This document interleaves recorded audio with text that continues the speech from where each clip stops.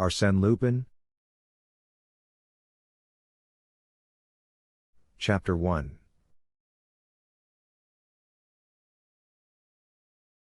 The Millionaire's Daughter.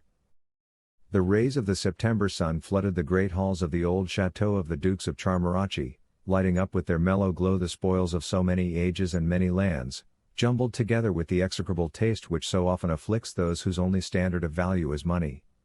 The golden light warmed the paneled walls and old furniture to a dull luster, and gave back to the fading gilt of the First Empire chairs and couches something of its old brightness.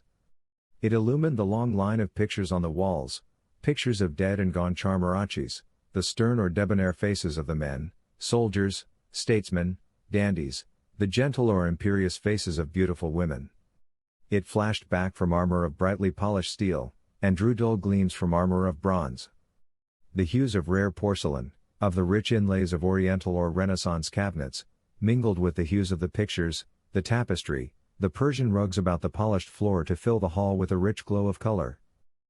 But of all the beautiful and precious things which the sun rays warmed to a clearer beauty, the face of the girl who sat writing at a table in front of the long windows, which opened on to the centuries-old turf of the broad terrace, was the most beautiful and the most precious. It was a delicate, almost frail, beauty. Her skin was clear with the transparent luster of old porcelain, and her pale cheeks were only tinted with the pink of the faintest roses. Her straight nose was delicately cut, her rounded chin admirably molded. A lover of beauty would have been at a loss whether more to admire her clear, germander eyes, so melting and so adorable, or the sensitive mouth, with its rather full lips, inviting all the kisses. But assuredly he would have been grieved by the perpetual air of sadness which rested on the beautiful face, the wistful melancholy of the Slav, deepened by something of personal misfortune and suffering. Her face was framed by a mass of soft fair hair, shot with strands of gold where the sunlight fell on it, and little curls, rebellious to the comb, strayed over her white forehead, tiny feathers of gold. She was addressing envelopes, and a long list of names lay on her left hand. When she had addressed an envelope, she slipped into it a wedding card. On each was printed, M. Gurney Martin has the honor to inform you of the marriage of his daughter, Germaine, to the Duke of Charmarachi. She wrote steadily on, adding envelope after envelope to the pile ready for the post, which rose in front of her. But now and again, when the flushed and laughing girls who were playing lawn tennis on the terrace, raised their voices higher than usual as they called the score, and distracted her attention from her work, her gaze strayed through the open window and lingered on them wistfully, and as her eyes came back to her task she sighed with so faint a wistfulness that she hardly knew she sighed. Then a voice from the terrace cried, "Sonia! Sonia!" "Yes. Mill. Germaine?" answered the writing girl. "Tea. Order tea, will you?" cried the voice, a petulant voice, rather harsh to the ear. "Very well, Mill. Germaine," said Sonia, and having finished addressing the envelope under her pen, she laid it on the pile ready to be posted, and, crossing the room to the old, wide fireplace, she rang the bell. She stood by the fireplace a moment, restoring to its place a rose which had fallen from a vase on the mantelpiece, and her attitude, as with arms upraised she arranged the flowers, displayed the delightful line of a slender figure. As she let fall her arms to her side, a footman entered the room. "Will you please bring the tea, Alfred?" she said in a charming voice of that pure, bell-like tone which has been nature's most precious gift to but a few of the greatest actresses. "For how many, miss?" said Alfred. "For 4, unless your master has come back." "Oh, no, he's not back yet, miss. He went in the car to Rennes to lunch, and it's a good many miles away. He won't be back for another hour." "And the Duke, he's not back from his ride yet, is he?" "Not yet, miss, said Alfred, turning to go. One moment, said Sonia. Have all of you got your things packed for the journey to Paris? You will have to start soon, you know. Are all the maids ready? Well, all the men are ready, I know, miss. But about the maids, miss, I can't say. They've been bustling about all day, but it takes them longer than it does us. Tell them to hurry up, and be as quick as you can with the tea, please, said Sonia. Alfred went out of the room. Sonia went back to the writing table. She did not take up her pen. She took up one of the wedding cards, and her lips moved slowly as she read it in a pondering depression. The petulant, imperious voice broke in upon her musing. Whatever are you doing, Sonia? Aren't you getting on with those letters? It cried angrily, and Germaine Gurney-Martin came through the long window into the hall. The heiress to the Gurney-Martin millions carried her tennis racket in her hand, and her rosy cheeks were flushed redder than ever by the game. She was a pretty girl in a striking, high-colored, rather obvious way, the very foil to Sonia's delicate beauty. Her lips were a little too thin, her eyes too shallow, and together they gave her a rather hard air, in strongest contrast to the gentle, sympathetic face of Sonia. The two friends with whom Germaine had been playing tennis followed her into the hall. Jean Gautier, tall, sallow, dark, with a somewhat malicious air, Marie Bullier, short, round, commonplace, and sentimental. They came to the table at which Sonia was at work, and pointing to the pile of envelopes, Marie said, "Are these all wedding cards?" "Yes, and we've only got to the letter V," said Germaine, frowning at Sonia. Princesse de Vernon, Duchess de Vauvieux, Marquis, Marchioness. You've invited the whole Faubourg Saint-Germain, said Marie, shuffling the pile of envelopes with an envious air. You'll know very few people at your wedding, said Jean, with a spiteful little giggle. I beg your pardon, my dear, said Germaine boastfully. Madame de Realziers, my fiancé's cousin, gave an at-home the other day in my honor. At it she introduced half Paris to me, the Paris I'm destined to know, the Paris you'll see in my drawing rooms. But we shall no longer be fit friends for you when you're the Duchess of Charmarachi, said Jean. Why? Said Germaine, and then she added quickly, above everything, Sonia, don't forget Villègle's, 33, University Street, 33, University Street. Villègle's, 33, University Street, said Sonia, taking a fresh envelope, and beginning to address it. Wait. Don't close the envelope. I'm wondering whether Villègle's ought to have a cross, a double cross, or a triple cross, said Germaine, with an air of extreme importance. What's that? Cried Marie and Jean together. A single cross means an invitation to the church, a double cross an invitation to the marriage and the wedding breakfast, and the triple cross means an invitation to the marriage, the breakfast, and the signing of the marriage contract. What do you think the Duchess of Villègle's ought to have? Don't ask me. I haven't the honor of knowing that great lady, cried Jean. Nor I, said Marie. Nor I, said Germaine. But I have here the visiting list of the late Duchess of Charmarachi, Jacques' mother. The two duchesses were on excellent terms. Besides, the Duchess of Villègle's is rather worn out, but greatly admired for her piety. She goes to early service 3 times a week. Then put 3 crosses, said Jean. I shouldn't, said Marie quickly. In your place, my dear, I shouldn't risk a slip. I should ask my fiancé's advice. He knows this world. Oh, goodness, my fiancé.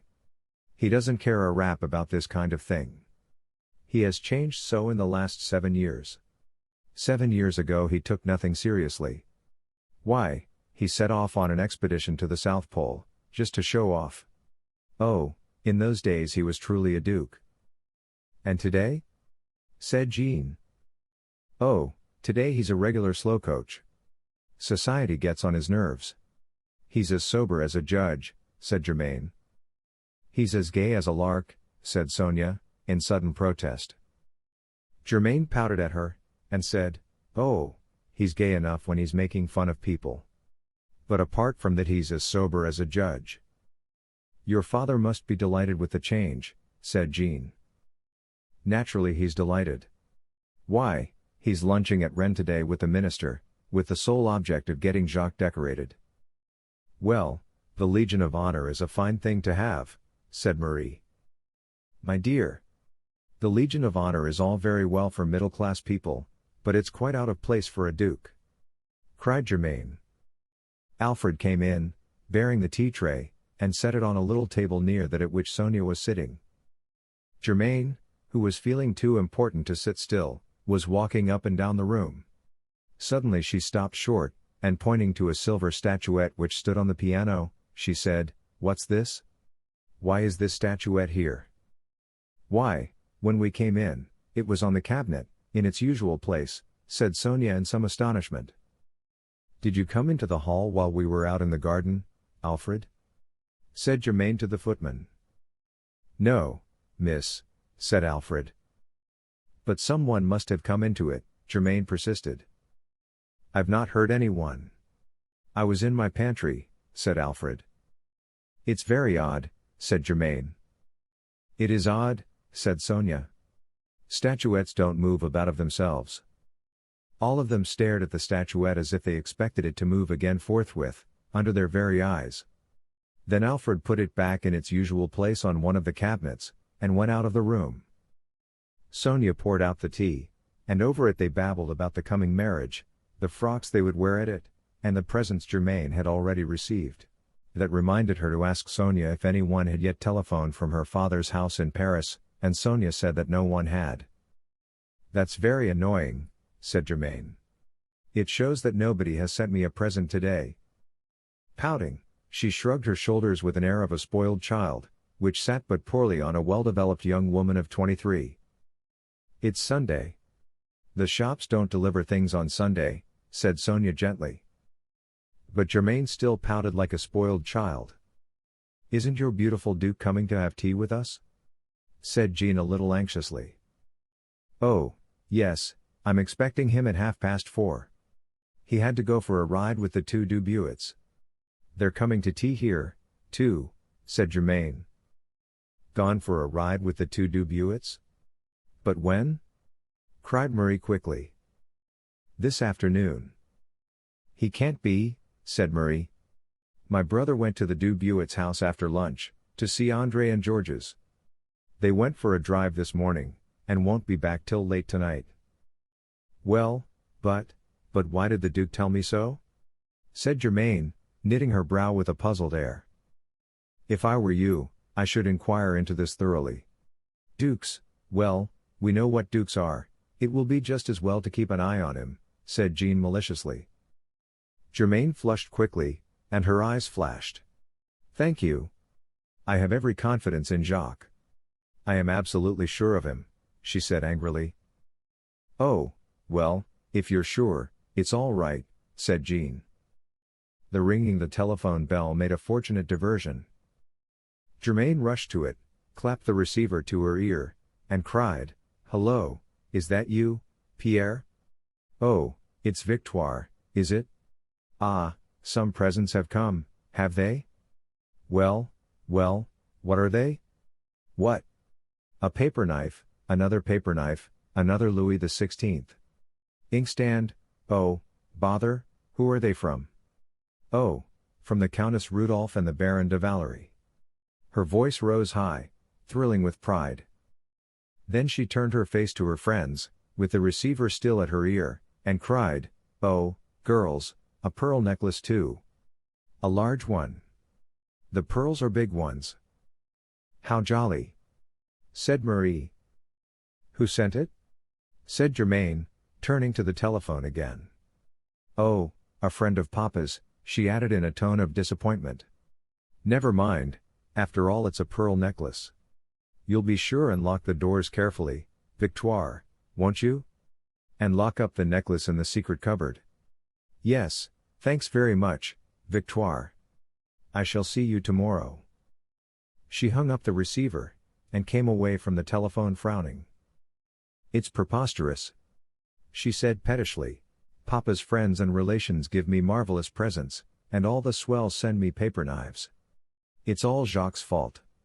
He's above all this kind of thing. The Faubourg Saint-Germain hardly knows that we're engaged. He doesn't go about advertising it, said Jean, smiling. You're joking, but all the same what you say is true, said Germaine. That's exactly what his cousin Madame de Realziers said to me the other day at the at-home she gave in my honor, wasn't it, Sonia? And she walked to the window, and, turning her back on them, stared out of it. She has got her mouth full of that at home, said Jean to Marie in a low voice. There was an awkward silence. Marie broke it. Speaking of Madame de Realziers, do you know that she is on pins and needles with anxiety? Her son is fighting a duel today, she said. With whom? Said Sonia. No one knows. She got hold of a letter from the seconds, said Marie. My mind is quite at rest about Realziers, said Germaine. He's a first-class swordsman. No one could beat him. Sonia did not seem to share her freedom from anxiety. Her forehead was puckered in little lines of perplexity, as if she were puzzling out some problem, and there was a look of something very like fear in her gentle eyes. Wasn't Realziers a great friend of your fiancé at one time? Said Jean. A great friend? I should think he was, said Germaine. Why, it was through Realziers that we got to know Jacques. Where was that? Said Marie. Here, in this very chateau, said Germaine. Actually in his own house? Said Marie, in some surprise. Yes, actually here. Isn't life funny? Said Germaine. If, a few months after his father's death, Jacques had not found himself hard up, and obliged to dispose of this chateau, to raise the money for his expedition to the South Pole, and if Papa and I had not wanted an historic chateau, and lastly, if Papa had not suffered from rheumatism, I should not be calling myself in a month from now the Duchess of Charmarachi. Now what on earth has your father's rheumatism got to do with your being Duchess of Charmarachi? Cried Jean. Everything, said Germaine. Papa was afraid that this chateau was damp. To prove to Papa that he had nothing to fear, Jacques, en Grand Seigneur, offered him his hospitality, here, at Charmarachi, for 3 weeks. That was truly ducal, said Marie. But he is always like that, said Sonia. Oh, he's all right in that way, little as he cares about society, said Germaine. Well, by a miracle my father got cured of his rheumatism here. Jacques fell in love with me, Papa made up his mind to buy the chateau, and I demanded the hand of Jacques in marriage. You did? But you were only 16 then, said Marie, with some surprise. Yes, but even at 16 a girl ought to know that a duke is a duke. I did, said Germaine. Then since Jacques was setting out for the South Pole, and Papa considered me much too young to get married, I promised Jacques to wait for his return. Why, it was everything that's romantic, cried Marie. Romantic? Oh, yes, said Germaine, and she pouted. But between ourselves, if I'd known that he was going to stay all that time at the South Pole. That's true, broke in Marie. To go away for 3 years and stay away 7, at the end of the world. All Germaine's beautiful youth, said Jean, with her malicious smile. Thanks, said Germaine tartly. Well, you are 23. It's the flower of one's age, said Jean. Not quite 23, said Germaine hastily. And look at the wretched luck I've had. The Duke falls ill and is treated at Montevideo. As soon as he recovers, since he's the most obstinate person in the world, he resolves to go on with the expedition. He sets out, and for an age, without a word of warning, there's no more news of him, no news of any kind. For 6 months, you know, we believed him dead. Dead? Oh, how unhappy you must have been," said Sonia. "Oh, don't speak of it. For 6 months I daren't put on a light frock," said Germaine, turning to her. "A lot she must have cared for him," whispered Jean to Marie. Fortunately, one fine day, the letters began again. 3 months ago a telegram informed us that he was coming back, and at last the Duke returned, said Germaine, with a theatrical air. "The Duke returned," cried Jean, mimicking her. "Never mind. Fancy waiting nearly 7 years for one's fiancé." "That was constancy," said Sonia. "Oh, you're a sentimentalist, Mill."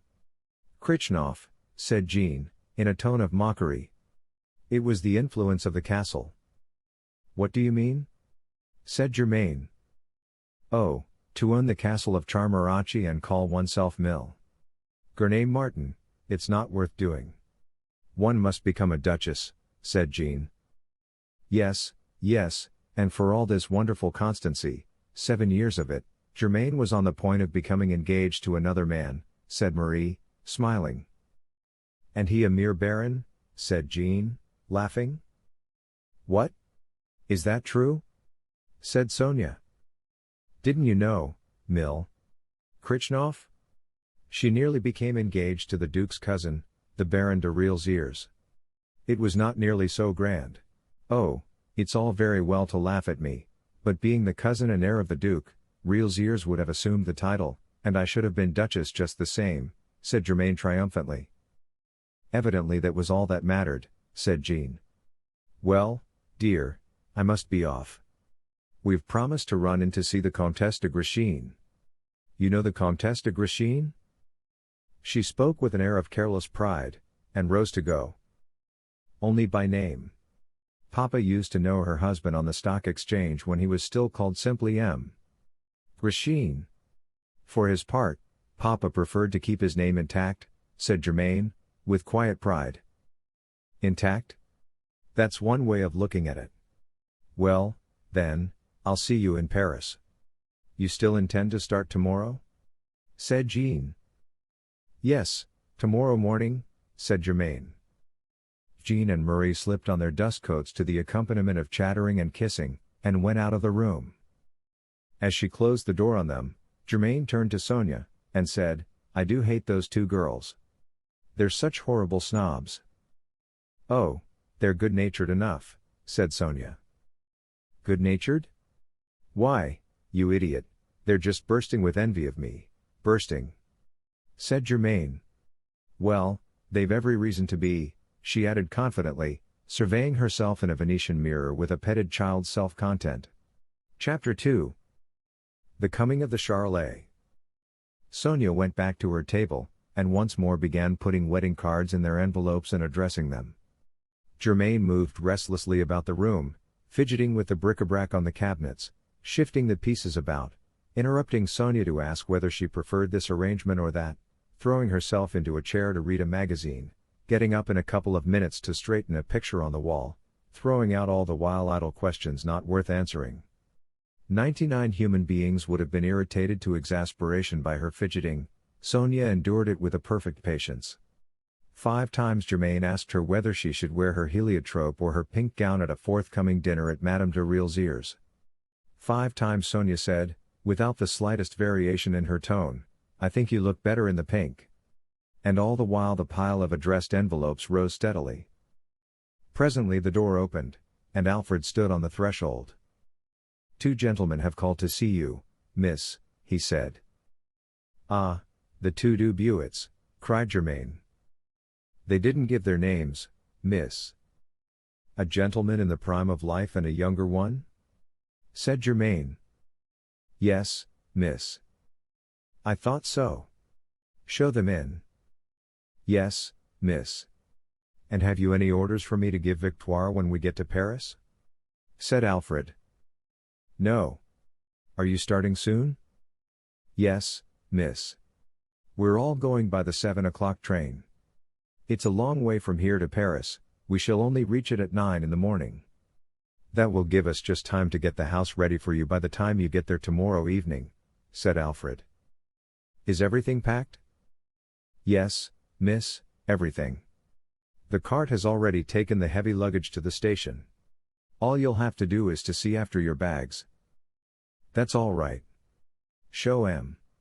Dubuit and his brother in, said Germaine. She moved to a chair near the window, and disposed herself in an attitude of studied, and obviously studied, grace. As she leant her head at a charming angle back against the tall back of the chair, her eyes fell on the window, and they opened wide. Why, whatever's this? She cried, pointing to it. Whatever's what? Said Sonia, without raising her eyes from the envelope she was addressing. Why, the window. Look. One of the panes has been taken out. It looks as if it had been cut. So it has, just at the level of the fastening, said Sonia. And the two girls stared at the gap. Haven't you noticed it before? Said Germaine. No, the broken glass must have fallen outside, said Sonia. The noise of the opening of the door drew their attention from the window. Two figures were advancing towards them, a short, round, tubby man of 55, red-faced, bald, with bright gray eyes, which seemed to be continually dancing away from meeting the eyes of any other human being. Behind him came a slim young man, dark and grave. For all the difference in their coloring, it was clear that they were father and son, their eyes were set so close together. The son seemed to have inherited, along with her black eyes, his mother's nose, thin and aquiline. The nose of the father started thin from the brow, but ended in a scarlet bulb eloquent of an exhaustive acquaintance with the vintages of the world. Germaine rose, looking at them with an air of some surprise and uncertainty. These were not her friends, the Dubuits. The elder man, advancing with a smiling bonhomie, bowed, and said in an adenoid voice, ingratiating of tone, I'm M. Charolais, young ladies, M. Charolais, retired brewer, Chevalier of the Legion of Honor, landowner at Rennes. Let me introduce my son. The young man bowed awkwardly. We came from Rennes this morning, and we lunched at Curler's farm. Shall I order tea for them? Whispered Sonia. Gracious, no. Said Germaine sharply under her breath, then, louder, she said to M. Charolais, and what is your object in calling? We asked to see your father, said M. Charolais, smiling with broad amiability, while his eyes danced across her face, avoiding any meeting with hers. The footman told us that M. Gurney Martin was out, but that his daughter was at home. And we were unable, quite unable, to deny ourselves the pleasure of meeting you. With that he sat down, and his son followed his example. Sonia and Germaine, taken aback, looked at one another in some perplexity. What a fine chateau, Papa, said the young man. Yes, my boy, it's a very fine chateau, said M. Charolais, looking round the hall with appreciative but greedy eyes. There was a pause. It's a very fine chateau, young ladies, said M. Charolais. Yes, but excuse me, what is it you have called about? Said Germaine. M. Charolais crossed his legs, leant back in his chair, thrust his thumbs into the armholes of his waistcoat, and said, Well, we've come about the advertisement we saw in the Rennes Advertiser, that M. Gurney Martin wanted to get rid of a motor car, and my son is always saying to me, I should like a motor car which rushes the hills, Papa. He means a 60 horsepower. We've got a 60 horsepower, but it's not for sale. My father is even using it himself today, said Germaine. Perhaps it's the car we saw in the stable yard, said M. Charolais. No, that's a 30 to 40 horsepower. It belongs to me, but if your son really loves rushing hills, as you say, we have a 100 horsepower car which my father wants to get rid of. Wait, where's the photograph of it, Sonia? It ought to be here somewhere. The two girls rose, went to a table set against the wall beyond the window, and began turning over the papers with which it was loaded in the search for the photograph. They had barely turned their backs, when the hand of young Charolais shot out as swiftly as the tongue of a lizard catching a fly, closed round the silver statuette on the top of the cabinet beside him, and flashed it into his jacket pocket. Charolais was watching the two girls, One would have said that he had eyes for nothing else, yet, without moving a muscle of his face, set in its perpetual beaming smile, he hissed in an angry whisper, "Drop it, you idiot. Put it back." The young man scowled askance at him. "Curse you. Put it back," hissed Charolais. The young man's arm shot out with the same quickness, and the statuette stood in its place. There was just the faintest sigh of relief from Charolais, as Germaine turned and came to him with the photograph in her hand. She gave it to him. "Ah, here we are," he said, putting on a pair of gold-rimmed pince-nez. "A 100-horsepower car. Well, well, this is something to talk over. What's the least you'll take for it?" "I have nothing to do with this kind of thing," cried Germaine. "You must see my father. He will be back from Rennes soon. Then you can settle the matter with him." Charolais rose, and said, "Very good. We will go now, and come back presently. I'm sorry to have intruded on you, young ladies, taking up your time like this." Not at all," murmured Germaine politely. Goodbye," said Charolais, and he and his son went to the door, and bowed themselves out. "What creatures!" said Germaine, going to the window, as the door closed behind the two visitors. "All the same, if they do buy the 100 horsepower, Papa will be awfully pleased. It is odd about that pain. I wonder how it happened. It's odd too that Jacques hasn't come back yet. He told me that he would be here between 4:30 and 5. "And the deux Buets have not come either," said Sonia. "But it's hardly 5 yet." "Yes, that's so. The deux Buets have not come either. What on earth are you wasting your time for?" she added sharply, raising her voice. "Just finish addressing those letters while you're waiting." "They're nearly finished," said Sonia. "Nearly isn't quite. Get on with them, can't you?" snapped Germaine. Sonia went back to the writing table. Just the slightest deepening of the faint pink roses in her cheeks marked her sense of Germaine's rudeness. After 3 years as companion to Germaine Gurney-Martin, she was well inured to millionaire manners. They had almost lost the power to move her. Germaine dropped into a chair for 20 seconds, then flung out of it.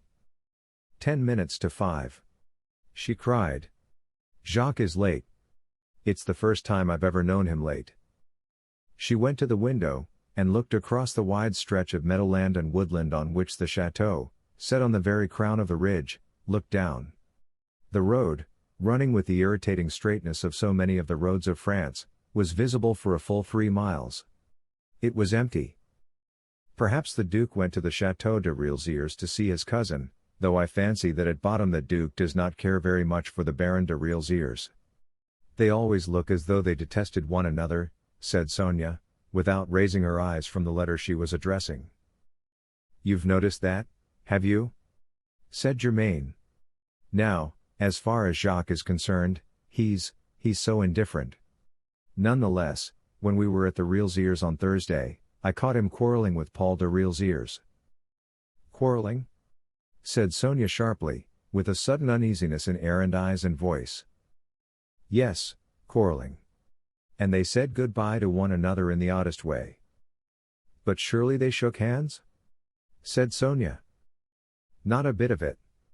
They bowed as if each of them had swallowed a poker." "Why, then," said Sonia, starting up with a frightened air, and her voice stuck in her throat. "Then what?" said Germaine, a little startled by her panic-stricken face. "The duel. Monsieur de Rielziers' duel," cried Sonia. "What? You don't think it was with Jacques?" "I don't know, but this quarrel, the Duke's manner this morning, the deux Buets drive," said Sonia. Of course. It's quite possible, in fact it's certain," cried Germaine. "It's horrible," gasped Sonia. Just consider. Suppose something happened to him. Suppose the Duke. "It's me the Duke's fighting about," cried Germaine proudly, with a little skipping jump of triumphant joy. Sonia stared through her without seeing her. Her face was a dead white, fear had chilled the luster from her skin, Her breath panted through her parted lips, and her dilated eyes seemed to look on some dreadful picture. Germaine pirouetted about the hall at the very height of triumph. To have a duke fighting a duel about her was far beyond the wildest dreams of snobbishness. She chuckled again and again, and once she clapped her hands and laughed aloud. "He's fighting a swordsman of the first class, an invincible swordsman, you said so yourself," Sonia muttered in a tone of anguish. "And there's nothing to be done, nothing." She pressed her hands to her eyes as if to shut out a hideous vision. Germaine did not hear her. She was staring at herself in a mirror, and bridling to her own image. Sonia tottered to the window and stared down at the road along which must come the tidings of weal or irremediable woe. She kept passing her hand over her eyes as if to clear their vision. Suddenly she started, and bent forward, rigid, all her being concentrated in the effort to see. Then she cried, "Mademoiselle Germaine! Look! Look!" "What is it?" said Germaine, coming to her side. "A horseman. Look! There!" said Sonia, waving a hand towards the road. "Yes, and isn't he galloping?" said Germaine. "It's he! It's the Duke!" cried Sonia. "Do you think so?" said Germaine doubtfully. "I'm sure of it, sure." "Well, he gets here just in time for tea," said Germaine in a tone of extreme satisfaction. "He knows that I hate to be kept waiting. He said to me, I shall be back by 5 at the latest. And here he is." "It's impossible," said Sonia. "He has to go all the way round the park. There's no direct road, the brook is between us." "All the same, he's coming in a straight line," said Germaine. It was true. The horseman had left the road and was galloping across the meadow straight for the brook. In 20 seconds he reached its treacherous bank, and as he set his horse at it, Sonia covered her eyes. "He's over," said Germaine. "My father gave 300 guineas for that horse." Chapter 3. Lupin's Way. Sonia, in a sudden revulsion of feeling, in a reaction from her fears, slipped back and sat down at the tea table, panting quickly, struggling to keep back the tears of relief. She did not see the Duke gallop up the slope, dismount, and hand over his horse to the groom who came running to him. There was still a mist in her eyes to blur his figure as he came through the window. "If it's for me, plenty of tea, very little cream, and 3 lumps of sugar," he cried in a gay, ringing voice, and pulled out his watch. "5 to the minute, that's all right." And he bent down, took Germaine's hand, and kissed it with an air of gallant devotion. If he had indeed just fought a duel, there were no signs of it in his bearing. His air, his voice, were entirely careless. He was a man whose whole thought at the moment was fixed on his tea and his punctuality. He drew a chair near the tea table for Germaine, sat down himself, and Sonia handed him a cup of tea with so shaky a hand that the spoon clinked in the saucer. "You've been fighting a duel?" said Germaine. "What? You've heard already?" said the Duke in some surprise. "I've heard," said Germaine. "Why did you fight it?"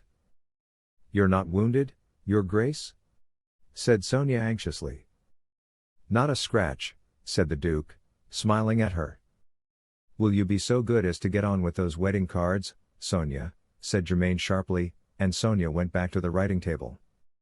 Turning to the Duke, Germaine said, "Did you fight on my account?" "Would you be pleased to know that I had fought on your account?" said the Duke, and there was a faint mocking light in his eyes, far too faint for the self-satisfied Germaine to perceive. "Yes.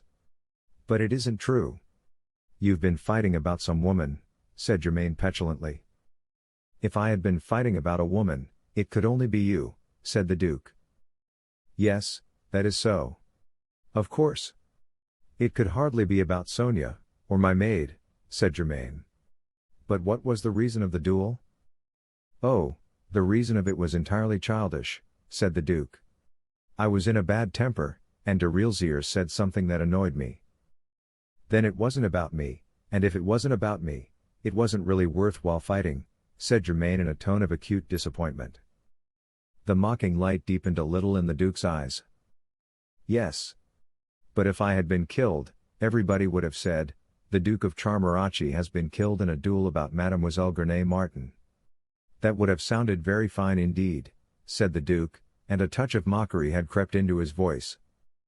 "Now, don't begin trying to annoy me again," said Germaine pettishly. "The last thing I should dream of, my dear girl," said the Duke, smiling. "And de Reelsiers? Is he wounded?" said Germaine. "Poor dear de Reelsiers, he won't be out of bed for the next 6 months," said the Duke, and he laughed lightly and gaily. "Good gracious!" cried Germaine. "It will do poor dear de Reelsiers a world of good. He has a touch of enteritis, and for enteritis there is nothing like rest," said the Duke. Sonia was not getting on very quickly with the wedding cards. Germaine was sitting with her back to her, and over her shoulder Sonia could watch the face of the Duke, an extraordinarily mobile face, changing with every passing mood. Sometimes his eyes met hers, and hers fell before them. But as soon as they turned away from her she was watching him again, almost greedily, as if she could not see enough of his face in which strength of will and purpose was mingled with a faint, ironic skepticism, and tempered by a fine air of race. He finished his tea, then he took a morocco case from his pocket, and said to Germaine, "It must be quite 3 days since I gave you anything." He opened the case, disclosed a pearl pendant, and handed it to her. "Oh, how nice!" she cried, taking it. She took it from the case, saying that it was a beauty. She showed it to Sonia, then she put it on and stood before a mirror admiring the effect.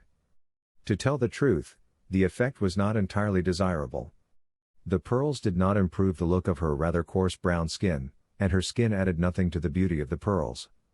Sonia saw this, and so did the Duke. He looked at Sonia's white throat. She met his eyes and blushed. She knew that the same thought was in both their minds: the pearls would have looked infinitely better there. Germaine finished admiring herself. She was incapable even of suspecting that so expensive a pendant could not suit her perfectly.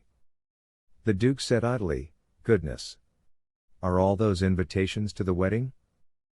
"That's only down to the letter V," said Germaine proudly. "And there are 25 letters in the alphabet.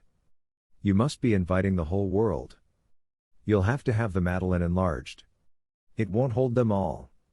There isn't a church in Paris that will," said the Duke. "Won't it be a splendid marriage?" said Germaine. "There'll be something like a crush. There are sure to be accidents." "If I were you, I should have careful arrangements made," said the Duke. "Oh, let people look after themselves. They'll remember it better if they're crushed a little," said Germaine. There was a flicker of contemptuous wonder in the Duke's eyes. But he only shrugged his shoulders, and turning to Sonia, said, "Will you be an angel and play me a little Grieg, Mademoiselle Krichnoff? I heard you playing yesterday. No one plays Grieg like you." "Excuse me, Jacques, but Mademoiselle Krichnoff has her work to do," said Germaine tartly. 5 minutes interval, just a morsel of Grieg, I beg," said the Duke, with an irresistible smile. "All right," said Germaine grudgingly. "But I've something important to talk to you about." "By Jove! So have I. I was forgetting. I've the last photograph I took of you and Mademoiselle Sonia." Germaine frowned and shrugged her shoulders. "With your light frocks in the open air, you look like 2 big flowers," said the Duke. "You call that important?" cried Germaine. "It's very important, like all trifles," said the Duke, smiling. "Look. Isn't it nice?" And he took a photograph from his pocket, and held it out to her. "Nice? It's shocking. We're making the most appalling faces," said Germaine, looking at the photograph in his hand. "Well, perhaps you are making faces," said the Duke seriously, considering the photograph with grave earnestness. "But they're not appalling faces, not by any means. You shall be judge, Mademoiselle Sonia. The faces, well, we won't talk about the faces, but the outlines. Look at the movement of your scarf." And he handed the photograph to Sonia. "Jacques!" said Germaine impatiently. "Oh, yes, you've something important to tell me." "What is it?" said the Duke, with an air of resignation, and he took the photograph from Sonia and put it carefully back in his pocket. Victoire has telephoned from Paris to say that we've had a paper knife and a Louis C's inkstand given us, said Germain. Hurrah! Cried the Duke in a sudden shout that made them both jump. And a pearl necklace, said Germain. Hurrah! Cried the Duke. You're perfectly childish, said Germain pettishly. I tell you we've been given a paper knife, and you shout hurrah. I say we've been given a pearl necklace, and you shout hurrah. You can't have the slightest sense of values. I beg your pardon. This pearl necklace is from one of your father's friends, isn't it? Said the Duke. Yes, why? Said Germain. But the inkstand and the paper knife must be from the Faubourg Saint-Germain, and well on the shabby side? Said the Duke. Yes, well? Well then, my dear girl, what are you complaining about? They balance, the equilibrium is restored. You can't have everything, said the Duke, and he laughed mischievously. Germain flushed, and bit her lip, her eyes sparkled. You don't care a rap about me, she said stormily. But I find you adorable, said the Duke. You keep annoying me, said Germain pettishly. And you do it on purpose. I think it's in very bad taste. I shall end by taking a dislike to you, I know I shall. Wait till we're married for that, my dear girl, said the Duke, and he laughed again, with a blithe, boyish cheerfulness, which deepened the angry flush in Germain's cheeks. Can't you be serious about anything? She cried. I am the most serious man in Europe, said the Duke. Germain went to the window and stared out of it sulkily. The Duke walked up and down the hall, looking at the pictures of some of his ancestors, somewhat grotesque persons, with humorous appreciation. Between addressing the envelopes, Sonia kept glancing at him. Once he caught her eye, and smiled at her. Germain's back was eloquent of her displeasure. The Duke stopped at a gap in the line of pictures in which there hung a strip of old tapestry. I can never understand why you have left all these ancestors of mine staring from the walls and have taken away the quite admirable and interesting portrait of myself, he said carelessly. Germain turned sharply from the window. Sonia stopped in the middle of addressing an envelope, and both the girls stared at him in astonishment. There certainly was a portrait of me where that tapestry hangs. What have you done with it? Said the Duke. You're making fun of us again, said Germain. Surely your Grace knows what happened, said Sonia. We wrote all the details to you and sent you all the papers 3 years ago. Didn't you get them? Said Germain. Not a detail or a newspaper.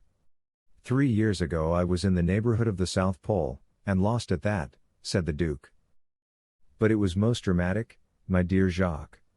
All Paris was talking of it, said Germain. Your portrait was stolen. Stolen?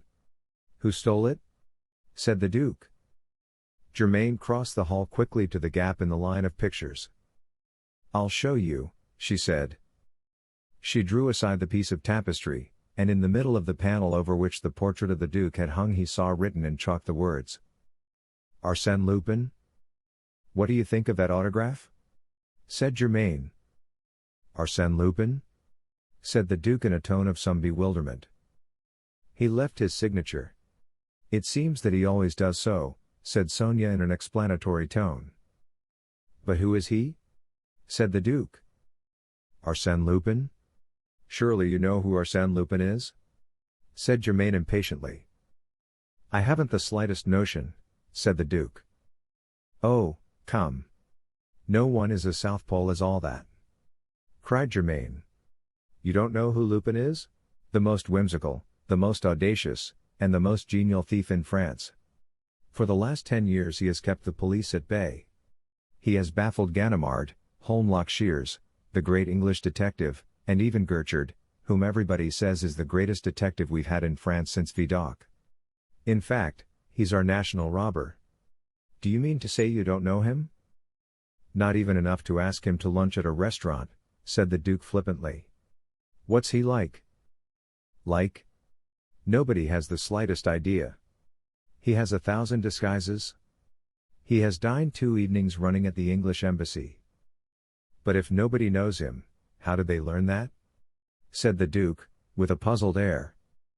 Because the second evening, About 10 o'clock, they noticed that one of the guests had disappeared, and with him all the jewels of the ambassadress. "All of them?" said the Duke. "Yes," and Lupin left his card behind him with these words scribbled on it. "This is not a robbery, it is a restitution. You took the Wallace collection from us." "But it was a hoax, wasn't it?" said the Duke. "No, Your Grace, and he has done better than that. You remember the affair of the Dare Bank, the savings bank for poor people?" said Sonia, her gentle face glowing with a sudden enthusiastic animation. "Let's see," said the Duke. "Wasn't that the financier who doubled his fortune at the expense of a heap of poor wretches and ruined 2,000 people?" "Yes, that's the man," said Sonia. "And Lupin stripped Dare's house and took from him everything he had in his strongbox. He didn't leave him a sou of the money. And then, when he'd taken it from him, he distributed it among all the poor wretches whom Dare had ruined." "But this isn't a thief you're talking about, it's a philanthropist," said the Duke. "A fine sort of philanthropist," broke in Germain in a peevish tone. "There was a lot of philanthropy about his robbing Papa, wasn't there?" "Well," said the Duke, with an air of profound reflection, "if you come to think of it, that robbery was not worthy of this national hero. My portrait, if you accept the charm and beauty of the face itself, is not worth much. If you think he was satisfied with your portrait, you're very much mistaken. All my father's collections were robbed," said Germain. "Your father's collections?" said the Duke. "But they're better guarded than the Bank of France. Your father is as careful of them as the apple of his eye." "That's exactly it, he was too careful of them. That's why Lupin succeeded."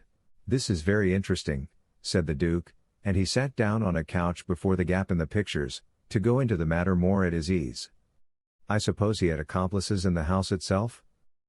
"Yes, one accomplice," said Germain. "Who was that?" asked the Duke. "Papa," said Germain. "Oh, come. What on earth do you mean?" said the Duke. "You're getting quite incomprehensible, my dear girl." "Well, I'll make it clear to you. One morning Papa received a letter, but wait. Sonia, get me the Lupin papers out of the bureau." Sonia rose from the writing table, and went to a bureau, an admirable example of the work of the great English maker, Chippendale. It stood on the other side of the hall between an Oriental cabinet and a 16th-century Italian cabinet, for all the world as if it were standing in a crowded curiosity shop, with the natural effect that the three pieces, by their mere incongruity, took something each from the beauty of the other. Sonia raised the flap of the bureau, and taking from one of the drawers a small portfolio, turned over the papers in it and handed a letter to the Duke. "This is the envelope," she said. "It's addressed to M. Gurney Martin, collector, at the Château de Charmarachi, Ille et Vilaine." The Duke opened the envelope and took out a letter.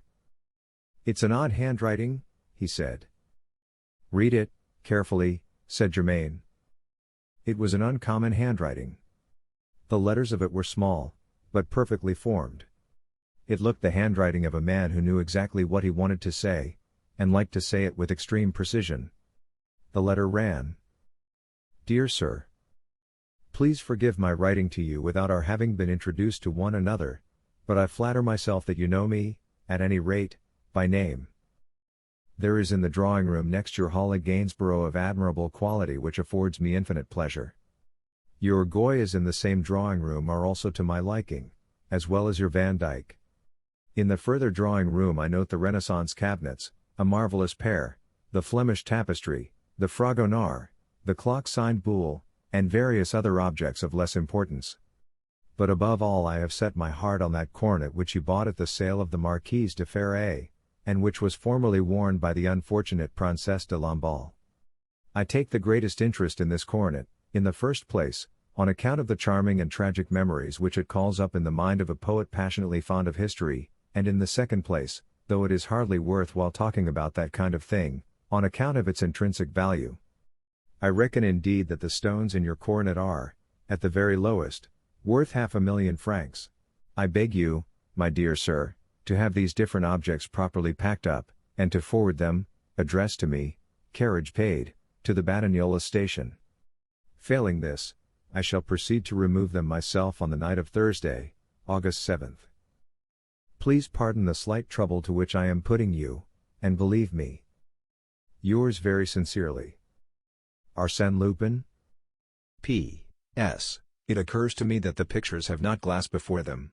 It would be as well to repair this omission before forwarding them to me, and I am sure that you will take this extra trouble cheerfully. I am aware, of course, that some of the best judges declare that a picture loses some of its quality when seen through glass. But it preserves them, and we should always be ready and willing to sacrifice a portion of our own pleasure for the benefit of posterity. France demands it of us. A. L. The Duke laughed, and said, "Really, this is extraordinarily funny. It must have made your father laugh." "Laugh?" said Germain. "You should have seen his face. He took it seriously enough, I can tell you." "Not to the point of forwarding the things to Batignolles, I hope," said the Duke. "No, but to the point of being driven wild," said Germain. And since the police had always been baffled by Lupin, he had the brilliant idea of trying what soldiers could do. The commandant at Rennes is a great friend of Papa's, and Papa went to him, and told him about Lupin's letter and what he feared.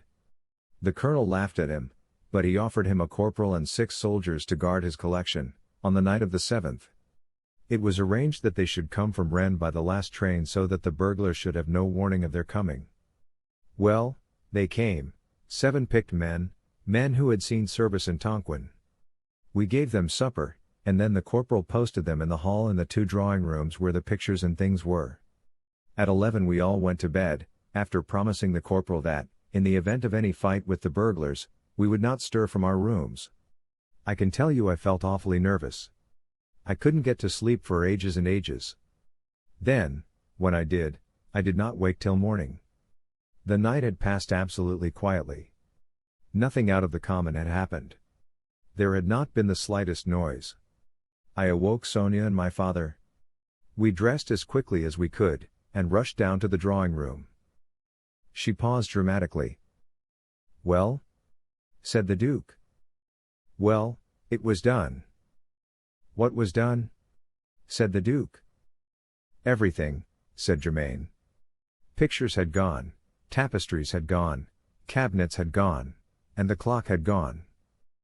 "And the coronet too?" said the Duke. "Oh, no. That was at the Bank of France. And it was doubtless to make up for not getting it that Lupin stole your portrait. At any rate he didn't say that he was going to steal it in his letter." "But, come.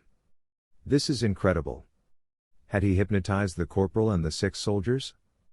Or had he murdered them all?" said the Duke. "Corporal? There wasn't any corporal, and there weren't any soldiers. The corporal was Lupin, and the soldiers were part of his gang," said Germain. "I don't understand," said the Duke.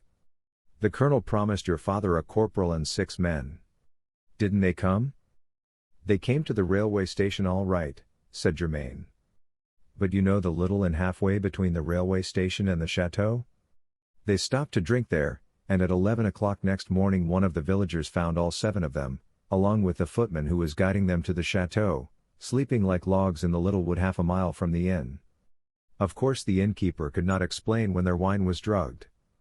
He could only tell us that a motorist, who had stopped at the inn to get some supper, had called the soldiers in and insisted on standing them drinks.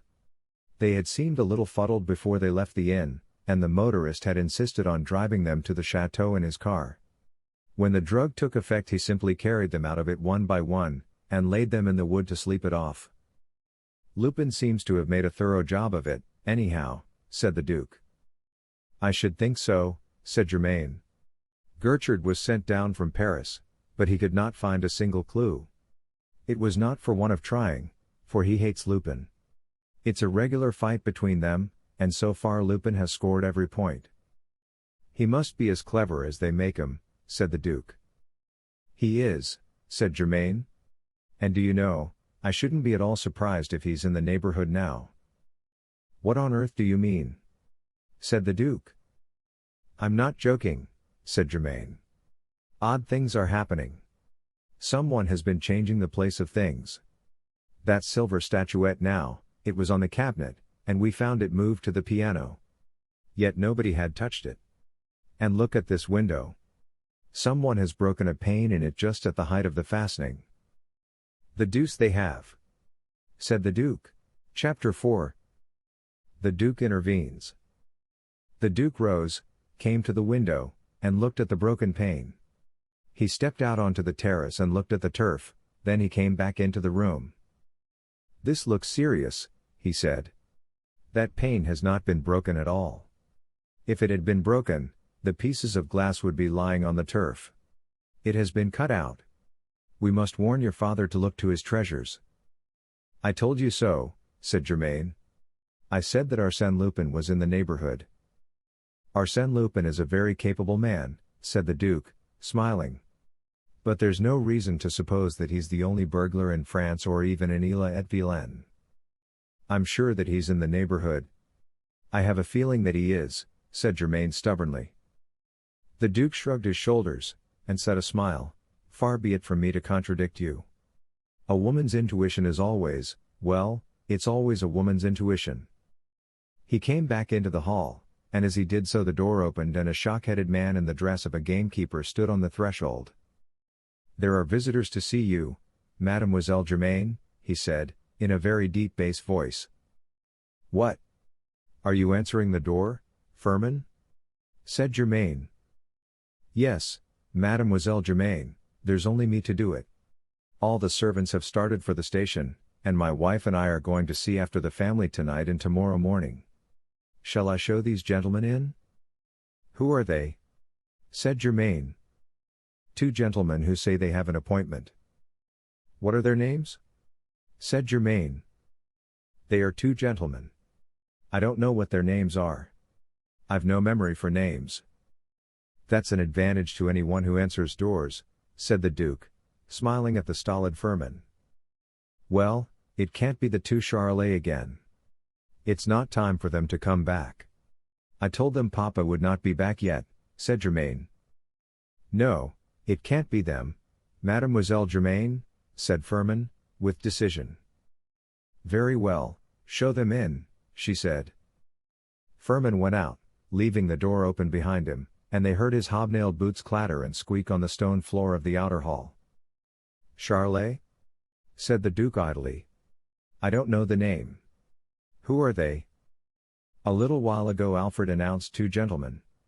I thought they were Georges and André Dubois, for they promised to come to tea. I told Alfred to show them in, and to my surprise there appeared two horrible provincials. I never, oh."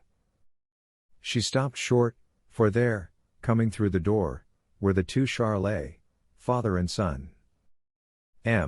Charolais pressed his motor cap to his bosom, and bowed low. "Once more I salute you, mademoiselle," he said. His son bowed, and revealed behind him another young man. "My second son. He has a chemist's shop," said Charolais, waving a large red hand at the young man. The young man, also blessed with the family eyes, set close together, entered the hall and bowed to the two girls. The Duke raised his eyebrows ever so slightly. "I'm very sorry, gentlemen," said Germain, "but my father has not yet returned." "Please don't apologize. There is not the slightest need," said Charolais, and he and his two sons settled themselves down on three chairs, with the air of people who had come to make a considerable stay. For a moment, Germain, taken aback by their coolness, was speechless, then she said hastily, "Very likely he won't be back for another hour. I shouldn't like you to waste your time." "Oh, it doesn't matter," said Charolais, with an indulgent air, and turning to the Duke, he added, "However, while we're waiting, if you're a member of the family, sir, we might perhaps discuss the lease you will take for the motor car." "I'm sorry," said the Duke, "but I have nothing to do with it." Before Charolais could reply the door opened, and Firmin's deep voice said, "Will you please come in here, sir?" A third young man came into the hall. "What, you here, Bernard?" said Charolais. "I told you to wait at the park gates." "I wanted to see the car too," said Bernard. My third son. He is destined for the bar, said M. Charolais, with a great air of paternal pride. But how many are there? Said Germain faintly. Before M. Charolais could answer, Firmin once more appeared on the threshold. The master's just come back, miss, he said. Thank goodness for that, said Germain, and turning to M.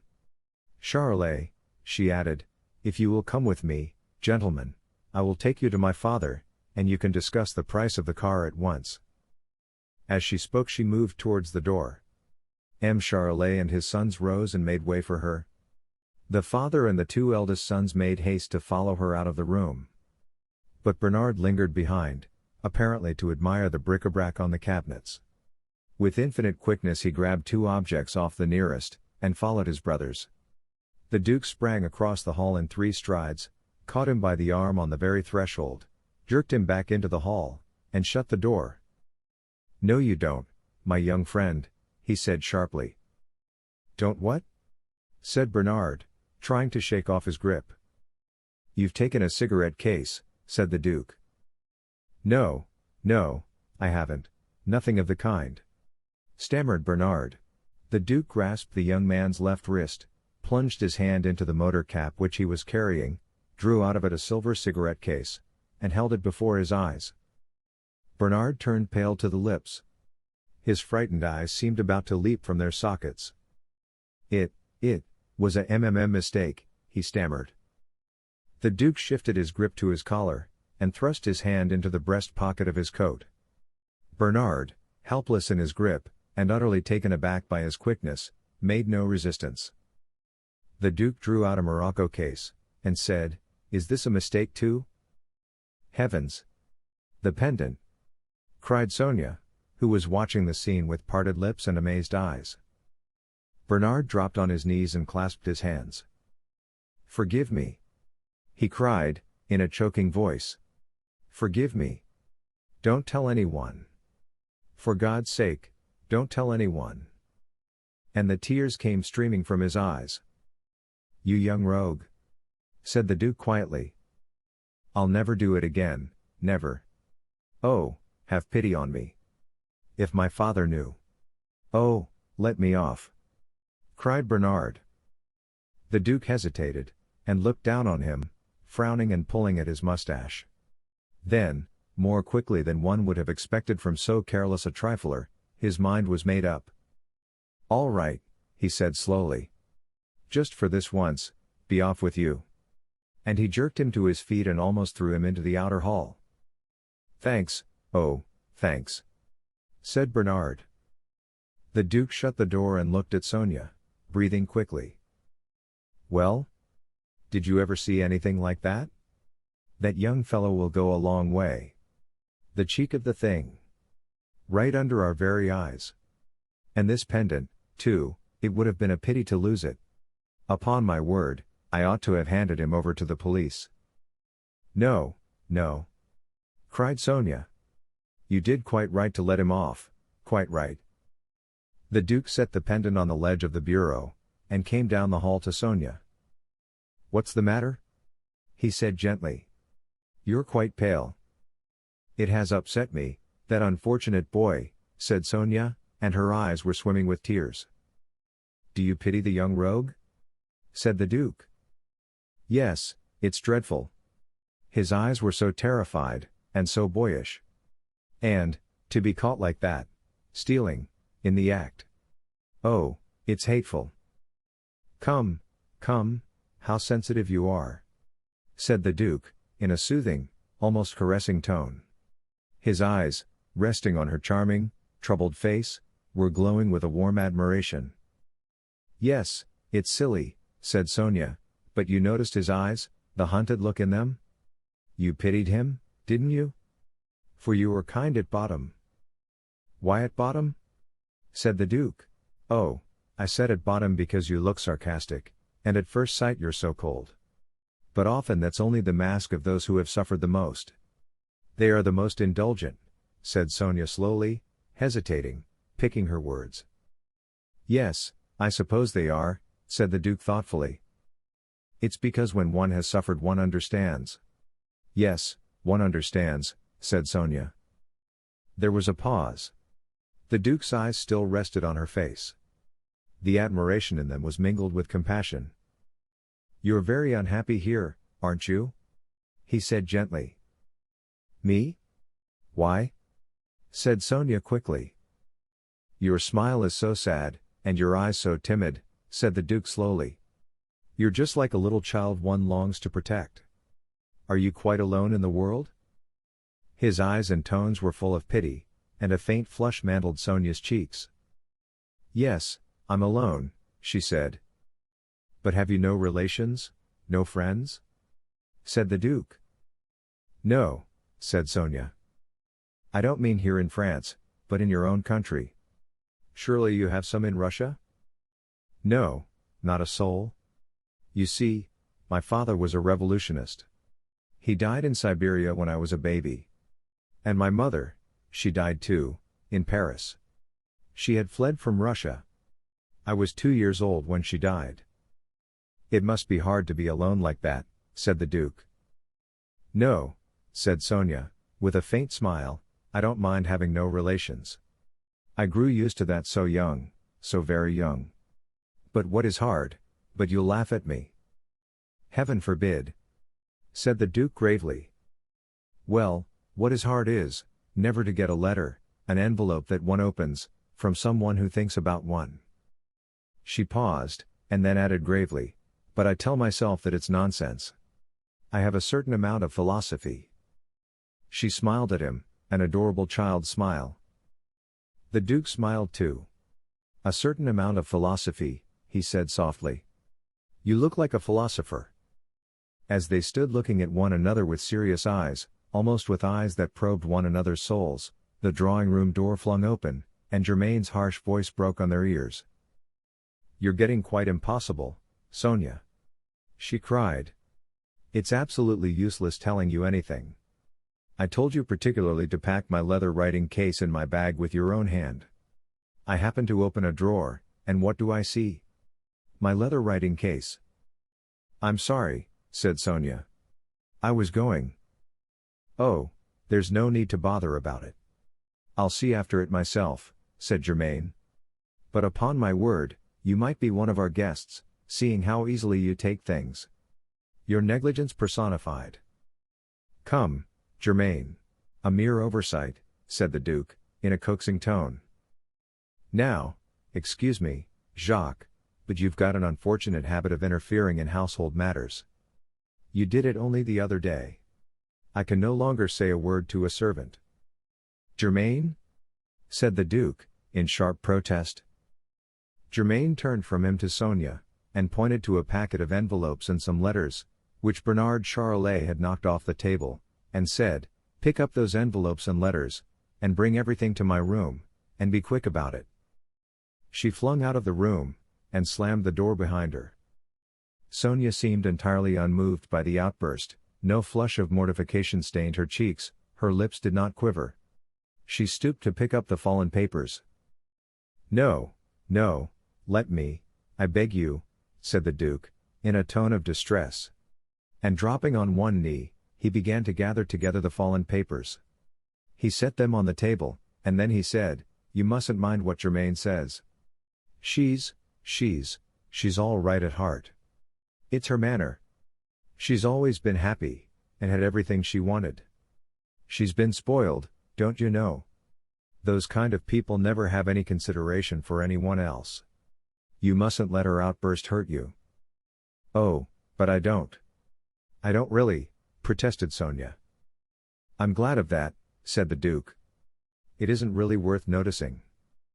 He drew the envelopes and unused cards into a packet, and handed them to her. There, he said, with a smile. That won't be too heavy for you. Thank you, said Sonia, taking it from him. Shall I carry them for you? Said the Duke. No, thank you, Your Grace, said Sonia. With a quick, careless, almost irresponsible movement, he caught her hand, bent down, and kissed it.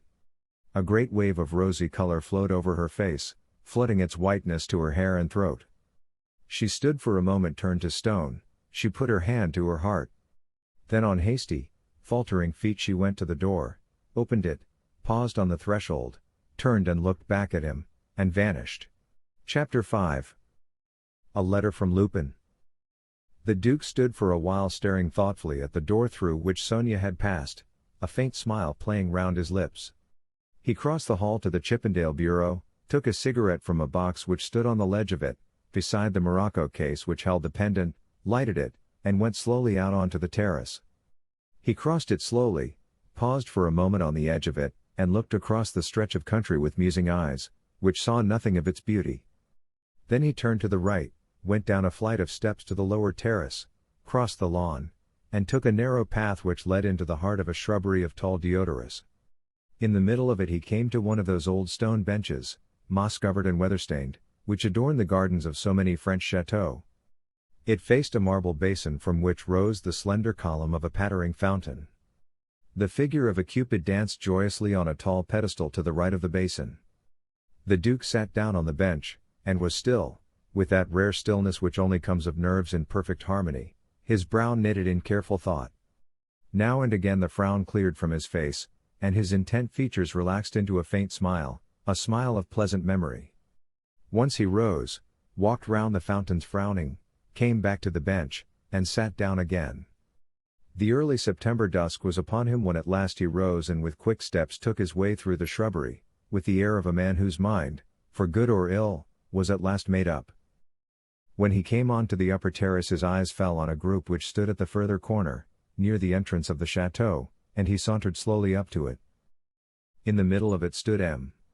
Gurney Martin, a big, round, flabby hulk of a man. He was nearly as red in the face as M. Charolais, and he looked a great deal redder owing to the extreme whiteness of the whiskers which stuck out on either side of his vast expanse of cheek. As he came up, it struck the Duke as rather odd that he should have the Charolais eyes, set close together. Anyone who did not know that they were strangers to one another might have thought it a family likeness. The millionaire was waving his hands and roaring after the manner of a man who has cultivated the art of browbeating those with whom he does business, and as the Duke neared the group, he caught the words. "No, that's the lowest I'll take. Take it or leave it. You can say yes, or you can say goodbye, and I don't care a hang which." "It's very dear," said M. Charolais, in a mournful tone. "Dear!" roared M. Gurney Martin. "I should like to see anyone else sell a 100-horsepower car for £800. Why, my good sir, you're having me." "No, no," protested M. Charolais feebly. "I tell you you're having me," roared M. Gurney Martin. "I'm letting you have a magnificent car for which I paid £1,300 for 800. It's scandalous the way you've beaten me down." "No, no," protested M. Charolais. He seemed frightened out of his life by the vehemence of the big man. "You wait till you've seen how it goes," said M. Gurney Martin. 800 is very dear," said M. Charolais.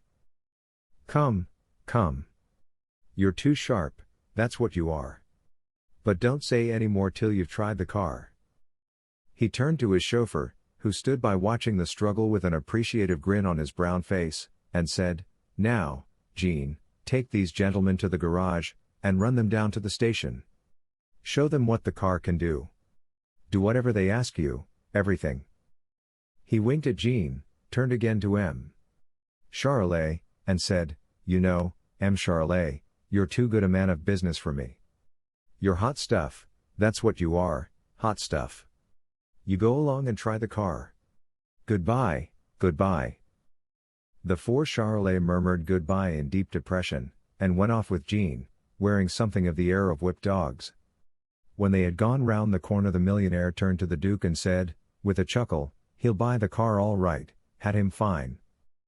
"No business success of yours could surprise me," said the Duke blandly, with a faint, ironical smile. M.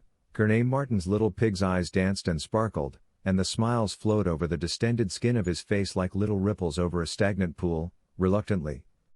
It seemed to be too tightly stretched for smiles. The car's 4 years old, he said joyfully. He'll give me 800 for it, and it's not worth a pipe of tobacco. And £800 is just the price of a little Watteau I've had my eye on for some time, a first-class investment. They strolled down the terrace, and through one of the windows into the hall. Firmin had lighted the lamps, 2 of them. They made but a small oasis of light in a desert of dim hall. The millionaire let himself down very gingerly into an Empire chair, as if he feared, with excellent reason, that it might collapse under his weight. "Well, my dear Duke," he said, "you don't ask me the result of my official lunch or what the minister said." "Is there any news?" said the Duke carelessly. "Yes. The decree will be signed tomorrow. You can consider yourself decorated?" "I hope you feel a happy man," said the millionaire, rubbing his fat hands together with prodigious satisfaction. "Oh, charmed, charmed," said the Duke, with entire indifference. "As for me, I'm delighted, delighted," said the millionaire. "I was extremely keen on your being decorated. After that, and after a volume or 2 of travels, and after you've published your grandfather's letters with a good introduction, you can begin to think of the Academy." "The Academy?" said the Duke, startled from his usual coolness. "But I've no title to become an academician." "How, no title?" said the millionaire solemnly, and his little eyes opened wide. "You're a duke." "There's no doubt about that," said the Duke, watching him with admiring curiosity. "I mean to marry my daughter to a worker, my dear Duke," said the millionaire, slapping his big left hand with his bigger right. "I've no prejudices, not I. I wish to have for son-in-law a duke who wears the Order of the Legion of Honor, and belongs to the Académie Française, because that is personal merit. I'm no snob." A gentle, irrepressible laugh broke from the Duke. "What are you laughing at?" said the millionaire, and a sudden lowering gloom overspread his beaming face. "Nothing, nothing," said the Duke quietly. "Only you're so full of surprises." "I've startled you, have I? I thought I should. It's true that I'm full of surprises. It's my knowledge. I understand so much. I understand business, and I love art, pictures, a good bargain, bric-a-brac, fine tapestry. They're first-class investments. Yes, certainly I do love the beautiful. And I don't want to boast, but I understand it. I have taste, and I've something better than taste, I have a flair, the dealer's flair." "Yes, your collections, especially your collection in Paris, prove it," said the Duke, stifling a yawn. "And yet you haven't seen the finest thing I have, the coronet of the Princesse de Lamballe. It's worth 500,000 francs." "So I've heard," said the Duke, a little wearily. "I don't wonder that Arsène Lupin envied you it." The Empire chair creaked as the millionaire jumped. "Don't speak of the swine," he roared. "Don't mention his name before me." "Germain showed me his letter," said the Duke. "It is amusing." "His letter? The blackguard! I just missed a fit of apoplexy from it," roared the millionaire. "I was in this very hall where we are now, chatting quietly, when all at once in comes Firmin, and hands me a letter." He was interrupted by the opening of the door. Firmin came clumping down the room, and said in his deep voice, "A letter for you, sir." "Thank you," said the millionaire, taking the letter, and, as he fitted his eyeglass into his eye, he went on, "Yes, Firmin brought me a letter of which the handwriting—" He raised the envelope he was holding to his eyes, and bellowed, "Good heavens! What's the matter?" said the Duke, jumping in his chair at the sudden, startling burst of sound. "The handwriting! The handwriting! It's the same handwriting!" gasped the millionaire. And he let himself fall heavily backwards against the back of his chair. There was a crash. The Duke had a vision of huge arms and legs waving in the air as the chair back gave. There was another crash. The chair collapsed. The huge bulk banged to the floor. The laughter of the Duke rang out uncontrollably. He caught one of the waving arms, and jerked the flabby giant to his feet with an ease which seemed to show that his muscles were of steel. "Come," he said, laughing still. "This is nonsense. What do you mean by the same handwriting? It can't be. It is the same handwriting. Am I likely to make a mistake about it? Spluttered the millionaire. And he tore open the envelope with an air of frenzy. He ran his eyes over it, and they grew larger and larger, they grew almost of an average size. Listen, he said, listen. Dear sir. My collection of pictures, which I had the pleasure of starting 3 years ago with some of your own, only contains, as far as old masters go, 1 Velasquez, 1 Rembrandt, and 3 paltry Rubens. You have a great many more. Since it is a shame such masterpieces should be in your hands, I propose to appropriate them, and I shall set about a respectful acquisition of them in your Paris house tomorrow morning. Yours very sincerely. Arsène Lupin? He's humbugging, said the Duke. Wait. Wait. Gasped the millionaire. There's a postscript. Listen. P.S. You must understand that since you have been keeping the coordinate of the Princesse de Lamballe during these 3 years, I shall avail myself of the same occasion to compel you to restore that piece of jewelry to me. A. L. The thief. The scoundrel. I'm choking. Gasped the millionaire, clutching at his collar. To judge from the blackness of his face, and the way he staggered and dropped onto a couch, which was fortunately stronger than the chair, he was speaking the truth. Firmin! Firmin! Shouted the Duke. A glass of water. Quick! Your master's ill. He rushed to the side of the millionaire, who gasped, Telephone! Telephone to the prefecture of police. Be quick! The Duke loosened his collar with deft fingers, tore a Van Loo fan from its case hanging on the wall, and fanned him furiously. Firmin came clumping into the room with a glass of water in his hand. The drawing-room door opened, and Germaine and Sonia, alarmed by the Duke's shout, hurried in. Quick! You're smelling salts, said the Duke. Sonia ran across the hall, opened one of the drawers in the oriental cabinet, and ran to the millionaire with a large bottle of smelling salts in her hand. The Duke took it from her, and applied it to the millionaire's nose. The millionaire sneezed thrice with terrific violence. The Duke snatched the glass from Firmin and dashed the water into his host's purple face. The millionaire gasped and spluttered. Germaine stood staring helplessly at her gasping sire. Whatever's the matter? She said. It's this letter, said the Duke. A letter from Lupin. I told you so, I said that Lupin was in the neighborhood, cried Germaine triumphantly. Firmin, where's Firmin? Said the millionaire, dragging himself upright. He seemed to have recovered a great deal of his voice. Oh, there you are. He jumped up, caught the gamekeeper by the shoulder, and shook him furiously. This letter. Where did it come from? Who brought it? He roared. It was in the letterbox of the lodge at the bottom of the park. My wife found it there, said Firmin, and he twisted out of the millionaire's grasp. Just as it was 3 years ago, roared the millionaire, with an air of desperation. It's exactly the same coup. Oh, what a catastrophe! What a catastrophe! He made as if to tear out his hair, then, remembering its scantiness, refrained. Now, come, it's no use losing your head, said the Duke, with quiet firmness. If this letter isn't a hoax. Hoax? Bellowed the millionaire. Was it a hoax 3 years ago? Very good, said the Duke. But if this robbery with which you're threatened is genuine, it's just childish. How? Said the millionaire. Look at the date of the letter, Sunday, September the 3rd. This letter was written today. Yes. Well, what of it? Said the millionaire. Look at the letter. I shall set about a respectful acquisition of them in your Paris house tomorrow morning, tomorrow morning. Yes, yes, tomorrow morning, what of it? Said the millionaire. One of two things, said the Duke.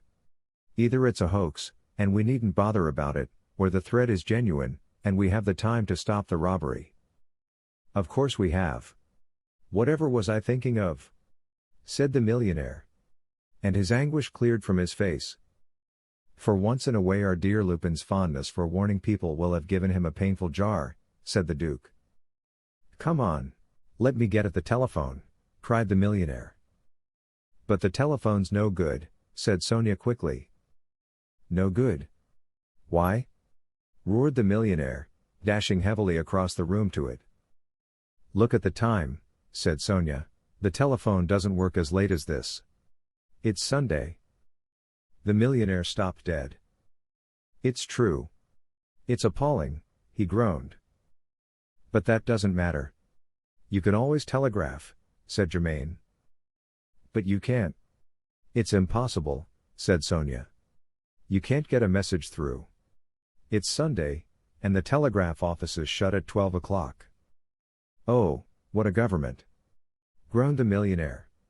And he sank down gently on a chair beside the telephone, and mopped the beads of anguish from his brow. They looked at him, and they looked at one another, cudgeling their brains for yet another way of communicating with the Paris police. Hang it all! Said the Duke. There must be some way out of the difficulty. What way? Said the millionaire. The Duke did not answer. He put his hands in his pockets and walked impatiently up and down the hall. Germaine sat down on a chair. Sonia put her hands on the back of a couch, and leaned forward, watching him. Firmin stood by the door, whither he had retired to be out of the reach of his excited master, with a look of perplexity on his stolid face. They all watched the Duke with the air of people waiting for an oracle to deliver its message. The millionaire kept mopping the beads of anguish from his brow. The more he thought of his impending loss, the more freely he perspired.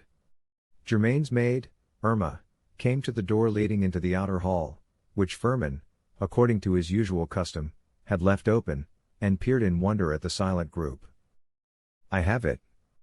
Cried the Duke at last. There is a way out. What is it? Said the millionaire, rising and coming to the middle of the hall. What time is it? Said the Duke, pulling out his watch. The millionaire pulled out his watch. Germaine pulled out hers. Firmin, after a struggle, produced from some pocket difficult of access an object not unlike a silver turnip. There was a brisk dispute between Germaine and the millionaire about which of their watches was right. Firmin, whose watch apparently did not agree with the watch of either of them, made his deep voice heard above theirs. The Duke came to the conclusion that it must be a few minutes past 7. It's 7 or a few minutes past, he said sharply. Well, I'm going to take a car and hurry off to Paris. I ought to get there, bar accidents, between 2 and 3 in the morning, just in time to inform the police and catch the burglars in the very midst of their burglary. I'll just get a few things together. So saying, he rushed out of the hall. Excellent. Excellent. Said the millionaire. Your young man is a man of resource, Germaine. It seems almost a pity that he's a duke. He'd do wonders in the building trade. But I'm going to Paris too, and you're coming with me. I couldn't wait idly here, to save my life. And I can't leave you here, either. This scoundrel may be going to make a simultaneous attempt on the chateau, not that there's much here that I really value. There's that statuette that moved, and the pane cut out of the window. I can't leave you two girls with burglars in the house. After all, there's the 60 horsepower and the 30 horsepower car. There'll be lots of room for all of us. Oh, but it's nonsense, Papa, we shall get there before the servants, said Germaine pettishly. Think of arriving at an empty house in the dead of night. Nonsense, said the millionaire. Hurry off and get ready. Your bag ought to be packed. Where are my keys? Sonia, where are my keys, the keys of the Paris house? They're in the bureau, said Sonia. Well, see that I don't go without them. Now hurry up. Firmin, go and tell Jean that we shall want both cars. I will drive one, the Duke the other. Jean must stay with you and help guard the chateau. So saying he bustled out of the hall, driving the two girls before him. Chapter 6. Again the Charolais. Hardly had the door closed behind the millionaire when the head of M.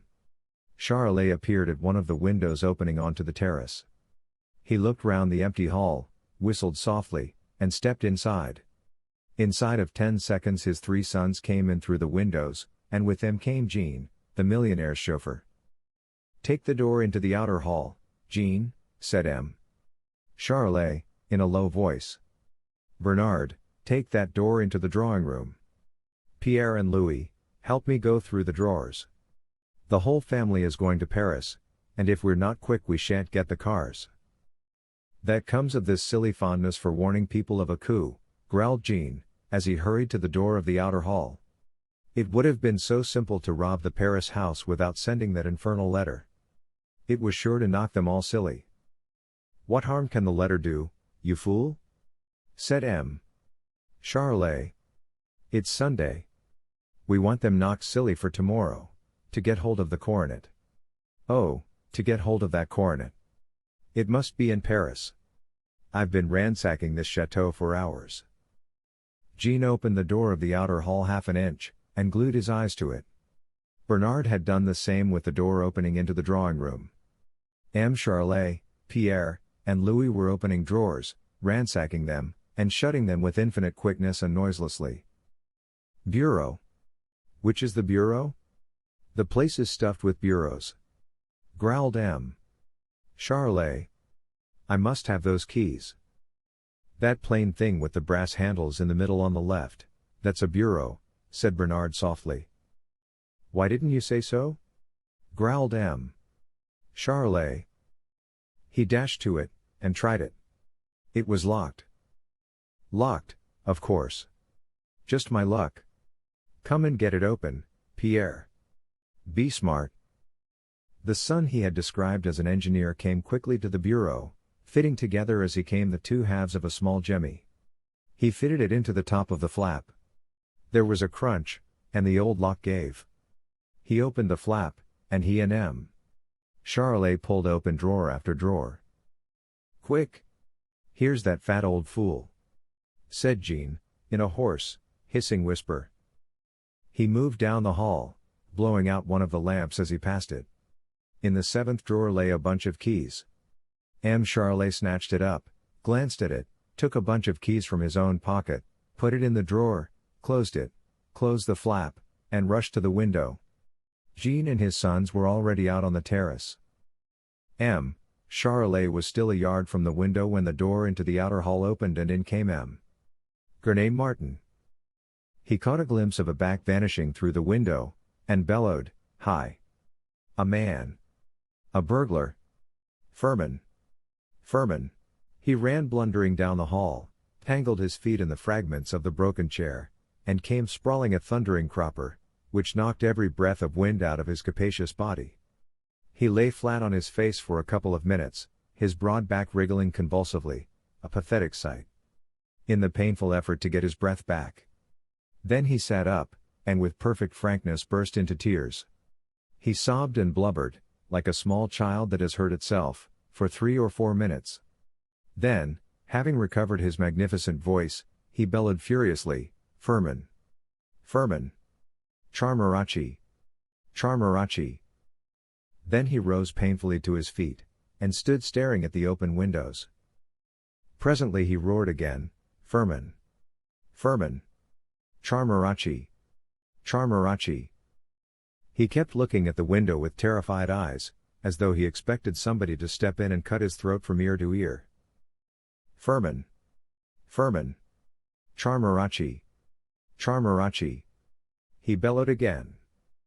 The Duke came quietly into the hall, dressed in a heavy motor coat, his motor cap on his head, and carrying a kit bag in his hand. "Did I hear you call?" he said. "Call?" said the millionaire. I shouted. "The burglars are here already. I've just seen one of them. He was bolting through the middle window." The Duke raised his eyebrows.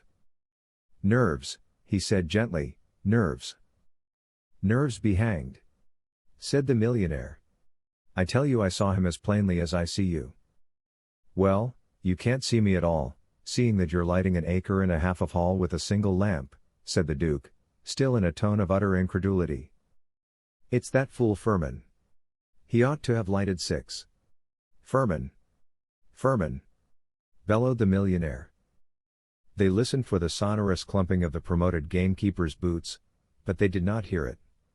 Evidently Furman was still giving his master's instructions about the cars to Jean. "Well, we may as well shut the windows, anyhow," said the Duke, proceeding to do so. "If you think Furman would be any good, you might post him in this hall with a gun tonight. There could be no harm in putting a charge of small shot into the legs of these ruffians. He has only to get one of them, and the others will go for their lives. Yet I don't like leaving you and Germain in this big house with only Furman to look after you." "I shouldn't like it myself, and I'm not going to chance it," growled the millionaire. "We're going to motor to Paris along with you, and leave Jean to help Furman fight these burglars. Furman's all right, he's an old soldier. He fought in '70. Not that I've much belief in soldiers against this cursed Lupin, after the way he dealt with that corporal and his men 3 years ago. I'm glad you're coming to Paris," said the Duke. "It'll be a weight off my mind.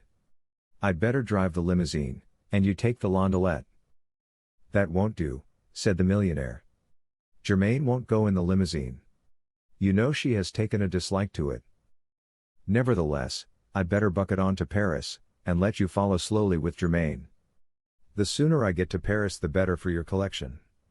I'll take Mademoiselle Krichnoff with me, and, if you like, Irma, though the lighter I travel the sooner I shall get there." "No, I'll take Irma and Germain," said the millionaire. "Germain would prefer to have Irma with her, in case you had an accident. She wouldn't like to get to Paris and have to find a fresh maid." The drawing-room door opened, and in came Germain, followed by Sonia and Irma. They wore motor cloaks and hoods and veils. Sonia and Irma were carrying handbags. "I think it's extremely tiresome you're dragging us off to Paris like this in the middle of the night," said Germain pettishly. "Do you?" said the millionaire. "Well, then, you'll be interested to hear that I've just seen a burglar here in this very room. I frightened him, and he bolted through the window onto the terrace. He was greenish-pink, slightly tinged with yellow," said the Duke softly. "Greenish-pink? Oh, do stop your jesting, Jacques. Is this a time for idiocy?" cried Germain, in a tone of acute exasperation. "It was the dim light which made your father see him in those colors. In a bright light, I think he would have been an Alsatian blue," said the Duke suavely. "You'll have to break yourself of this silly habit of trifling, my dear Duke, if ever you expect to be a member of the Académie Française," said the millionaire with some acrimony. "I tell you I did see a burglar." Yes. I admitted it frankly.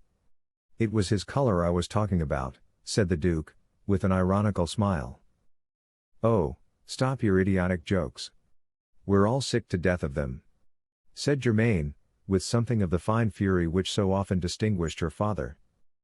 "There are times for all things," said the millionaire solemnly. "And I must say that, with the fate of my collection and of the coronet trembling in the balance, this does not seem to me a season for idle jests." "I stand reproved," said the Duke, and he smiled at Sonia. "My keys, Sonia, the keys of the Paris house," said the millionaire. Sonia took her own keys from her pocket and went to the bureau. She slipped a key into the lock and tried to turn it. It would not turn, and she bent down to look at it. Why, someone's been tampering with the lock. It's broken," she cried. "I told you I'd seen a burglar," cried the millionaire triumphantly. "He was after the keys." Sonia drew back the flap of the bureau and hastily pulled open the drawer in which the keys had been. "They're here," she cried, taking them out of the drawer and holding them up. "Then I was just in time," said the millionaire. "I startled him in the very act of stealing the keys." I withdraw,"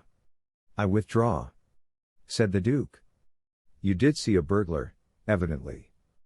But still I believe he was greenish-pink. They often are. However, you'd better give me those keys, Mademoiselle Sonia, since I'm to get to Paris first. I should look rather silly if, when I got there, I had to break into the house to catch the burglars." Sonia handed the keys to the Duke. He contrived to take her little hand, keys and all, into his own, as he received them, and squeezed it. The light was too dim for the others to see the flush which flamed in her face. She went back and stood beside the bureau. Now, Papa, are you going to motor to Paris in a thin coat and linen waistcoat? If we're going, we'd better go. You always do keep us waiting half an hour whenever we start to go anywhere, said Germaine firmly. The millionaire bustled out of the room.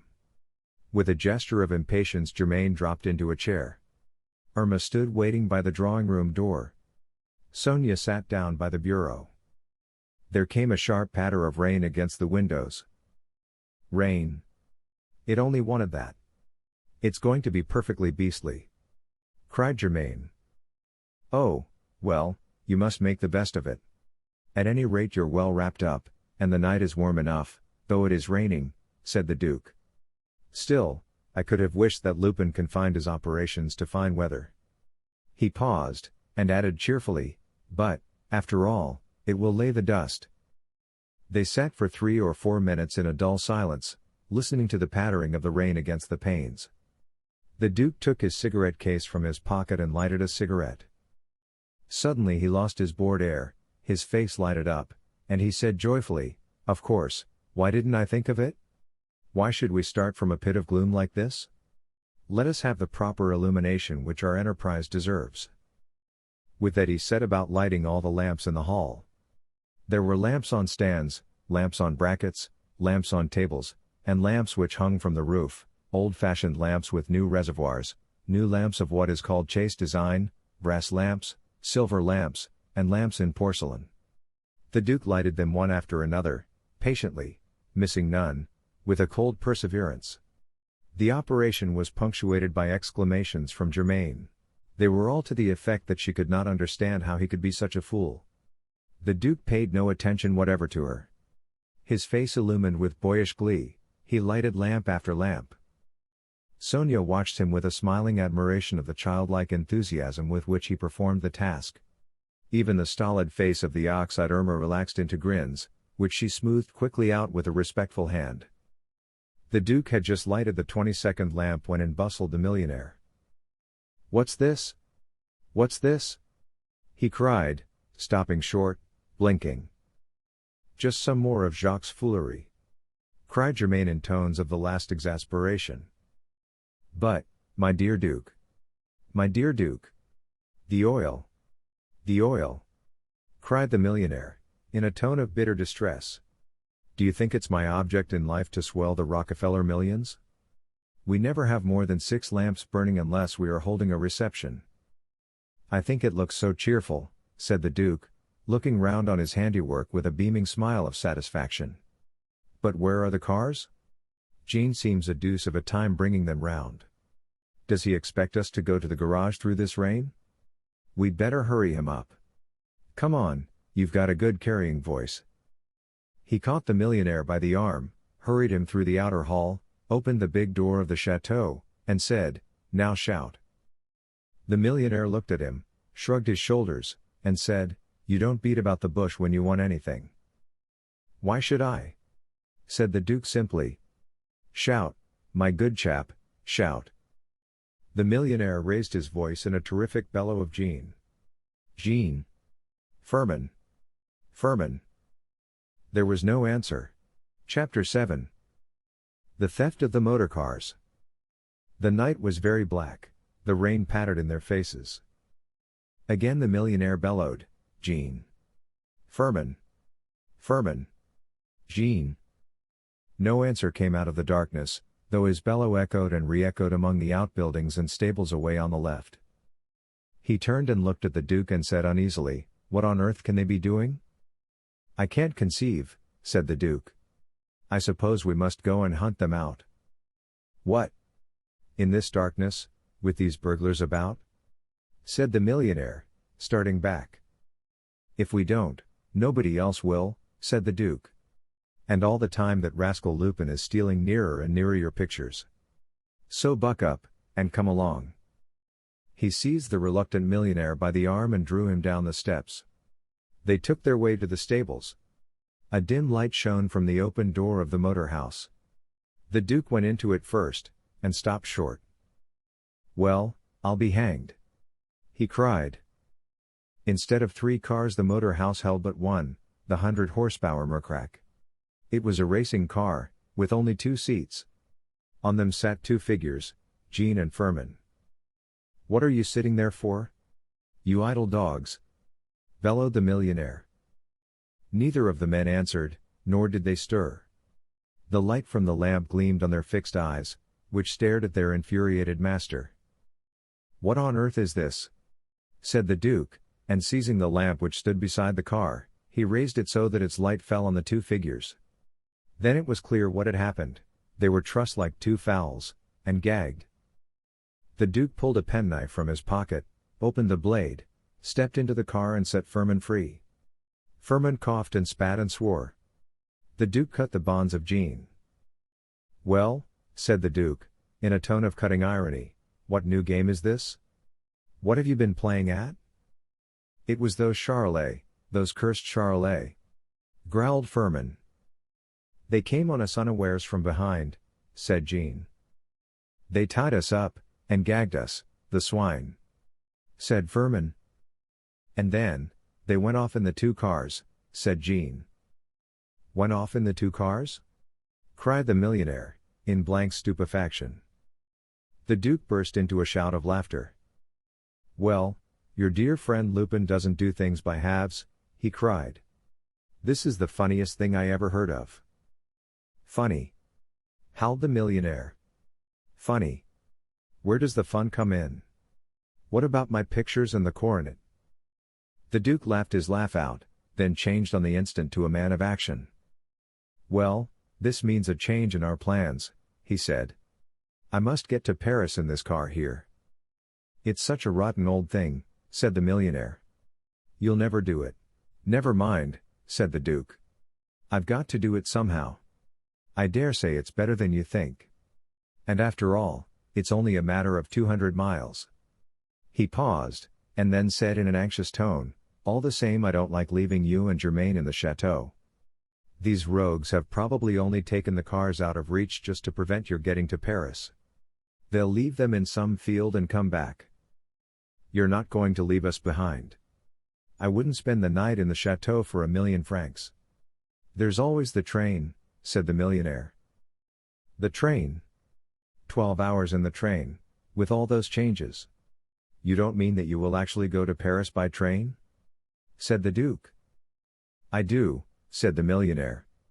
"Come along, I must go and tell Germaine, there's no time to waste," and he hurried off to the chateau. "Get the lamps lighted, Jean, and make sure that the tank's full. As for the engine, I must humor it and trust to luck. I'll get her to Paris somehow," said the Duke. He went back to the chateau, and Firmin followed him. When the Duke came into the great hall, he found Germaine and her father indulging in recriminations. She was declaring that nothing would induce her to make the journey by train, her father was declaring that she should. He bore down her opposition by the mere force of his magnificent voice. When at last there came a silence, Sonia said quietly, "But is there a train? I know there's a train at midnight, but is there one before?" "A timetable, where's a timetable?" said the millionaire. "Now, where did I see a timetable?" said the Duke. "Oh, I know, there's one in the drawer of that oriental cabinet." Crossing to the cabinet, he opened the drawer, took out the timetable, and handed it to M. Gurney Martin. The millionaire took it and turned over the leaves quickly, ran his eye down a page, and said, "Yes, thank goodness, there is a train. There's one at 9:15. "And what good is it to us? How are we to get to the station?" said Germaine. They looked at one another blankly. Firmin, who had followed the Duke into the hall, came to the rescue. "There's the luggage cart," he said. "The luggage cart?" cried Germaine contemptuously. "The very thing," said the millionaire. "I'll drive it myself." "Off you go, Firmin, harness a horse to it." Firmin went clumping out of the hall. It was perhaps as well that he went, for the Duke asked what time it was, and since the watches of Germaine and her father differed still, there ensued an altercation in which, had Firmin been there, he would doubtless have taken part. The Duke cut it short by saying, "Well, I don't think I'll wait to see you start for the station. It won't take you more than half an hour. The cart is light. You needn't start yet. I'd better get off as soon as the car is ready. It isn't as though I could trust it. One moment, said Germaine. Is there a dining car on the train? I'm not going to be starved as well as have my night's rest cut to pieces. Of course there isn't a dining car, snapped her father. We must eat something now, and take something with us. Sonia, Irma, quick. Be off to the larder and see what you can find. Tell Mother Firmin to make an omelette. Be quick. Sonia went towards the door of the hall, followed by Irma. Good night, and bon voyage, Mademoiselle Sonia, said the Duke. Good night, and bon voyage, Your Grace, said Sonia. The Duke opened the door of the hall for her, and as she went out, she said anxiously, in a low voice, Oh, do be careful. I hate to think of your hurrying to Paris on a night like this. Please be careful. I will be careful, said the Duke. The honk of the motor horn told him that Jean had brought the car to the door of the chateau. He came down the room, kissed Germaine's hands, shook hands with the millionaire, and bade them good night. Then he went out to the car. They heard it start, the rattle of it grew fainter and fainter down the long avenue and died away. M. Cornet Martin arose, and began putting out lamps. As he did so, he kept casting fearful glances at the window, as if he feared lest, now that the Duke had gone, the burglars should dash in upon him. There came a knock at the door, and Jean appeared on the threshold. His Grace told me that I was to come into the house, and help Firmin look after it, he said. The millionaire gave him instructions about the guarding of the house. Firmin, since he was an old soldier, was to occupy the post of honor, and guard the hall, armed with his gun. Jean was to guard the 2 drawing rooms, as being less likely points of attack. He also was to have a gun, and the millionaire went with him to the gun room and gave him 1 and a dozen cartridges. When they came back to the hall, Sonia called them into the dining room, and there, to the accompaniment of an unsubdued grumbling from Germaine at having to eat cold food at 8 at night, they made a hasty but excellent meal, since the chef had left an elaborate cold supper ready to be served. They had nearly finished it when Jean came in, his gun on his arm, to say that Firmin had harnessed the horse to the luggage cart, and it was awaiting them at the door of the chateau. Send him in to me, and stand by the horse till we come out, said the millionaire. Firmin came clumping in. The millionaire gazed at him solemnly, and said, Firmin, I am relying on you. I am leaving you in a position of honor and danger, a position which an old soldier of France loves. Firmin did his best to look like an old soldier of France. He pulled himself up out of the slouch which long years of loafing through woods with a gun on his arm had given him. He lacked also the old soldier of France's fiery gaze. His eyes were lackluster. I look for anything, Firmin, burglary, violence, an armed assault, said the millionaire. Don't be afraid, sir. I saw the War of '70, said Firmin boldly, rising to the occasion. Good, said the millionaire. I confide the chateau to you. I trust you with my treasures. He rose, and saying come along, we must be getting to the station, he led the way to the door of the chateau. The luggage cart stood rather high, and they had to bring a chair out of the hall to enable the girls to climb into it. Germaine did not forget to give her real opinion of the advantages of a seat formed by a plank resting on the sides of the cart. The millionaire climbed heavily up in front, and took the reins. Never again will I trust only to motorcars. The first thing I'll do after I've made sure that my collections are safe will be to buy carriages, something roomy, he said gloomily, as he realized the discomfort of his seat. He turned to Jean and Firmin, who stood on the steps of the chateau watching the departure of their master, and said, Sons of France, be brave, be brave. The cart bumped off into the damp, dark night. Jean and Firmin watched it disappear into the darkness. Then they came into the chateau and shut the door. Firmin looked at Jean, and said gloomily, I don't like this. These burglars stick at nothing. They'd as soon cut your throat as look at you. It can't be helped, said Jean. Besides, you've got the post of honor. You guard the hall. I'm to look after the drawing rooms. They're not likely to break in through the drawing rooms. And I shall lock the door between them and the hall. No, no, you won't lock that door, cried Firmin.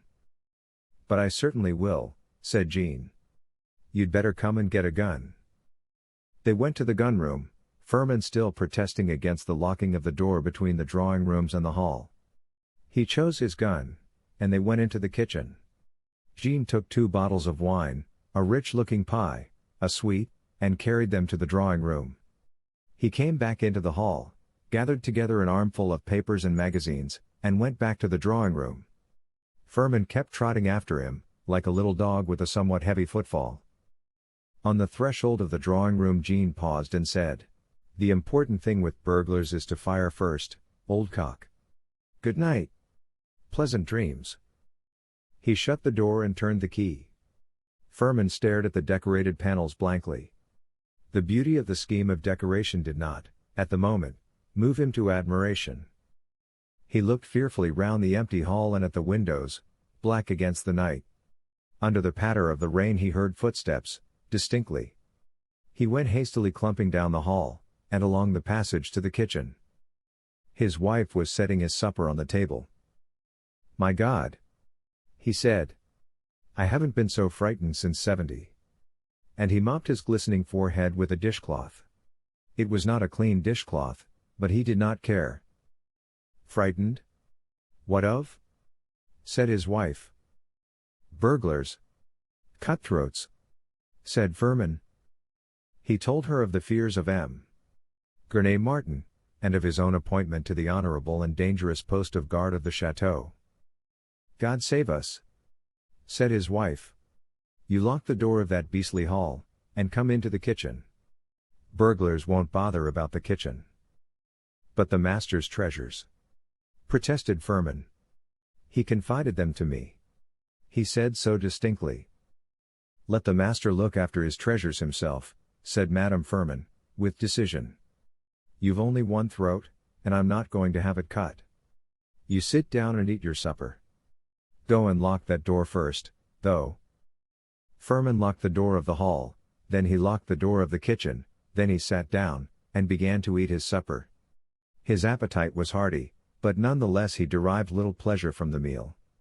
He kept stopping with the food poised on his fork, midway between the plate and his mouth, for several seconds at a time, while he listened with straining ears for the sound of burglars breaking in the windows of the hall. He was much too far from those windows to hear anything that happened to them, but that did not prevent him from straining his ears. Madame Firmin ate her supper with an air of perfect ease. She felt sure that burglars would not bother with the kitchen. Firmin's anxiety made him terribly thirsty. Tumbler after tumbler of wine flowed down the throat for which he feared. When he had finished his supper he went on satisfying his thirst. Madame Firmin lighted his pipe for him, and went and washed up the supper dishes in the scullery. Then she came back, and sat down on the other side of the hearth, facing him. About the middle of his 3rd bottle of wine, Firmin's cold, relentless courage was suddenly restored to him. He began to talk firmly about his duty to his master, his resolve to die, if need were, in defense of his interests, of his utter contempt for burglars, probably Parisians. But he did not go into the hall. Doubtless the pleasant warmth of the kitchen fire held him in his chair. He had described to his wife, with some ferocity, the cruel manner in which he would annihilate the first 3 burglars who entered the hall, and was proceeding to describe his method of dealing with the 4th, when there came a loud knocking on the front door of the chateau. Stricken silent, turned to stone, Firmin sat with his mouth open, in the midst of an unfinished word. Madame Firmin scuttled to the kitchen door she had left unlocked on her return from the scullery, and locked it. She turned, and they stared at one another. The heavy knocker fell again and again and again. Between the knocking there was a sound like the roaring of lions. Husband and wife stared at one another with white faces. Firmin picked up his gun with trembling hands, and the movement seemed to set his teeth chattering. They chattered like castanets. The knocking still went on, and so did the roaring. It had gone on at least for 5 minutes, when a slow gleam of comprehension lightened Madame Firmin's face. "I believe it's the master's voice," she said. "The master's voice?" said Firmin, in a hoarse, terrified whisper. "Yes," said Madame Firmin. and she unlocked the thick door and opened it a few inches. The barrier removed, the well-known bellow of the millionaire came distinctly to their ears. Firmin's courage rushed upon him in full flood. He clumped across the room, brushed his wife aside, and trotted to the door of the chateau. He unlocked it, drew the bolts, and threw it open. On the steps stood the millionaire, Germaine, and Sonia. Irma stood at the horse's head. "What the devil have you been doing?" bellowed the millionaire. "What do you keep me standing in the rain for? Why didn't you let me in?" "BBB burglars, I thought you were BBB burglars," stammered Firmin. "Burglars?" howled the millionaire. "Do I sound like a burglar?" At the moment he did not, he sounded more like a bull of Bashan. He bustled past Firmin to the door of the hall. "Here. What's this locked for?" he bellowed. I locked it in case burglars should get in while I was opening the front door," stammered Firmin. The millionaire turned the key, opened the door, and went into the hall. Germaine followed him. She threw off her dripping coat, and said with some heat, "I can't conceive why you didn't make sure that there was a train at 8:45. I will not go to Paris tonight.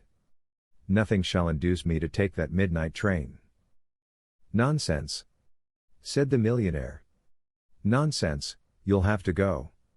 Where's that infernal timetable?" He rushed to the table onto which he had thrown the timetable after looking up the train, snatched it up, and looked at the cover. "Why, hang it!" he cried. "It's for June 1903. "Oh!" cried Germaine, almost in a scream. "It's incredible. It's one of Jacques' jokes." Chapter 8. The Duke arrives.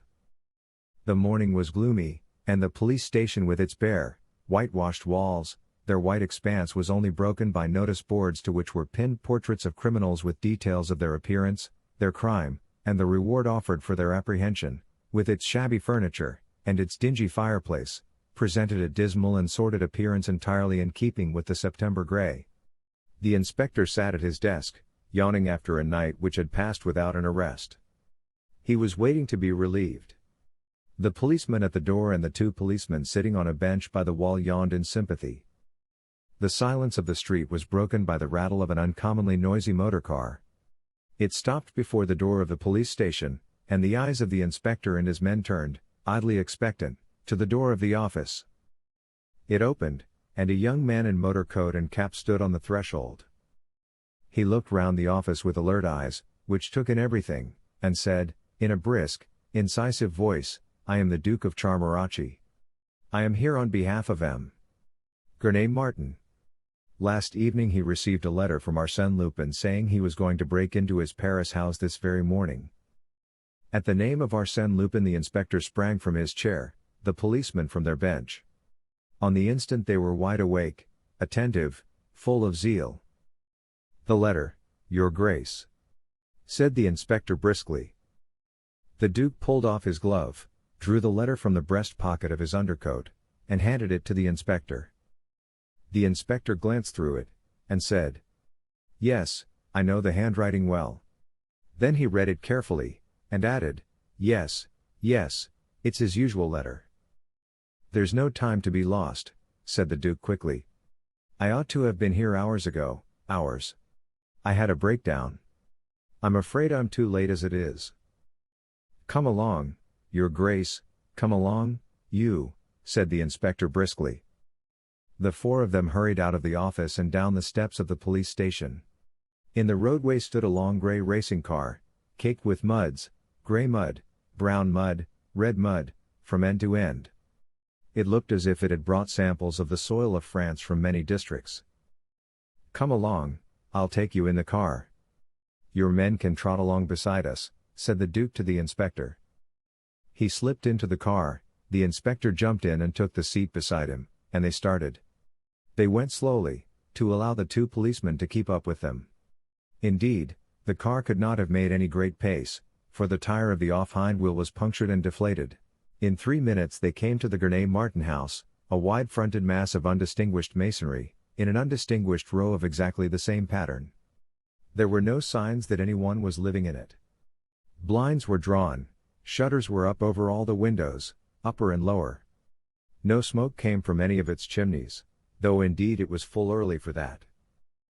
Pulling a bunch of keys from his pocket, the Duke ran up the steps. The inspector followed him.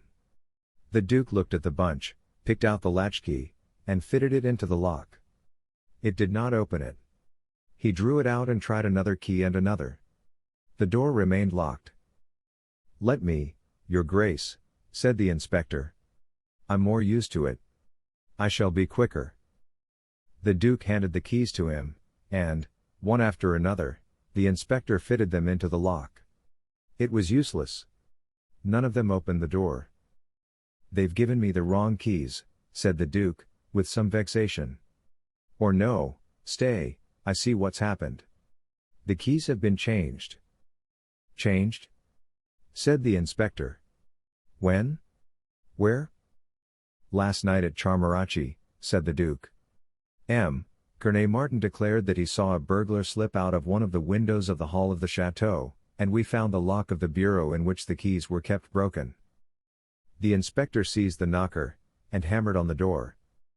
"Try that door there," he cried to his men, pointing to a side door on the right, the tradesman's entrance, giving access to the back of the house. It was locked. There came no sound of movement in the house in answer to the inspector's knocking. "Where's the concierge?" he said. The Duke shrugged his shoulders.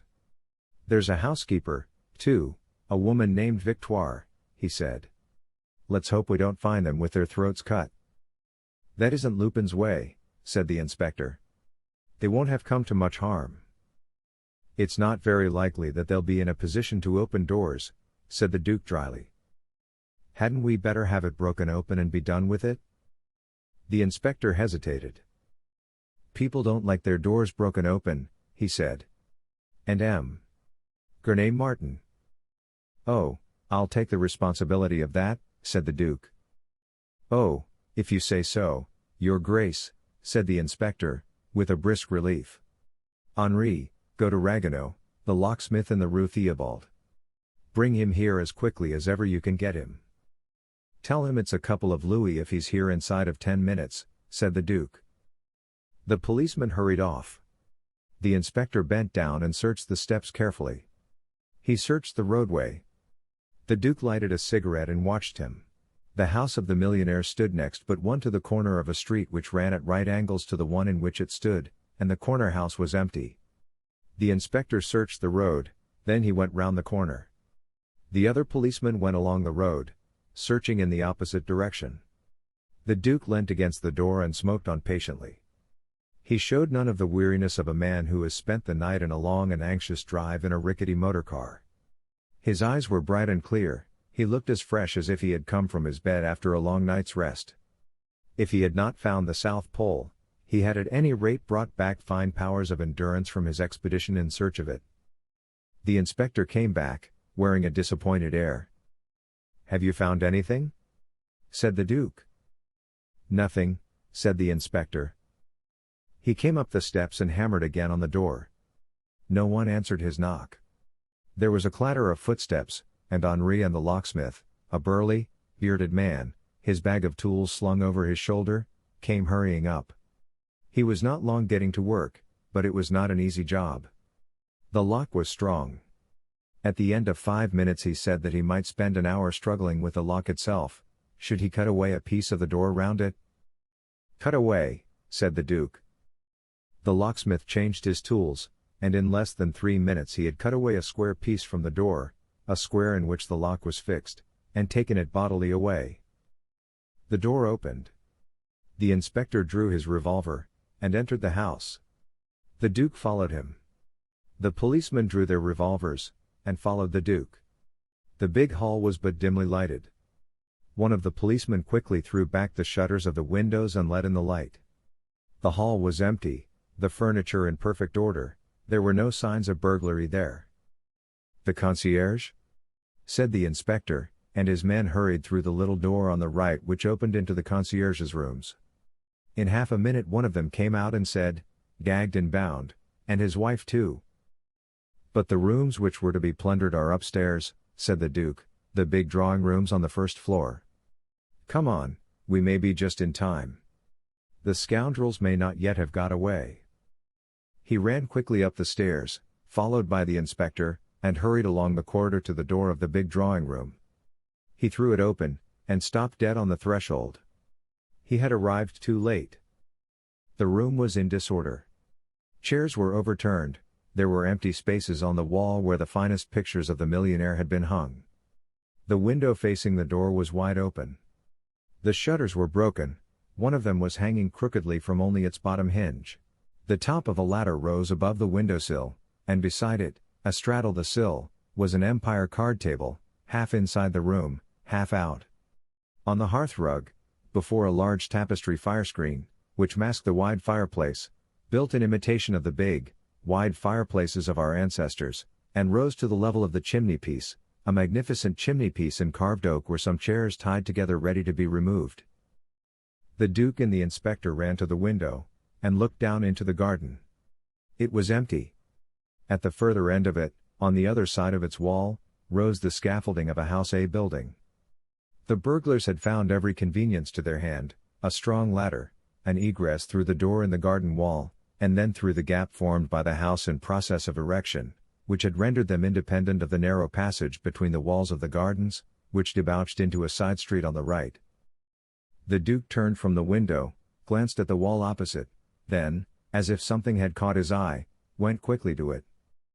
"Look here," he said, and he pointed to the middle of one of the empty spaces in which a picture had hung. There, written neatly in blue chalk, were the words, "Arsène Lupin?" "This is a job for Gertrude," said the inspector. "But I had better get an examining magistrate to take the matter in hand first." And he ran to the telephone. The Duke opened the folding doors which led into the second drawing room.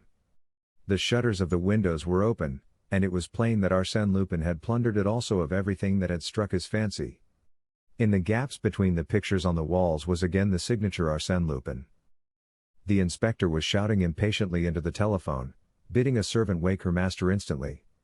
He did not leave the telephone till he was sure that she had done so, that her master was actually awake, and had been informed of the crime. The Duke sat down in an easy chair and waited for him.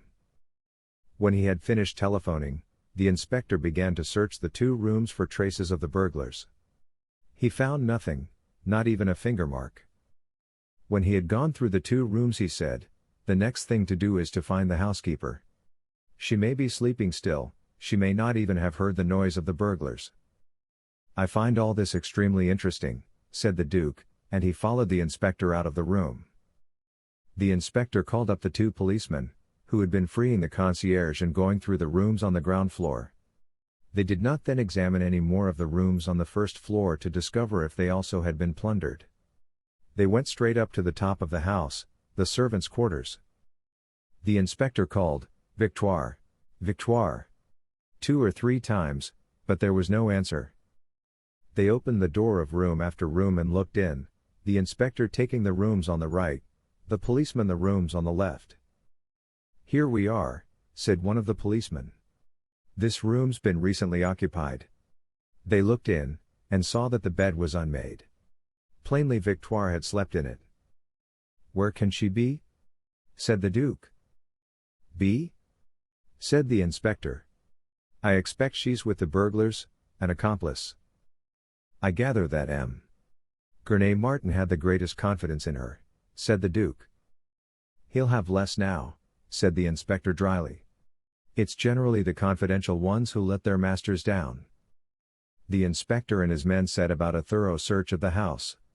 They found the other rooms undisturbed. In half an hour they had established the fact that the burglars had confined their attention to the 2 drawing rooms. They found no traces of them, and they did not find Victoire. The concierge could throw no light on her disappearance.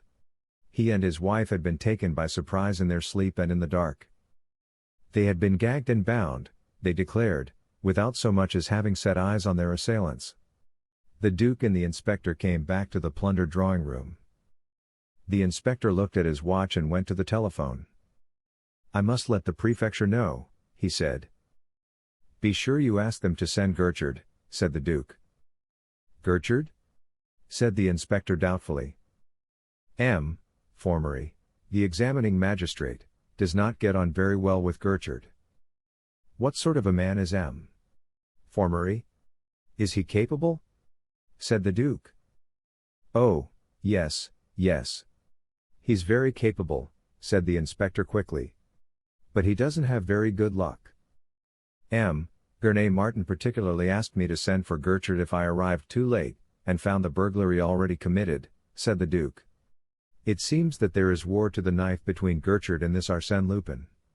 In that case Gertrude will leave no stone unturned to catch the rascal and recover the stolen treasures. M. Gurney Martin felt that Gertrude was the man for this piece of work very strongly indeed. Very good, Your Grace, said the inspector. And he rang up the prefecture of police.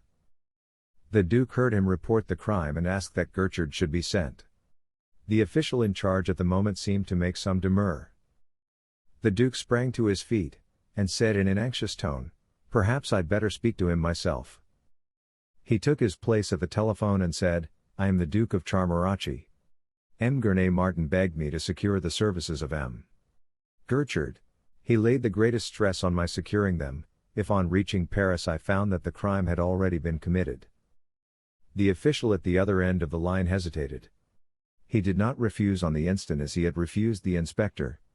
It may be that he reflected that M. Gurney Martin was a millionaire and a man of influence, that the Duke of Charmarachi was a duke, that he, at any rate, had nothing whatever to gain by running counter to their wishes.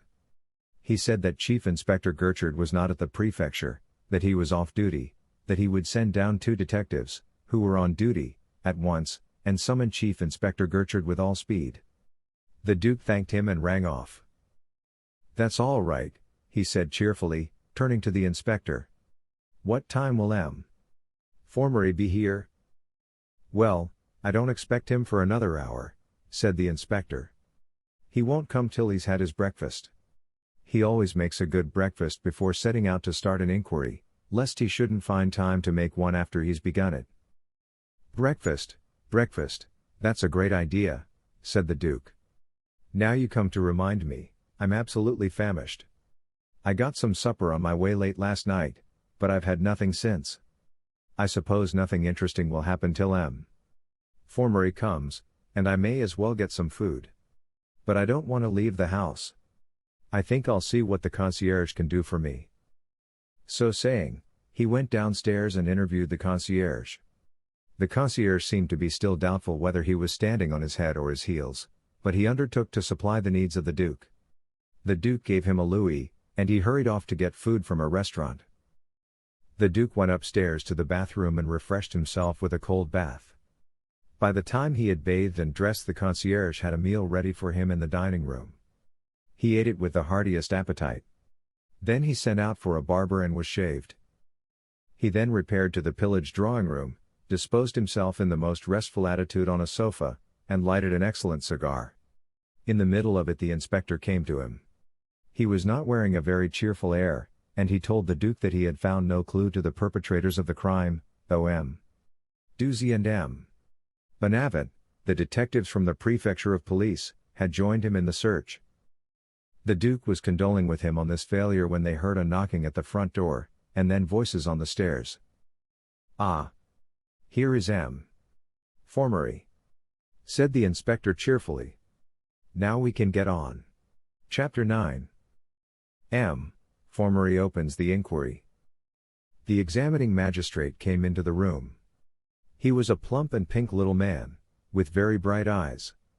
His bristly hair stood up straight all over his head, giving it the appearance of a broad, dapple gray clothesbrush.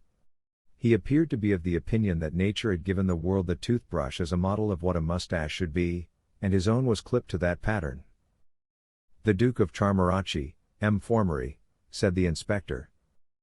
The little man bowed and said, "Charmed to make your acquaintance, Your Grace, though the occasion is somewhat painful. The treasures of M. Gurney Martin are known to all the world. France will deplore his losses." He paused, and added hastily, "But we shall recover them, we shall recover them." The Duke rose, bowed, and protested his pleasure at making the acquaintance of M. Formery.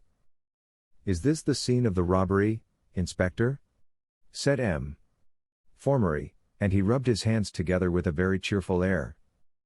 Yes, sir, said the inspector. These 2 rooms seem to be the only ones touched, though of course we can't tell till M. Gurney Martin arrives. Jewels may have been stolen from the bedrooms. I fear that M. Gurney Martin won't be of much help for some days, said the Duke. When I left him he was nearly distracted, and he won't be any better after a night journey to Paris from Charmarachi. But probably these are the only 2 rooms touched, for in them M. Gurney Martin had gathered together the gems of his collection. Over the doors hung some pieces of Flemish tapestry, marvels, the composition admirable, the coloring delightful. It is easy to see that your Grace was very fond of them, said M. Formery. I should think so, said the Duke. I looked on them as already belonging to me, for my father-in-law was going to give them to me as a wedding present. A great loss, a great loss. But we will recover them, sooner or later, you can rest assured of it. I hope you have touched nothing in this room. If anything has been moved it may put me off the scent altogether. Let me have the details, Inspector. The inspector reported the arrival of the Duke at the police station with Arsène Lupin's letter to M. Gurney Martin, the discovery that the keys had been changed and would not open the door of the house, the opening of it by the locksmith, the discovery of the concierge and his wife gagged and bound. Probably accomplices, said M. Formery.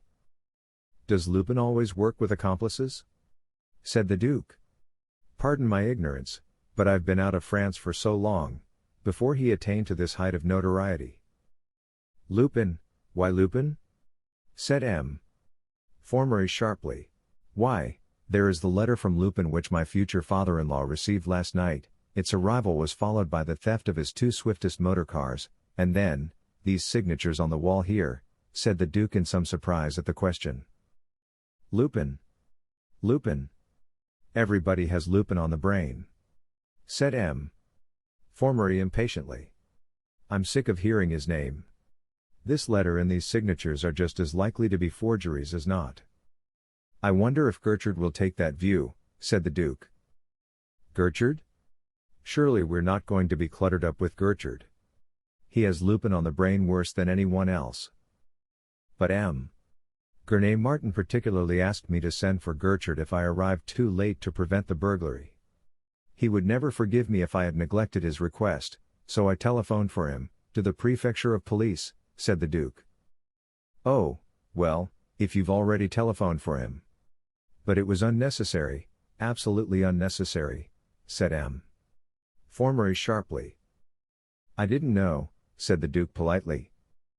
Oh, there was no harm in it, it doesn't matter, said M. Formery in a discontented tone with a discontented air. He walked slowly round the room, paused by the windows, looked at the ladder, and scanned the garden. Arsène Lupin, he said scornfully. Arsène Lupin doesn't leave traces all over the place. There's nothing but traces. Are we going to have that silly Lupin joke all over again? I think, sir, that this time joke is the word, for this is a burglary pure and simple, said the inspector. Yes, it's plain as daylight, said M. Formerly the burglars came in by this window, and they went out by it. He crossed the room to a tall safe which stood before the unused door. The safe was covered with velvet, and velvet curtains hung before its door. He drew the curtains, and tried the handle of the door of the safe. It did not turn, the safe was locked. As far as I can see, they haven't touched this, said M. Formery. Thank goodness for that, said the Duke. I believe, or at least my fiancée does, that M. Gurney Martin keeps the most precious thing in his collection in that safe, the coronet. What? The famous coronet of the Princesse de Lamballe? Said M. Formery. Yes, said the Duke. But according to your report, Inspector, the letter signed Lupin announced that he was going to steal the coronet also. It did, in so many words, said the Duke. Well, here is a further proof that we're not dealing with Lupin. That rascal would certainly have put his threat into execution, M. Formery, said the inspector. Who's in charge of the house? Said M. Formery. The concierge, his wife, and a housekeeper, a woman named Victoire, said the inspector. I'll see to the concierge and his wife presently. I've sent one of your men round for their dossier. When I get it, I'll question them. You found them gagged and bound in their bedroom? Yes, M. Formery, and always this imitation of Lupin, a yellow gag, blue cords, and the motto, I take, therefore I am, on a scrap of cardboard, his usual bag of tricks. Then once again they're going to touch us up in the papers. It's any odds on it, said M. Formery gloomily. Where's the housekeeper? I should like to see her. The fact is, we don't know where she is, said the inspector. You don't know where she is? Said M. Formery. We can't find her anywhere, said the inspector. That's excellent, excellent. We found the accomplice, said M. Formery with lively delight, and he rubbed his hands together. At least, we haven't found her, but we know her. I don't think that's the case, said the Duke. At least, my future father-in-law and my fiancé had both of them the greatest confidence in her. Yesterday she telephoned to us at the Château de Charmarachi. All the jewels were left in her charge, and the wedding presents as they were sent in. And these jewels and wedding presents, have they been stolen too? Said M. Formery. They don't seem to have been touched, said the Duke, though of course we can't tell till M. Gurney Martin arrives. As far as I can see, the burglars have only touched these 2 drawing rooms. That's very annoying, said M. Formery. I don't find it so, said the Duke, smiling. I was looking at it from the professional point of view, said M. Formery. He turned to the inspector and added, you can't have searched thoroughly. This housekeeper must be somewhere about, if she's really trustworthy. Have you looked in every room in the house? In every room, under every bed, in every corner and every cupboard, said the inspector. Bother! Said M. Formery. Are there no scraps of torn clothes, no bloodstains, no traces of murder, nothing of interest? Nothing. Said the inspector. But this is very regrettable, said M. Formery. Where did she sleep? Was her bed unmade? Her room is at the top of the house, said the inspector. The bed had been slept in, but she does not appear to have taken away any of her clothes. Extraordinary. This is beginning to look a very complicated business, said M. Formery gravely. Perhaps Gertrude will be able to throw a little more light on it, said the Duke. M.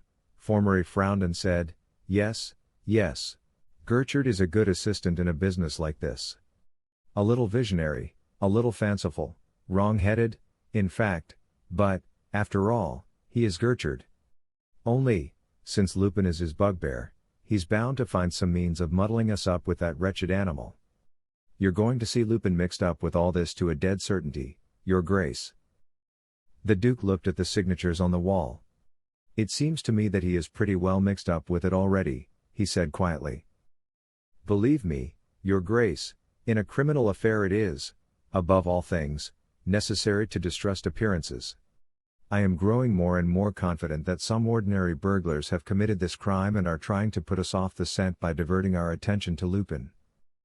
The Duke stooped down carelessly and picked up a book which had fallen from a table. Excuse me, but please, please, do not touch anything, said M. Formery quickly. Why, this is odd, said the Duke, staring at the floor. What is odd? Said M. Formery. Well, this book looks as if it had been knocked off the table by one of the burglars. And look here, here's a footprint under it, a footprint on the carpet, said the Duke. M. Formery and the inspector came quickly to the spot. There, where the book had fallen, plainly imprinted on the carpet, was a white footprint. M. Formery and the inspector stared at it. It looks like plaster. How did plaster get here? Said M. Formery, frowning at it. Well, suppose the robbers came from the garden, said the Duke. Of course they came from the garden, Your Grace. Where else should they come from? Said M. Formery, with a touch of impatience in his tone. Well, at the end of the garden they're building a house, said the Duke. Of course, said M. Formery, taking him up quickly. The burglars came here with their boots covered with plaster.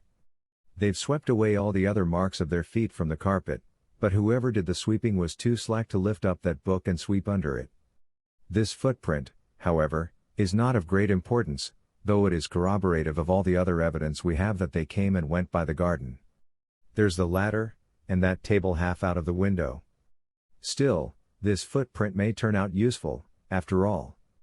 You had better take the measurements of it, Inspector. Here's a foot rule for you. I make a point of carrying this foot rule about with me, Your Grace. You would be surprised to learn how often it has come in useful. He took a little ivory foot rule from his waistcoat pocket, and gave it to the inspector, who fell on his knees and measured the footprint with the greatest care. I must take a careful look at that house they're building. I shall find a good many traces there, to a dead certainty, said M. Formery. The inspector entered the measurements of the footprint in his notebook. There came the sound of a knocking at the front door. I shall find footprints of exactly the same dimensions as this one at the foot of some heap of plaster beside that house, said M. Formery, with an air of profound conviction, pointing through the window to the house building beyond the garden. A policeman opened the door of the drawing room and saluted. If you please, sir, the servants have arrived from Charmarachi, he said. Let them wait in the kitchen and the servants' offices, said M. Formery. He stood silent, buried in profound meditation, for a couple of minutes. Then he turned to the Duke and said, What was that you said about a theft of motor cars at Charmarachi? When he received the letter from Arsène Lupin, M. Gurney Martin decided to start for Paris at once, said the Duke. But when we sent for the cars we found that they had just been stolen. M. Gurney Martin's chauffeur and another servant were in the garage gagged and bound. Only an old car, 100 horsepower Mercrac, was left. I drove it to Paris, leaving M. Gurney Martin and his family to come on by train. Very important indeed, said M. Formery. He thought for a moment, and then added. Were the motor cars the only things stolen? Were there no other thefts? Well, as a matter of fact, there was another theft, or rather an attempted theft, said the Duke with some hesitation. The rogues who stole the motor cars presented themselves at the chateau under the name of Charolais, a father and 3 sons, on the pretext of buying the 100 horsepower Mercrac. M. Gurney Martin had advertised it for sale in the Rennes Advertiser. They were waiting in the big hall of the chateau, which the family uses as the chief living room, for the return of M. Gurney Martin. He came, and as they left the hall one of them attempted to steal a pendant set with pearls which I had given to Mademoiselle Gurney Martin half an hour before. I caught him in the act and saved the pendant. Good. Good. Wait, we have one of the gang, wait till I question him, said M. Formery, rubbing his hands, and his eyes sparkled with joy. Well, no, I'm afraid we haven't, said the Duke in an apologetic tone. What? We haven't? Has he escaped from the police? Oh, those country police! Cried M. Formery. No, I didn't charge him with the theft, said the Duke. You didn't charge him with the theft? Cried M. Formery, astounded. No, he was very young and he begged so hard. I had the pendant. I let him go, said the Duke. Oh, Your Grace, Your Grace, your duty to society?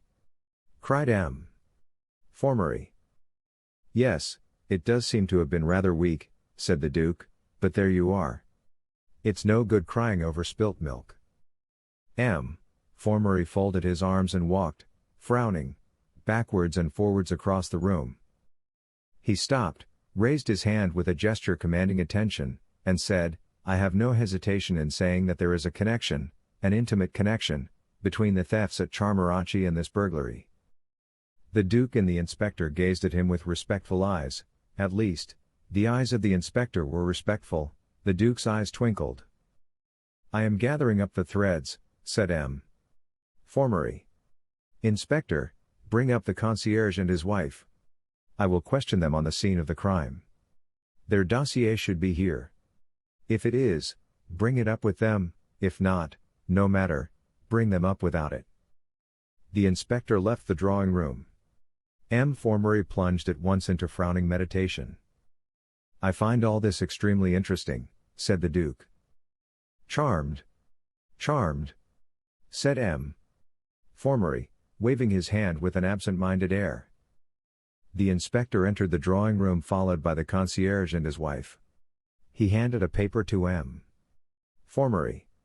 The concierge, a bearded man of about 60, and his wife, a somewhat bearded woman of about 55, stared at M. Formery with fascinated, terrified eyes. He sat down in a chair, crossed his legs, read the paper through, and then scrutinized them keenly. Well, have you recovered from your adventure? He said. Oh, yes, sir, said the concierge. They hustled us a bit, but they did not really hurt us. Nothing to speak of, that is, said his wife. But all the same, it's a disgraceful thing that an honest woman can't sleep in peace in her bed of a night without being disturbed by rascals like that. And if the police did their duty, things like this wouldn't happen. And I don't care who hears me say it. You say that you were taken by surprise in your sleep? Said M. Formery. You say you saw nothing, and heard nothing? There was no time to see anything or hear anything. They trussed us up like greased lightning, said the concierge.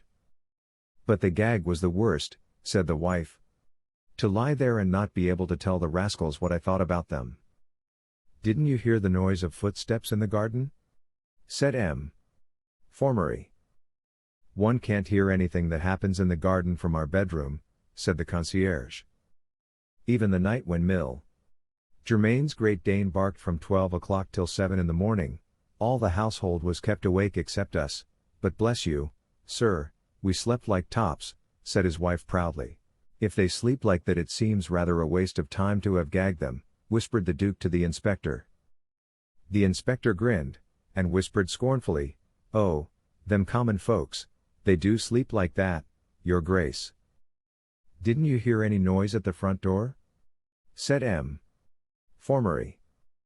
No, we heard no noise at the door, said the concierge. Then you heard no noise at all the whole night? Said M. Formery. Oh, yes, sir, we heard noise enough after we'd been gagged, said the concierge. Now, this is important, said M. Formery. What kind of a noise was it? Well, it was a bumping kind of noise, said the concierge. And there was a noise of footsteps, walking about the room. What room? Where did these noises come from? Said M. Formery. From the room over our heads, the big drawing room, said the concierge. Didn't you hear any noise of a struggle, as if somebody was being dragged about, no screaming or crying? Said M. Formery. The concierge and his wife looked at one another with inquiring eyes. No, I didn't, said the concierge. Neither did I, said his wife. M. Formery paused. Then he said, How long have you been in the service of M. Gurney Martin? A little more than a year, said the concierge. M. Formery looked at the paper in his hand, frowned, and said severely, I see you've been convicted twice, my man. Yes, sir, but... My husband's an honest man, sir, perfectly honest, broke in his wife. You've only to ask M. Gurney Martin, he'll... Be so good as to keep quiet, my good woman, said M. Formery, and, turning to her husband, he went on, At your first conviction you were sentenced to a day's imprisonment with costs, at your second conviction you got 3 days imprisonment. I'm not going to deny it, sir, said the concierge, but it was an honorable imprisonment. Honorable? Said M. Formery. The first time, I was a gentleman's servant, and I got a day's imprisonment for crying, Hurrah for the general strike. On the 1st of May. You were a valet? In whose service? Said M. Formery. In the service of M. Jean-Lee, the socialist leader. And your second conviction? Said M. Formery. It was for having cried in the porch of sweet Clotilda, "Down with the cows." Meaning the police, sir, said the concierge. And were you in the service of M. Jean-Lee then? Said M. Formery. No, sir, I was in the service of M. Bussy Raboutin, the royalist deputy. You don't seem to have very well-defined political convictions, said M. Formery. Oh, yes, sir, I have, the concierge protested. I'm always devoted to my masters, and I have the same opinions that they have, always. Very good, you can go, said M. Formery. The concierge and his wife left the room, looking as if they did not quite know whether to feel relieved or not. Those two fools are telling the exact truth, unless I'm very much mistaken, said M. Formery. They look honest enough people, said the Duke. Well, now to examine the rest of the house, said M. Formery. I'll come with you, if I may, said the Duke. By all means, said M. Formery. I find it all so interesting, said the Duke. Chapter 10. Gertrude assists. Leaving a policeman on guard at the door of the drawing room, M. Formery, the Duke, and the inspector set out on their tour of inspection. It was a long business, for M. Formery examined every room with the most scrupulous care, with more care, indeed, than he had displayed in his examination of the drawing rooms. In particular, he lingered long in the bedroom of Victoire, discussing the possibilities of her having been murdered and carried away by the burglars along with their booty. He seemed, if anything, disappointed at finding no bloodstains, but to find real consolation in the thought that she might have been strangled. He found the inspector in entire agreement with every theory he enunciated, and he grew more and more disposed to regard him as a zealous and trustworthy officer. Also, he was not at all displeased at enjoying this opportunity of impressing the Duke with his powers of analysis and synthesis. He was unaware that, as a rule, the Duke's eyes did not usually twinkle as they twinkled during this solemn and deliberate progress through the house of M. Gurney Martin. M. Formery had so exactly the air of a sleuth-hound, and he was even noisier. Having made this thorough examination of the house, M. Formery went out into the garden and set about examining that. There were footprints on the turf about the foot of the ladder, for the grass was close clipped, and the rain had penetrated and softened the soil, but there were hardly as many footprints as might have been expected, seeing that the burglars must have made many journeys in the course of robbing the drawing rooms of so many objects of art, some of them of considerable weight. The footprints led to a path of hard gravel, and M. Formery led the way down it, out of the door in the wall at the bottom of the garden, and into the space round the house which was being built. As M. Formery had divined, there was a heap, or, to be exact, there were several heaps of plaster about the bottom of the scaffolding. Unfortunately, there were also hundreds of footprints. M. Formery looked at them with longing eyes, but he did not suggest that the inspector should hunt about for a set of footprints of the size of the one he had so carefully measured on the drawing-room carpet. While they were examining the ground round the half-built house, a man came briskly down the stairs from the second floor of the house of M. Gurney Martin. He was an ordinary-looking man, almost insignificant, of between 40 and 50, and of rather more than middle height. He had an ordinary, rather shapeless mouth, an ordinary nose, an ordinary chin, an ordinary forehead, rather low, and ordinary ears. He was wearing an ordinary top hat, by no means new. His clothes were the ordinary clothes of a fairly well-to-do citizen, and his boots had been chosen less to set off any slenderness his feet might possess than for their comfortable roominess. Only his eyes relieved his face from insignificance. They were extraordinarily alert eyes, producing in those on whom they rested the somewhat uncomfortable impression that the depths of their souls were being penetrated. He was the famous Chief Inspector Gertrude, head of the detective department of the Prefecture of Police, and sworn foe of Arsène Lupin. The policeman at the door of the drawing-room saluted him briskly.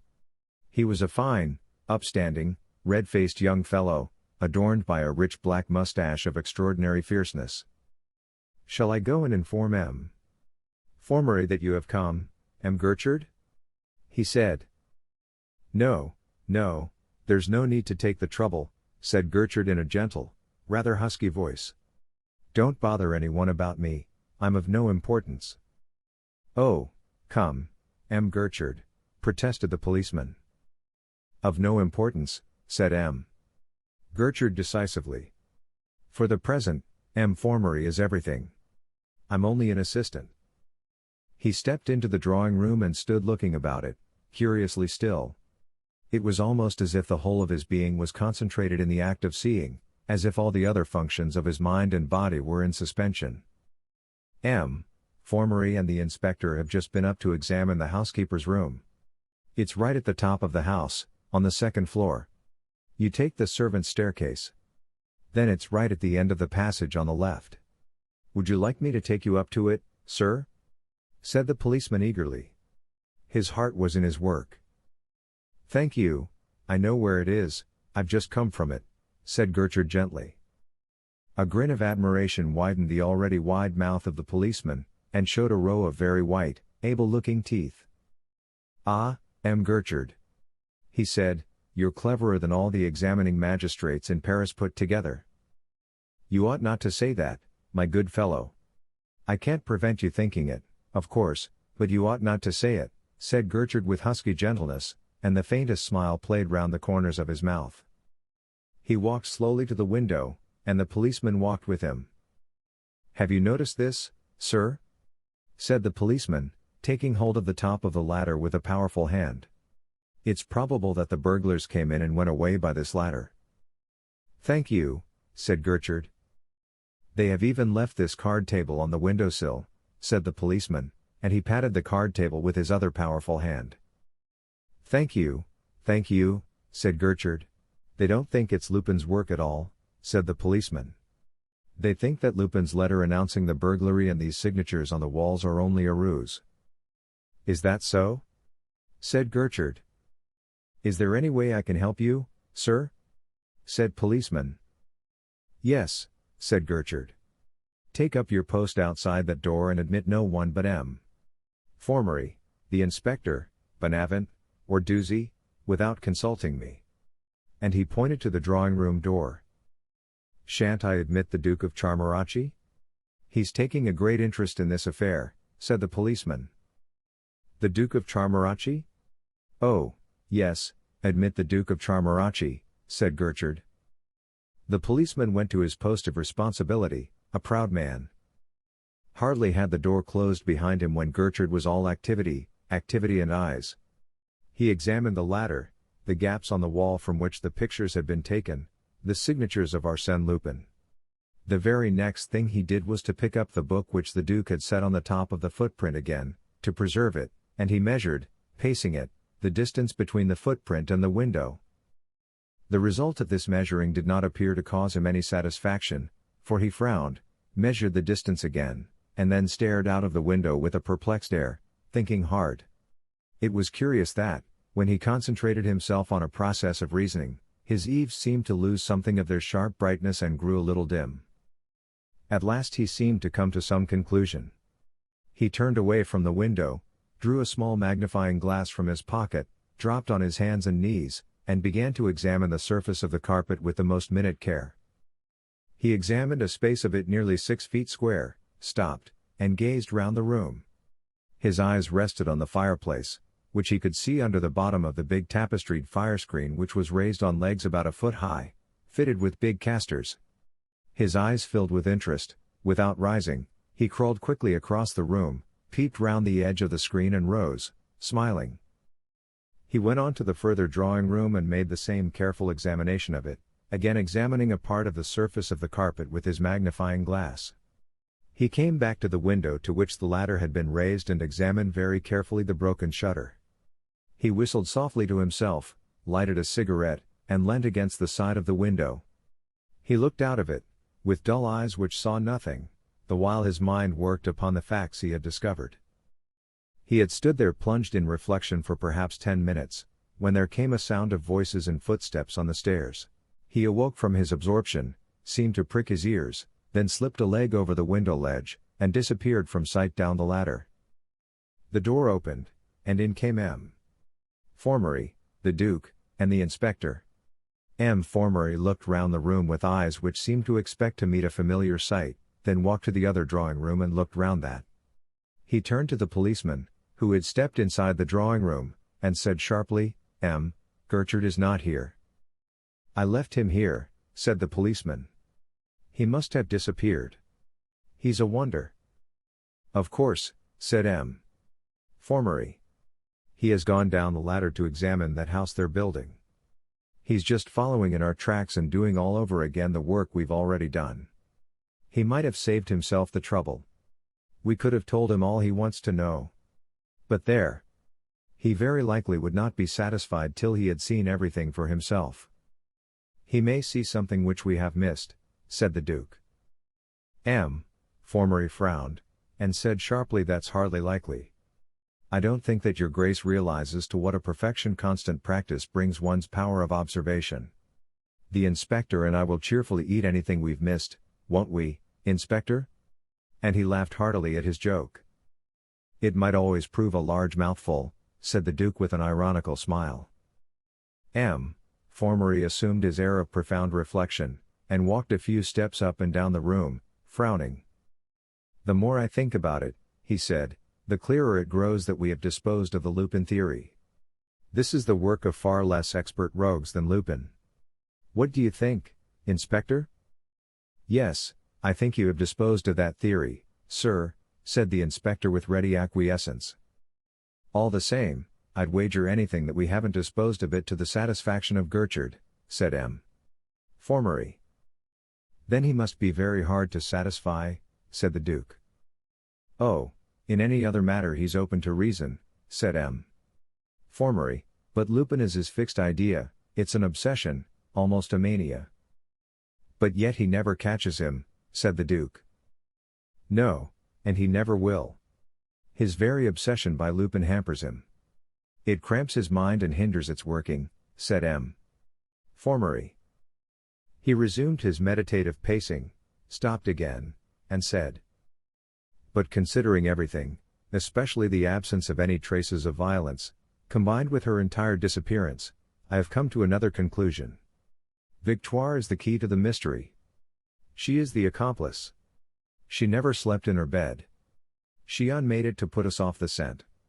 That, at any rate, is something gained, to have found the accomplice.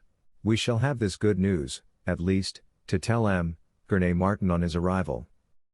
"Do you really think that she's the accomplice?" said the Duke. "I'm dead sure of it," said M. Formery. "We will go up to her room and make another thorough examination of it." Gertrude's head popped up above the windowsill. "My dear M. Formery," he said, "I beg that you will not take the trouble." M. Formery's mouth opened. "What? You, Gertrude?" he stammered. "Myself," said Gertrude, and he came to the top of the ladder and slipped lightly over the windowsill into the room. He shook hands with M. Formery and nodded to the inspector. Then he looked at the Duke with an air of inquiry. "Let me introduce you," said M. Formery. "Chief Inspector Gertrude, head of the detective department, the Duke of Charmarachi." The Duke shook hands with Gertrude, saying, "I'm delighted to make your acquaintance, M. Gertrude. I've been expecting your coming with the greatest interest. Indeed, it was I who begged the officials at the Prefecture of Police to put this case in your hands. I insisted on it." "What were you doing on that ladder?" said M. Formery, giving Gertrude no time to reply to the Duke. "I was listening," said Gertrude simply, "listening. I like to hear people talk when I'm engaged on a case. It's a distraction, and it helps. I really must congratulate you, my dear M. Formery, on the admirable manner in which you have conducted this inquiry." M. Formery bowed, and regarded him with a touch of suspicion. "There are one or two minor points on which we do not agree, but on the whole your method has been admirable," said Gertrude. "Well, about Victoire," said M. Formery. You're quite sure that an examination, a more thorough examination, of her room, is unnecessary? Yes, I think so, said Gertrude. I have just looked at it myself. The door opened, and in came Bonavent, one of the detectives who had come earlier from the prefecture. In his hand he carried a scrap of cloth. He saluted Gertrude, and said to M. Formery, I have just found this scrap of cloth on the edge of the well at the bottom of the garden. The concierge's wife tells me that it has been torn from Victoire's dress. I feared it, said M. Formery, taking the scrap of cloth from him. I feared foul play. We must go to the well at once, send someone down it, or have it dragged. He was moving hastily to the door, when Gertrude said, in his husky, gentle voice, I don't think there is any need to look for Victoire in the well. But this scrap of cloth, said M. Formery, holding it out to him. Yes, that scrap of cloth, said Gertrude. And, turning to the Duke, he added, do you know if there's a dog or cat in the house, Your Grace? I suppose that, as the fiancé of Mademoiselle Gurney Martin, you are familiar with the house? What on earth, said M. Formery. Excuse me, interrupted Gertrude. But this is important, very important. Yes, there is a cat, said the Duke. I've seen a cat at the door of the concierge's rooms. It must have been that cat which took this scrap of cloth to the edge of the well, said Gertrude gravely. This is ridiculous, preposterous, cried M. Formery, beginning to flush. Here we're dealing with a most serious crime, a murder, the murder of Victoire, and you talk about cats. Victoire has not been murdered, said Gertrude, and his husky voice was gentler than ever, only just audible. But we don't know that, we know nothing of the kind, said M. Formery. I do, said Gertrude. You? said M. Formery. Yes, said Gertrude. Then how do you explain her disappearance? If she had disappeared I shouldn't explain it, said Gertrude. But since she has disappeared? cried M. Formery, in a tone of exasperation. She hasn't, said Gertrude. You know nothing about it, cried M. Formery, losing his temper. Yes, I do, said Gertrude, with the same gentleness. Come, do you mean to say that you know where she is? cried M. Formery. Certainly, said Gertrude. Do you mean to tell us straight out that you've seen her? cried M. Formery. Oh, yes, I've seen her, said Gertrude. You've seen her, when? cried M. Formery. Gertrude paused to consider. Then he said gently. It must have been between 4 and 5 minutes ago.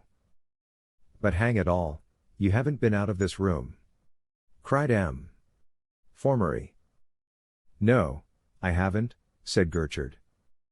And you've seen her? cried M. Formery. Yes, said Gertrude, raising his voice a little. Well, why the devil don't you tell us where she is? Tell us, cried M. Formery, purple with exasperation. But you won't let me get a word out of my mouth, protested Gertrude with aggravating gentleness. Well, speak, cried M. Formery, and he sank gasping onto a chair. Ah, well, she's here, said Gertrude. Here? How did she get here? said M. Formery. On a mattress, said Gertrude. M.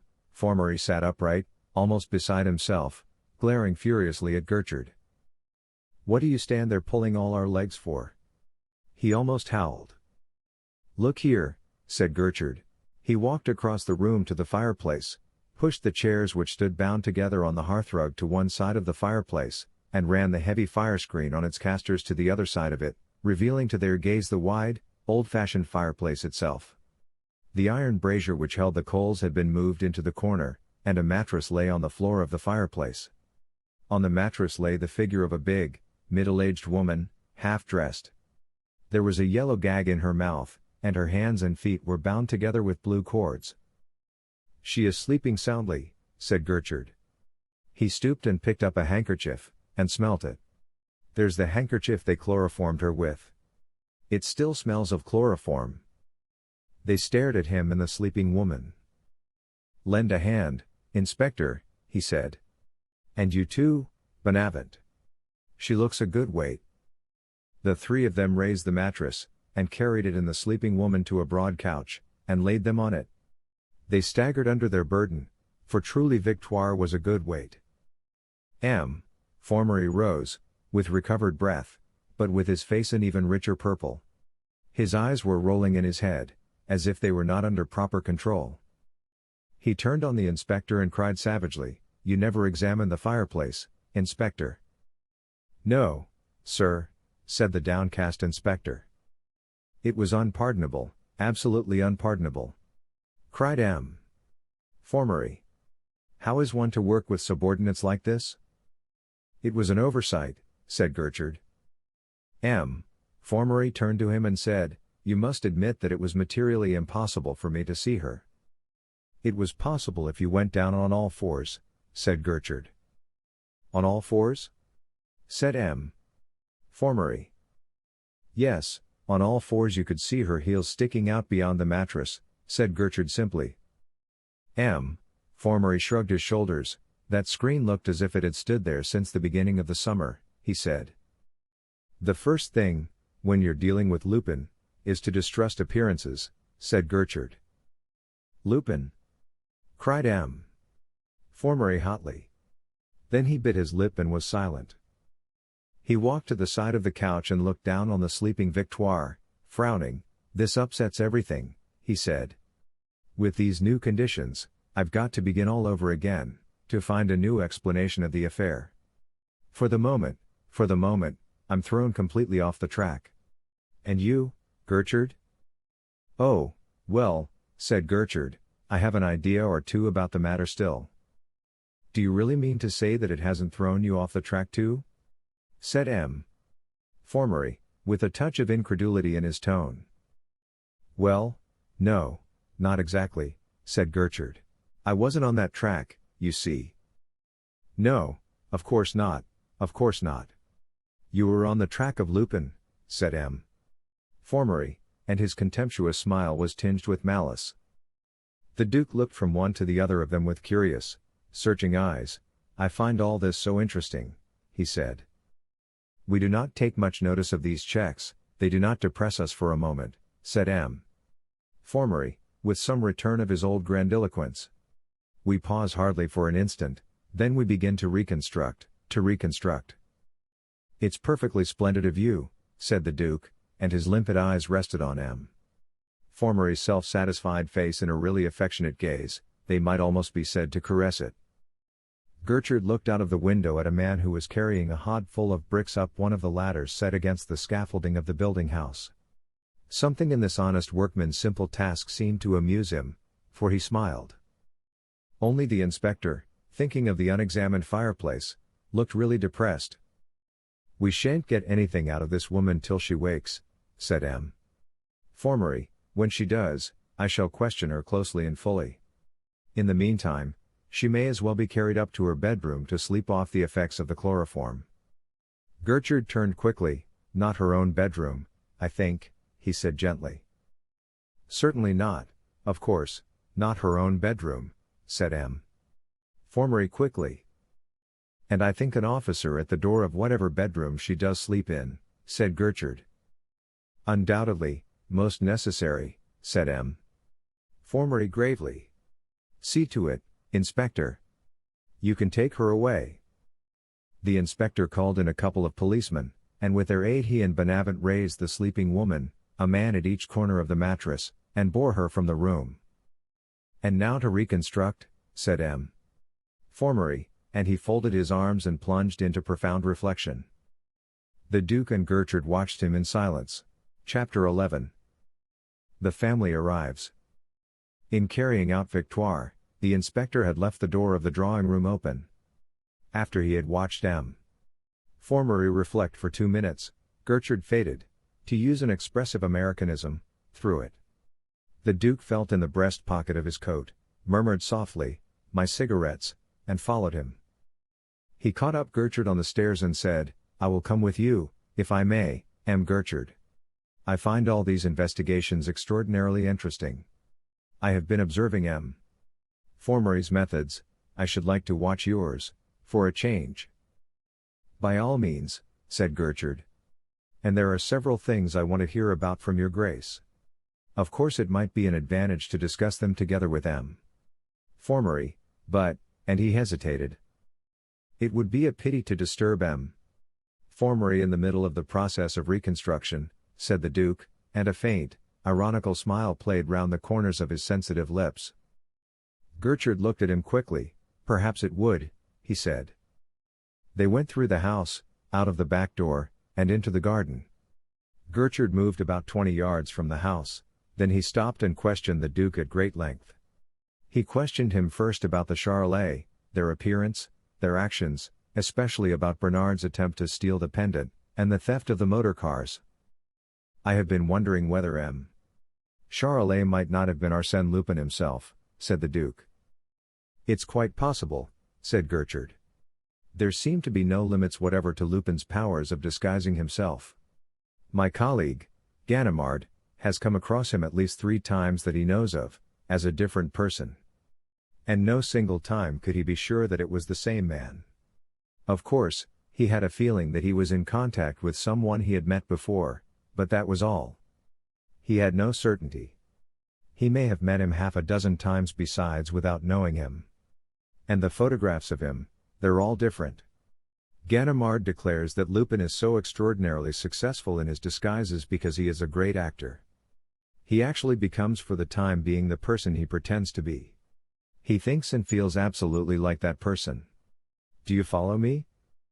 "Oh, yes, but he must be rather fluid, this Lupin," said the Duke, and then he added thoughtfully, "It must be awfully risky to come so often into actual contact with men like Ganimard and you."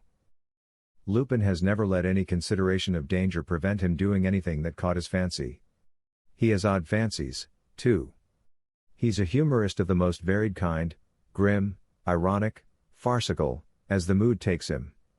"He must be awfully trying to live with," said Gertrude. "Do you think humorists are trying to live with?" said the Duke, in a meditative tone. "I think they brighten life a good deal, but of course there are people who do not like them, the middle classes." Yes, they're all very well in their place, but to live with they must be trying," said Gertrude quickly. He went on to question the Duke closely and at length about the household of Grenade Martin, saying that Arsène Lupin worked with the largest gang a burglar had ever captained, and it was any odds that he had introduced one, if not more, of that gang into it. Moreover, in the case of a big affair like this, Lupin himself often played 2 or 3 parts under as many disguises. If he was Charolais, I don't see how he could be one of Grenade Martin's household, too, said the Duke in some perplexity. "I don't say that he was Charolais," said Gertrude. "It is quite a moot point. On the whole, I'm inclined to think that he was not. The theft of the motor cars was a job for a subordinate.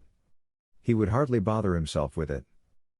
The Duke told him all that he could remember about the Millionaire's servants, and, under the clever questioning of the detective, he was surprised to find how much he did remember, all kinds of odd details about them which he had scarcely been aware of observing. The two of them, as they talked, afforded an interesting contrast, the Duke, with his air of distinction and race, his ironic expression, his mobile features, his clear enunciation and well-modulated voice, his easy carriage of an accomplished fencer, a fencer with muscles of steel, seemed to be a man of another kind from the slow-moving detective, with his husky voice, his common, slurring enunciation, his clumsily molded features, so ill-adapted to the expression of emotion and intelligence. It was a contrast almost between the hawk and the mole, the warrior and the workman. Only in their eyes were they alike, both of them had the keen, alert eyes of observers. Perhaps the most curious thing of all was that, in spite of the fact that he had for so much of his life been an idler, trifling away his time in the pursuit of pleasure, except when he had made his expedition to the South Pole, the Duke gave one the impression of being a cleverer man, of a far finer brain, than the detective who had spent so much of his life sharpening his wits on the more intricate problems of crime. When Gertrude came to the end of his questions, the Duke said, "You have given me a very strong feeling that it is going to be a deuce of a job to catch Lupin. I don't wonder that, so far, you have none of you laid hands on him." "But we have," cried Gertrude quickly. "Twice Ganimard has caught him. Once he had him in prison, and actually brought him to trial. Lupin became another man, and was let go from the very dock." "Really? It sounds absolutely amazing," said the Duke. "And then, in the affair of the Blue Diamond, Ganimard caught him again. He has his weakness, Lupin, it's women. It's a very common weakness in these masters of crime. Ganimard and Holmlock Shears, in that affair, got the better of him by using his love for a woman, the fair-haired lady, she was called, to nab him." "A shabby trick," said the Duke. "Shabby?" said Gertrude in a tone of utter wonder. "How can anything be shabby in the case of a rogue like this?" Perhaps not, still," said the Duke, and stopped. The expression of wonder faded from Gertrude's face, and he went on, "Well, Holmlock Shears recovered the Blue Diamond, and Ganimard nabbed Lupin. He held him for 10 minutes, then Lupin escaped." "What became of the fair-haired lady?" said the Duke. "I don't know. I have heard that she is dead," said Gertrude. "Now I come to think of it, I heard quite definitely that she died." "It must be awful for a woman to love a man like Lupin, the constant, wearing anxiety," said the Duke thoughtfully. "I dare say. Yet he can have his pick of sweethearts. I've been offered thousands of francs by women of your Grace's world and wealthy Viennese, to make them acquainted with Lupin," said Gertrude. "You don't surprise me," said the Duke with his ironic smile. "Women never do stop to think, where one of their heroes is concerned. And did you do it?" "How could I? If I only could. If I could find Lupin entangled with a woman like Ganimard did, well," said Gertrude between his teeth. "He'd never get out of your clutches," said the Duke with conviction. I think not," said Gertrude grimly. "But come, I may as well get on." He walked across the turf to the foot of the ladder and looked at the footprints round it. He made but a cursory examination of them, and took his way down the garden path, out of the door in the wall into the space about the house that was building. He was not long examining it, and he went right through it out into the street on which the house would face when it was finished. He looked up and down it, and began to retrace his footsteps. "I've seen all I want to see out here. We may as well go back to the house," he said to the Duke. "I hope you've seen what you expected to see," said the Duke. "Exactly what I expected to see, exactly," said Gertrude. "That's as it should be," said the Duke. They went back to the house and found M. Formery in the drawing room, still engaged in the process of reconstruction. "The thing to do now is to hunt the neighborhood for witnesses of the departure of the burglars with their booty. Loaded as they were with such bulky objects, they must have had a big conveyance. Somebody must have noticed it. They must have wondered why it was standing in front of a half-built house. Somebody may have actually seen the burglars loading it, though it was so early in the morning. Bonavin had better inquire at every house in the street on which that half-built house faces." "Did you happen to notice the name of it?" said M. Formery. "It's Sureau Street," said Gertrude. "But Doozy has been hunting the neighborhood for someone who saw the burglars loading their conveyance, or saw it waiting to be loaded, for the last hour." "Good," said M. Formery. "We are getting on." M. Formery was silent. Gertrude and the Duke sat down and lighted cigarettes. "You found plenty of traces?" said M. Formery, waving his hand towards the window. "Yes, I've found plenty of traces," said Gertrude. "Of Lupin?" said M. Formery, with a faint sneer. "No, not of Lupin," said Gertrude. A smile of warm satisfaction illumined M. Formery's face. "What did I tell you?" he said. "I'm glad that you've changed your mind about that." "I have hardly changed my mind," said Gertrude, in his husky, gentle voice. There came a loud knocking on the front door, the sound of excited voices on the stairs. The door opened, and in burst M. Gurney Martin. He took one glance round the devastated room, raised his clenched hands towards the ceiling, and bellowed, "The scoundrels! The dirty scoundrels!" And his voice stuck in his throat.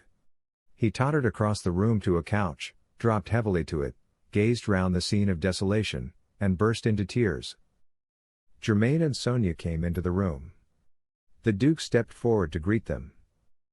"Do stop crying, Papa.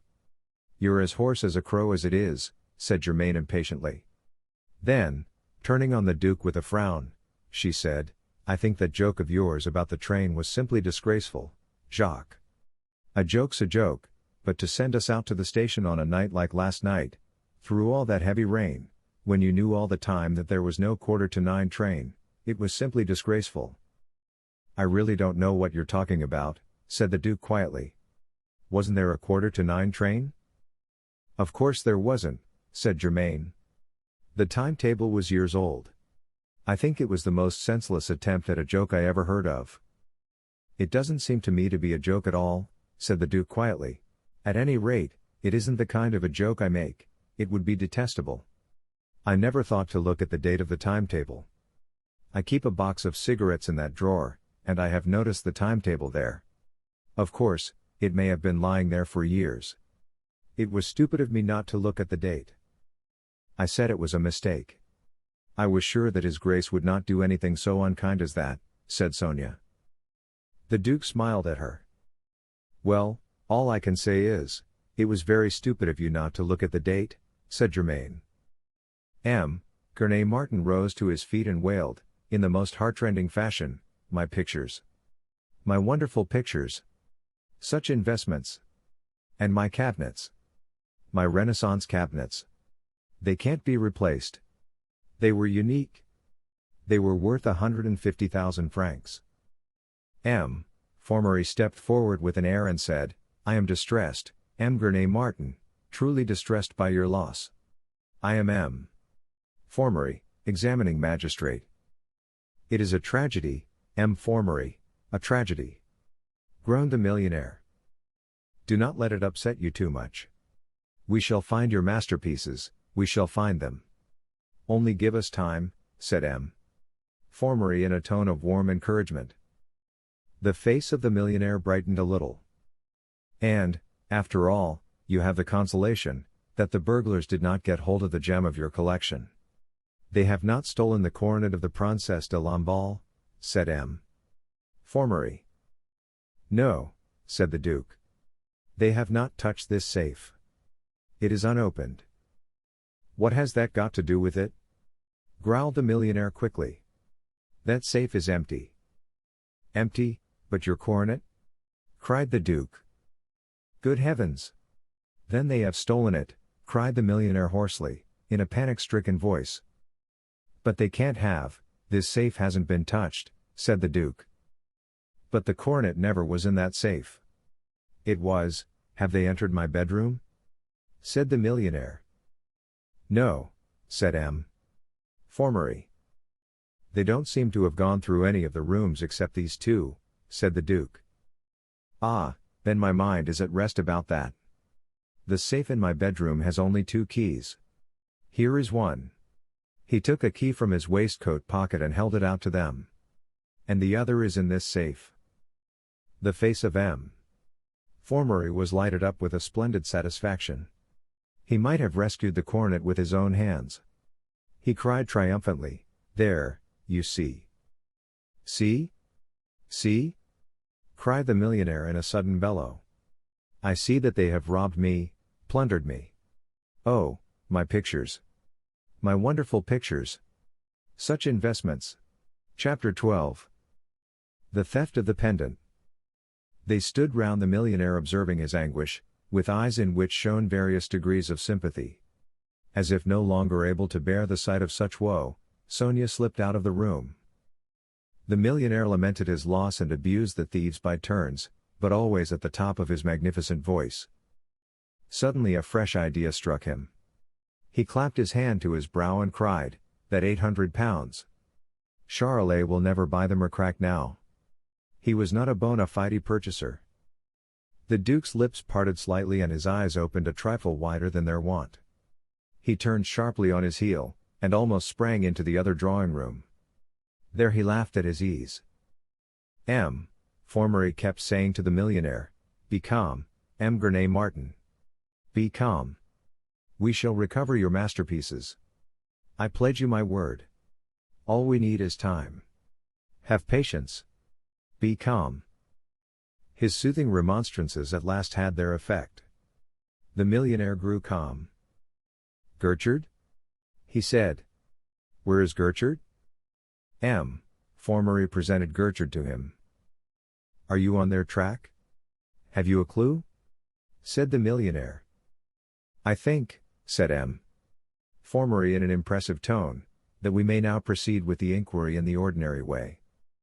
He was a little piqued by the millionaire so readily turning from him to the detective. He went to a writing table, set some sheets of paper before him, and prepared to make notes on the answers to his questions. The Duke came back into the drawing room. The inspector was summoned. M. Gurney Martin sat down on a couch with his hands on his knees and gazed gloomily at Formery. Germaine, who was sitting on a couch near the door, waiting with an air of resignation for her father to cease his lamentations, rose and moved to a chair nearer the writing table. Gertrude kept moving restlessly about the room, but noiselessly. At last he came to a standstill, leaning against the wall behind Formery. Formery went over all the matters about which he had already questioned the Duke. He questioned the millionaire and his daughter about the Charolais, the theft of the motor cars, and the attempted theft of the pendant. He questioned them at less length about the composition of their household, the servants and their characters. He elicited no new fact. He paused, and then he said, carelessly as a mere matter of routine, "I should like to know, M. Gurney Martin, if there has ever been any other robbery committed at your house?" 3 years ago this scoundrel Lupin, the millionaire began violently. Yes, I know all about that earlier burglary. But have you been robbed since?" said Formery, interrupting him. "No, I haven't been robbed since that burglary, but my daughter has," said the millionaire. "Your daughter?" said Formery. "Yes, I have been robbed 2 or 3 times during the last 3 years, said Germaine. "Dear me!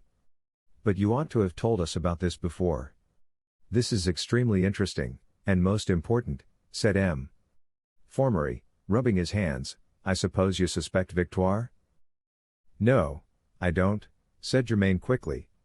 "It couldn't have been Victoire.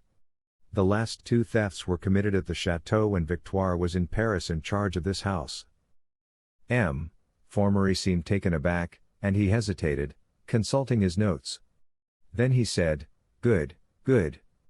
That confirms my hypothesis." "What hypothesis?" said Gurney Martin quickly. Never mind, said Formery solemnly. And, turning to Germaine, he went on, "You say, mademoiselle, that these thefts began about 3 years ago?"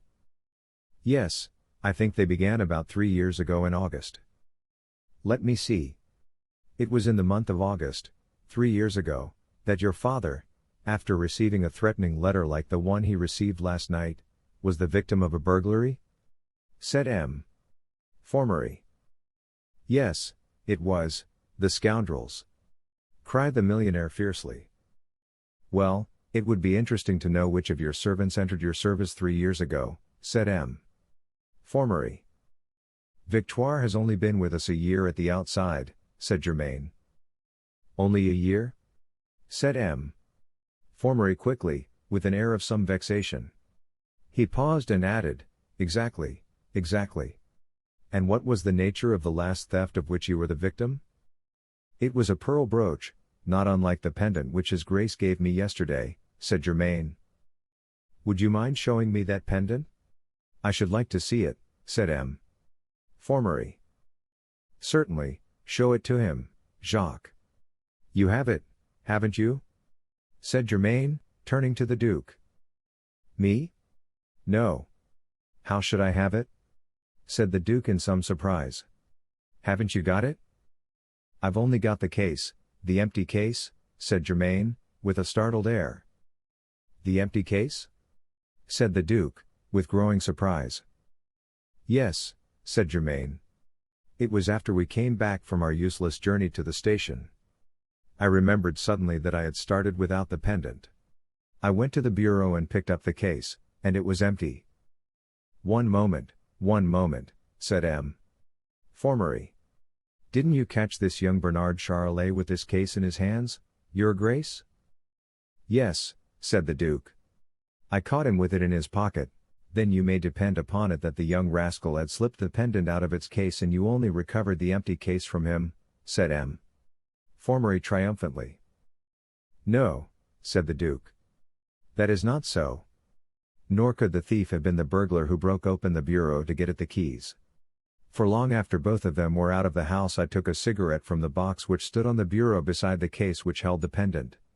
And it occurred to me that the young rascal might have played that very trick on me. I opened the case and the pendant was there. It has been stolen, cried the millionaire. Of course it has been stolen. Oh, no, said the Duke. It hasn't been stolen. Irma, or perhaps Mademoiselle Krichnoff, has brought it to Paris for Germain. Sonia certainly hasn't brought it. It was she who suggested to me that you had seen it lying on the bureau, and slipped it into your pocket, said Germain quickly. Then it must be Irma, said the Duke. We had better send for her and make sure, said M. Formery. Inspector, go and fetch her. The inspector went out of the room and the Duke questioned Germain and her father about the journey, whether it had been very uncomfortable, and if they were very tired by it. He learned that they had been so fortunate as to find sleeping compartments on the train, so that they had suffered as little as might be from their night of travel. M. Formery looked through his notes. Gertrude seemed to be going to sleep where he stood against the wall. The inspector came back with Irma. She wore the frightened, half-defensive, half-defiant air which people of her class wear when confronted by the authorities. Her big, cow's eyes rolled uneasily. Oh, Irma, Germain began. M. Formery cut her short, somewhat brusquely. Excuse me. I am conducting this inquiry, he said. And then, turning to Irma, he added, Now, don't be frightened, Mademoiselle Irma, I want to ask you a question or two. Have you brought up to Paris the pendant which the Duke of Charmarachi gave your mistress yesterday? Me, sir? No, sir. I haven't brought the pendant, said Irma. You're quite sure? Said M. Formery. Yes, sir, I haven't seen the pendant. Didn't Mademoiselle Germain leave it on the bureau? Said Irma. How do you know that? Said M. Formery. I heard Mademoiselle Germain say that it had been on the bureau. I thought that perhaps Mademoiselle Krichnoff had put it in her bag. Why should Mademoiselle Krichnoff put it in her bag? Said the Duke quickly. To bring it up to Paris for Mademoiselle Germain, said Irma. But what made you think that? Said Gertrude, suddenly intervening.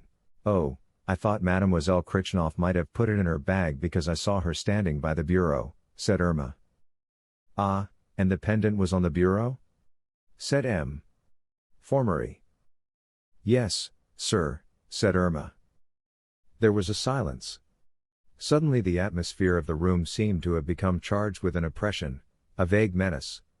Gertrude seemed to have become wide awake again. Germain and the Duke looked at one another uneasily. Have you been long in the service of Mademoiselle Gurney-Martin? Said M. Formery. 6 months, sir, said Irma. Very good, thank you. You can go, said M. Formery. I may want you again presently. Irma went quickly out of the room with an air of relief. M. Formery scribbled a few words on the paper before him and then said, Well, I will proceed to question Mademoiselle Krichnoff. Mademoiselle Krichnoff is quite above suspicion, said the Duke quickly. Oh, yes, quite, said Germain. How long has Mademoiselle Krichnoff been in your service, Mademoiselle? Said Gertrude. Let me think, said Germain, knitting her brow. Can't you remember, said M. Formery. Just about 3 years, said Germain. That's exactly the time at which the thefts began, said M. Formery. Yes, said Germain, reluctantly. Ask Mademoiselle Krichnoff to come here, Inspector, said M. Formery.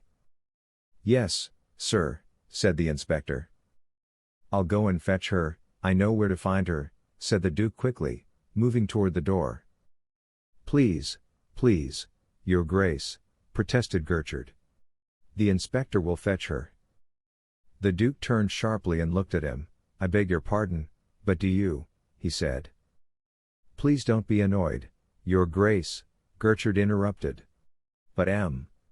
Formery agrees with me. It would be quite irregular. Yes, Your Grace, said M. Formery.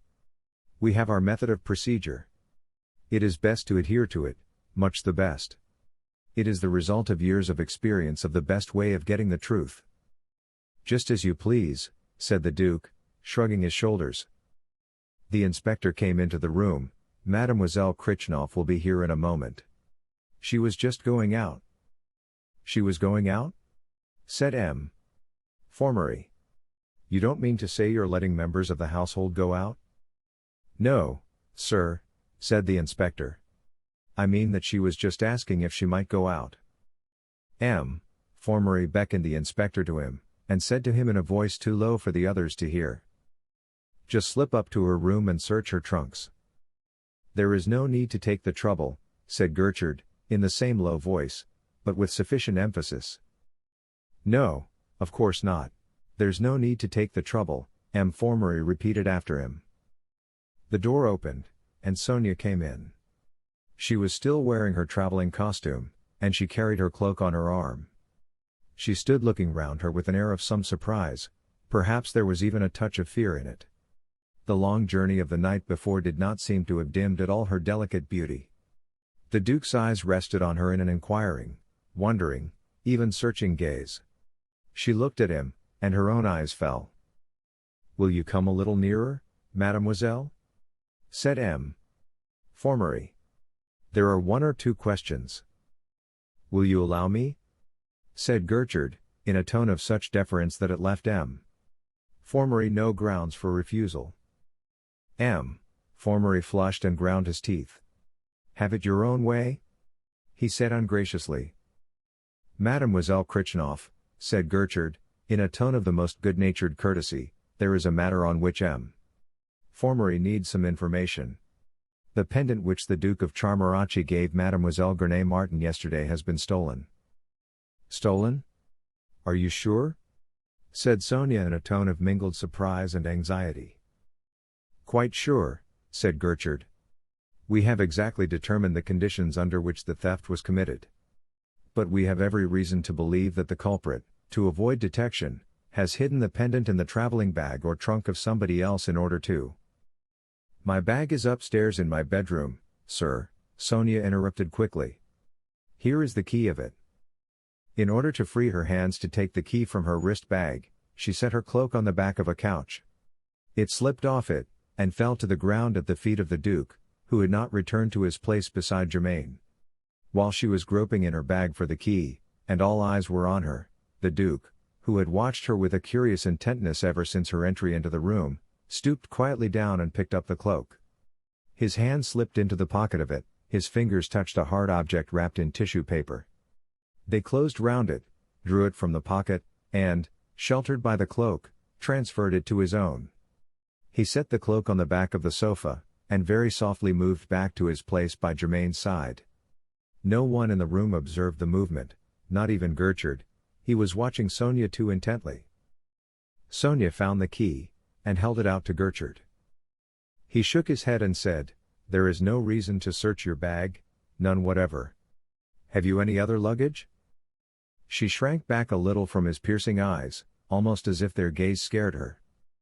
Yes, my trunk, it's upstairs in my bedroom too, open. She spoke in a faltering voice, and her troubled eyes could not meet those of the detective. You were going out, I think, said Gertrude gently. I was asking leave to go out. There is some shopping that must be done, said Sonia. You do not see any reason why Mademoiselle Krichnoff should not go out, M. Formery, do you? Said Gertrude. Oh, no, none whatever, of course she can go out, said M. Formery. Sonia turned round to go. One moment, said Gertrude, coming forward. You've only got that wrist bag with you? Yes, said Sonia. I have my money and my handkerchief in it. And she held it out to him. Gertrude's keen eyes darted into it, and he muttered, no point in looking in that. I don't suppose anyone would have had the audacity, and he stopped. Sonia made a couple of steps toward the door, turned, hesitated, came back to the couch, and picked up her cloak. There was a sudden gleam in Gertrude's eyes, a gleam of understanding, expectation, and triumph. He stepped forward, and holding out his hands, said, Allow me. No, thank you, said Sonia. I'm not going to put it on. No, but it's possible. Someone may have. Have you felt in the pockets of it? That one, now? It seems as if that one. He pointed to the pocket which had held the packet. Sonia started back with an air of utter dismay, her eyes glanced wildly round the room as if seeking an avenue of escape, her fingers closed convulsively on the pocket. But this is abominable, she cried. You look as if... I beg you, mademoiselle, interrupted Gertrude. We are sometimes obliged. Really, Mademoiselle Sonia, broke in the Duke, in a singularly clear and piercing tone, I cannot see why you should object to this mere formality. Oh, but, gasped Sonia, raising her terror-stricken eyes to his. The Duke seemed to hold them with his own, and he said in the same clear, piercing voice, there isn't the slightest reason for you to be frightened. Sonia let go of the cloak, and Gertrude, his face all alight with triumph, plunged his hand into the pocket. He drew it out empty, and stared at it, while his face fell to an utter, amazed blankness. Nothing? Nothing? He muttered under his breath. And he stared at his empty hand as if he could not believe his eyes. By a violent effort he forced an apologetic smile on his face, and said to Sonia, 1,000 apologies, mademoiselle. He handed the cloak to her. Sonia took it and turned to go. She took a step towards the door, and tottered. The Duke sprang forward and caught her as she was falling. Do you feel faint? He said in an anxious voice. Thank you, you just saved me in time, muttered Sonia. I'm really very sorry, said Gertrude. Thank you, it was nothing. I'm all right now, said Sonia, releasing herself from the Duke's supporting arm. She drew herself up, and walked quietly out of the room. Gertrude went back to M. Formery at the writing table. You made a clumsy mistake there, Gertrude, said M. Formery, with a touch of gratified malice in his tone. Gertrude took no notice of it. I want you to give orders that nobody leaves the house without my permission, he said, in a low voice. No one except Mademoiselle Krichnoff, I suppose, said M. Formery, smiling. She less than any one, said Gertrude quickly. I don't understand what you're driving at a bit, said M. Formery. Unless you suppose that Mademoiselle Krichnoff is Lupin in disguise. Gertrude laughed softly. You will have your joke, M. Formery, he said. Well, I'll give the order, said M. Formery, somewhat mollified by the tribute to his humor. He called the inspector to him and whispered a word in his ear. Then he rose and said, I think, gentlemen, we ought to go and examine the bedrooms, and, above all, make sure that the safe in M. Gurney Martin's bedroom has not been tampered with. I was wondering how much longer we were going to waste time here talking about that stupid pendant, grumbled the millionaire, and he rose and led the way. There may also be some jewel cases in the bedrooms, said M. Formery. There are all the wedding presents. They were in charge of Victoire, said Germaine quickly. It would be dreadful if they had been stolen. Some of them are from the first families in France. They would replace them, those paper knives, said the Duke, smiling.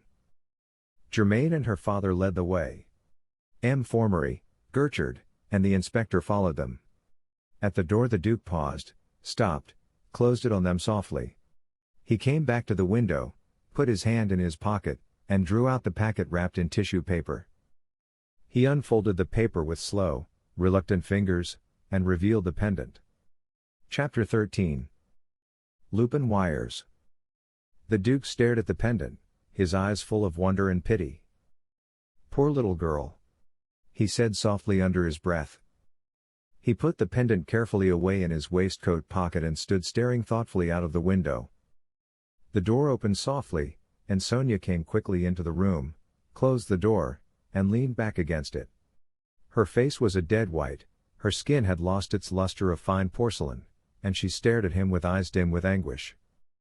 In a hoarse, broken voice, she muttered, "Forgive me. Oh, forgive me." "A thief, you?" said the Duke, in a tone of pitying wonder. Sonia groaned. "You mustn't stop here," said the Duke in an uneasy tone, and he looked uneasily at the door. "Ah, you don't want to speak to me anymore," said Sonia, in a heartrending tone, wringing her hands. "Gertrude is suspicious of everything. It is dangerous for us to be talking here." "I assure you that it's dangerous," said the Duke. "What an opinion must you have of me?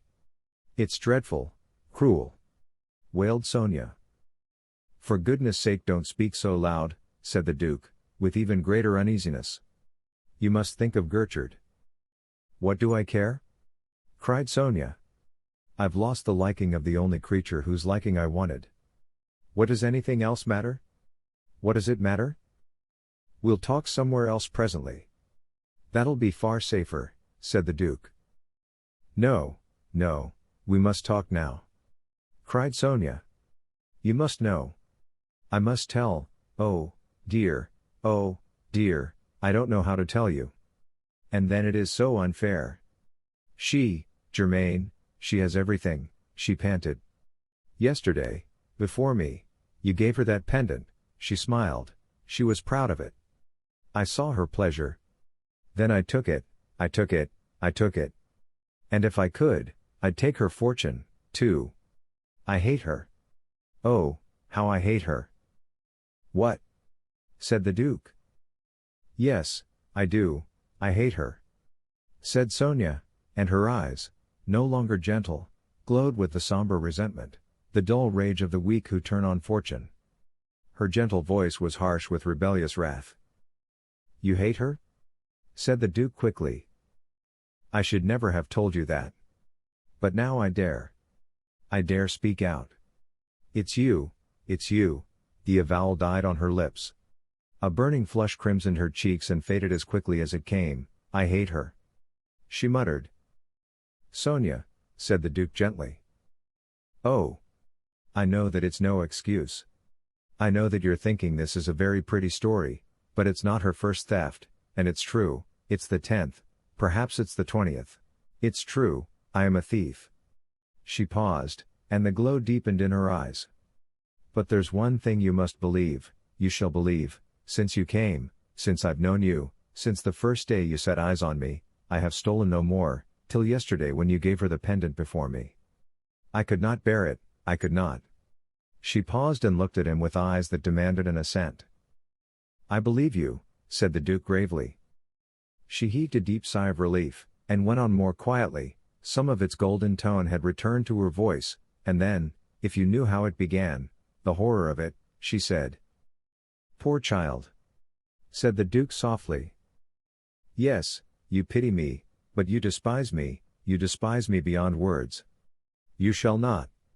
I will not have it," she cried fiercely. "Believe me, no," said the Duke, in a soothing tone. "Listen," said Sonia. "Have you ever been alone in the world? Have you ever been hungry? Think of it, in this big city where I was starving in sight of bread in the shops. One only had to stretch out one's hand to touch it, a penny loaf. Oh, it's commonplace." She broke off, "Quite commonplace." "Go on, tell me," said the Duke curtly. "There was one way I could make money and I would not do it, no, I would not," she went on. But that day I was dying, understand, I was dying. I went to the rooms of a man I knew a little. It was my last resource. At first I was glad. He gave me food and wine, and then, he talked to me, he offered me money. What?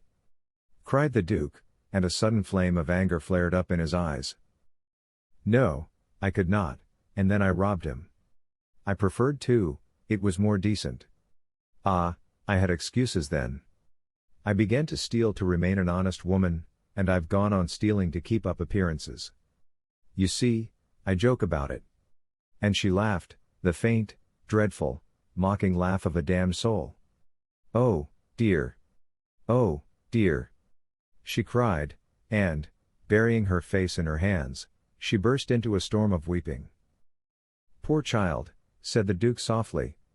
And he stared gloomily on the ground, overcome by this revelation of the tortures of the feeble in the underworld beneath the Paris he knew. Oh, you do pity me, you do understand, and feel, said Sonia, between her sobs. The Duke raised his head and gazed at her with eyes full of an infinite sympathy and compassion. Poor little Sonia, he said gently. I understand. She gazed at him with incredulous eyes, in which joy and despair mingled, struggling. He came slowly towards her, and stopped short. His quick ear had caught the sound of a footstep outside the door. Quick! Dry your eyes. You must look composed. The other room. He cried, in an imperative tone. He caught her hand and drew her swiftly into the further drawing room. With the quickness which came of long practice in hiding her feelings, Sonia composed her face to something of its usual gentle calm. There was even a faint tinge of color in her cheeks, they had lost their dead whiteness. A faint light shone in her eyes, the anguish had cleared from them. They rested on the Duke with a look of ineffable gratitude. She sat down on a couch. The Duke went to the window and lighted a cigarette. They heard the door of the outer drawing room open, and there was a pause. Quick footsteps crossed the room, and Gertrude stood in the doorway. He looked from one to the other with keen and eager eyes. Sonia sat staring rather listlessly at the carpet. The Duke turned, and smiled at him. Well, Gertrude, he said. I hope the burglars have not stolen the coronet. The coronet is safe, your grace, said Gertrude. And the paper knives? Said the Duke. The paper knives? Said Gertrude with an inquiring air. The wedding presents, said the Duke. Yes, your grace, the wedding presents are safe, said Gertrude. I breathe again, said the Duke languidly.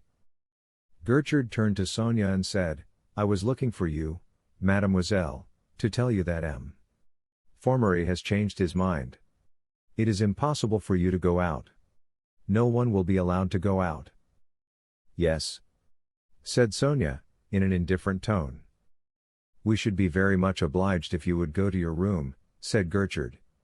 Your meals will be sent up to you. What? Said Sonia, rising quickly, and she looked from Gertrude to the Duke.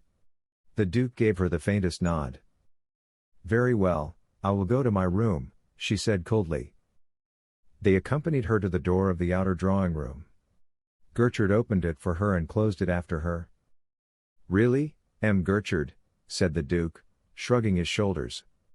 This last measure, a child like that. Really, I'm very sorry, your grace, but it's my trade, or, if you prefer it, my duty.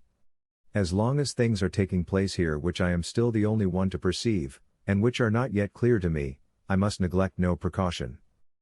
Of course, you know best, said the Duke. But still, a child like that, you're frightening her out of her life. Gertrude shrugged his shoulders, and went quietly out of the room. The Duke sat down in an easy chair, frowning and thoughtful. Suddenly there struck on his ears the sound of a loud roaring and heavy bumping on the stairs, the door flew open, and Gurney Martin stood on the threshold waving a telegram in his hand. Formery and the inspector came hurrying down the stairs behind him, and watched his emotion with astonished and wondering eyes. Here! Bellowed the millionaire. A telegram. A telegram from the scoundrel himself. Listen. Just listen. 1,000 apologies for not having been able to keep my promise about the coronet. Had an appointment at the Acacias. Please have coronet ready in your room tonight. Will come without fail to fetch it, between 11:45 and 12 o'clock. Yours affectionately, Arsène Lupin. There. What do you think of that? If you ask me, I think he's humbug, said the Duke with conviction. Humbug? You always think it's humbug. You thought the letter was humbug, and look what has happened, cried the millionaire. Give me the telegram, please, said M. Formery quickly. The millionaire gave it to him, and he read it through. Find out who brought it, Inspector, he said. The inspector hurried to the top of the staircase and called to the policeman in charge of the front door. He came back to the drawing room and said, It was brought by an ordinary post office messenger, sir. Where is he? Said M. Formery. Why did you let him go? Shall I send for him, sir? Said the inspector. No, it doesn't matter, said M. Formery, and, turning to M. Gurney Martin and the Duke, he said, now we're really going to have trouble with Gertrude. He is going to muddle up everything. This telegram will be the last straw. Nothing will persuade him now that this is not Lupin's work. And just consider, gentlemen, if Lupin had come last night, and if he had really set his heart on the coronet, he would have stolen it then, or at any rate he would have tried to open the safe in M. Gurney Martin's bedroom, in which the coronet actually is, or this safe here. He went to the safe and rapped on the door of it, in which is the second key. That's quite clear, said the inspector. If, then, he did not make the attempt last night, when he had a clear field, when the house was empty, he certainly will not make the attempt now when we are warned, when the police are on the spot, and the house is surrounded. The idea is childish, gentlemen. He leaned against the door of the safe, absolutely childish, but Gertrude is mad on this point, and I foresee that his madness is going to hamper us in the most idiotic way. He suddenly pitched forward into the middle of the room, as the door of the safe opened with a jerk, and Gertrude shot out of it. What the devil? Cried M. Formery, gaping at him. You'd be surprised how clearly you hear everything in these safes. You'd think they were too thick, said Gertrude, in his gentle, husky voice. How on earth did you get into it? Cried M. Formery. Getting in was easy enough. It's the getting out that was awkward. These jokers had fixed up some kind of a spring so that I nearly shot out with the door, said Gertrude, rubbing his elbow. But how did you get into it? How the deuce did you get into it? Cried M. Formery. Through the little cabinet into which that door behind the safe opens. There's no longer any back to the safe, they've cut it clean out of it, a very neat piece of work. Safes like this should always be fixed against a wall, not stuck in front of a door. The backs of them are always the weak point. And the key? The key of the safe upstairs, in my bedroom, where the coronet is the key there. Cried M. Gurney Martin. Gertrude went back into the empty safe, and groped about in it. He came out smiling. Well, have you found the key? Cried the millionaire. No. I haven't, but I've found something better, said Gertrude. What is it? Said M. Formery sharply. I'll give you 100 guesses, said Gertrude with a tantalizing smile. What is it? Said M. Formery. A little present for you, said Gertrude. What do you mean? Cried M. Formery angrily. Gertrude held up a card between his thumb and forefinger and said quietly. The card of Arsène Lupin. Chapter 14. Gertrude picks up the true scent. The millionaire gazed at the card with stupefied eyes, the inspector gazed at it with extreme intelligence, the Duke gazed at it with interest, and M. Formery gazed at it with extreme disgust. It's part of the same ruse, it was put there to throw us off the scent. It proves nothing, absolutely nothing, he said scornfully. No, it proves nothing at all, said Gertrude quietly. The telegram is the important thing. This telegram? Said M. Gurney Martin feverishly. It concerns the coronet. Is it going to be disregarded? Oh, no, no, said M. Formery in a soothing tone. It will be taken into account. It will certainly be taken into account. M. Gurney Martin's butler appeared in the doorway of the drawing room. If you please, sir, lunch is served, he said. At the tidings some of his weight of woe appeared to be lifted from the head of the millionaire. Good, he said, good. Gentlemen, you will lunch with me, I hope. Thank you, said M. Formery. There is nothing else for us to do, at any rate at present, and in the house. I am not quite satisfied about Mademoiselle Krichnoff, at least Gertrude is not. I propose to question her again, about those earlier thefts. I'm sure there's nothing in that, said the Duke quickly. No, no, I don't think there is, said M. Formery. But still one never knows from what quarter light may come in an affair like this. Accident often gives us our best clues. It seems rather a shame to frighten her, she's such a child, said the Duke. Oh, I shall be gentle, Your Grace, as gentle as possible, that is. But I look to get more from the examination of Victoire. She was on the scene. She has actually seen the rogues at work, but till she recovers there is nothing more to be done, except to wait the discoveries of the detectives who are working outside, and they will report here. So in the meantime we shall be charmed to lunch with you, M. Gurney Martin. They went downstairs to the dining room and found an elaborate and luxurious lunch, worthy of the hospitality of a millionaire, awaiting them. The skill of the cook seemed to have been quite unaffected by the losses of his master. M. Formery, an ardent lover of good things, enjoyed himself immensely. He was in the highest spirits. Germaine, a little upset by the night journey, was rather querulous. Her father was plunged in a gloom which lifted for but a brief space at the appearance of a fresh delicacy. Gertrude ate and drank seriously, answering the questions of the Duke in a somewhat absent-minded fashion.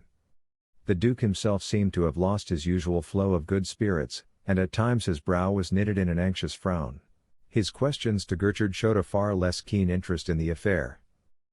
To him the lunch seemed very long and very tedious, but at last it came to an end. M. Gurney Martin seemed to have been much cheered by the wine he had drunk. He was almost hopeful. M. Formery, who had not by any means trifled with the champagne, was raised to the very height of sanguine certainty. Their coffee and liqueurs were served in the smoking room. Gertrude lighted a cigar, refused a liqueur, drank his coffee quickly, and slipped out of the room. The Duke followed him, and in the hall said, I will continue to watch you unravel the threads of this mystery, if I may, M. Gertrude. Good Republican as Gertrude was, he could not help feeling flattered by the interest of a Duke, and the excellent lunch he had eaten disposed him to feel the honor even more deeply. I shall be charmed, he said. To tell the truth, I find the company of your Grace really quite stimulating. It must be because I find it all so extremely interesting, said the Duke. They went up to the drawing room and found the red-faced young policeman seated on a chair by the door eating a lunch, which had been sent up to him from the millionaire's kitchen, with a very hearty appetite. They went into the drawing room. Gertrude shut the door and turned the key. Now, he said, I think that M. Formery will give me half an hour to myself. His cigar ought to last him at least half an hour. In that time I shall know what the burglars really did with their plunder, at least I shall know for certain how they got it out of the house. Please explain, said the Duke. I thought we knew how they got it out of the house. And he waved his hand towards the window. Oh, that's childish, said Gertrude contemptuously. Those are traces for an examining magistrate. The ladder, the table on the windowsill, they lead nowhere. The only people who came up that ladder were the two men who brought it from the scaffolding. You can see their footsteps. Nobody went down it at all. It was mere waste of time to bother with those traces. But the footprint under the book? Said the Duke. Oh, that, said Gertrude. One of the burglars sat on the couch there, rubbed plaster on the sole of his boot, and set his foot down on the carpet. Then he dusted the rest of the plaster off his boot and put the book on the top of the footprint. Now, how do you know that? said the astonished Duke. It's as plain as a pikestaff, said Gertrude. There must have been several burglars to move such pieces of furniture. If the soles of all of them had been covered with plaster, all the sweeping in the world would not have cleared the carpet of the tiny fragments of it. I've been over the carpet between the footprint and the window with a magnifying glass. There are no fragments of plaster on it. We dismiss the footprint. It is a mere blind, and a very fair blind too, for an examining magistrate. I understand, said the Duke. That narrows the problem, the quite simple problem: how was the furniture taken out of the room? It did not go through that window down the ladder. Again, it was not taken down the stairs, and out of the front door, or the back. If it had been, the concierge and his wife would have heard the noise. Besides that, it would have been carried down into a main street, in which there are people at all hours. Somebody would have been sure to tell a policeman that this house was being emptied. Moreover, the police were continually patrolling the main streets, and, quickly as a man like Lupin would do the job, he could not do it so quickly that a policeman would not have seen it. No, the furniture was not taken down the stairs or out of the front door. That narrows the problem still more. In fact, there is only one mode of egress left. The chimney! Cried the Duke. You've hit it, said Gertrude, with a husky laugh. By that well-known logical process, the process of elimination, we've excluded all methods of egress except the chimney. He paused, frowning, in some perplexity, and then he said uneasily, what I don't like about it is that Victoire was set in the fireplace. I asked myself at once what was she doing there. It was unnecessary that she should be drugged and set in the fireplace, quite unnecessary. It might have been to put off an examining magistrate, said the Duke. Having found Victoire in the fireplace, M. Formery did not look for anything else. Yes, it might have been that, said Gertrude slowly. On the other hand, she might have been put there to make sure that I did not miss the road the burglars took. That's the worst of having to do with Lupin. He knows me to the bottom of my mind. He has something up his sleeve, some surprise for me. Even now, I'm nowhere near the bottom of the mystery. But come along, we'll take the road the burglars took. The inspector has put my lantern ready for me. As he spoke, he went to the fireplace, picked up a lantern which had been set on the top of the iron fire basket, and lighted it. The Duke stepped into the great fireplace beside him. It was 4 feet deep, and between 8 and 9 feet broad. Gertrude threw the light from the lantern onto the back wall of it. 6 feet from the floor the soot from the fire stopped abruptly, and there was a dappled patch of bricks, half of them clean and red, half of them blackened by soot, 5 feet broad, and 4 feet high. The opening is higher up than I thought, said Gertrude. I must get a pair of steps. He went to the door of the drawing room and bade the young policeman fetch him a pair of steps. They were brought quickly. He took them from the policeman, shut the door, and locked it again. He set the steps in the fireplace and mounted them. Be careful, he said to the Duke, who had followed him into the fireplace, and stood at the foot of the steps. Some of these bricks may drop inside, and they'll sting you up if they fall on your toes. The Duke stepped back out of reach of any bricks that might fall.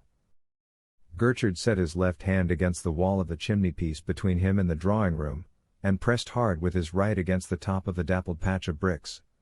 At the first push, half a dozen of them fell with a bang onto the floor of the next house.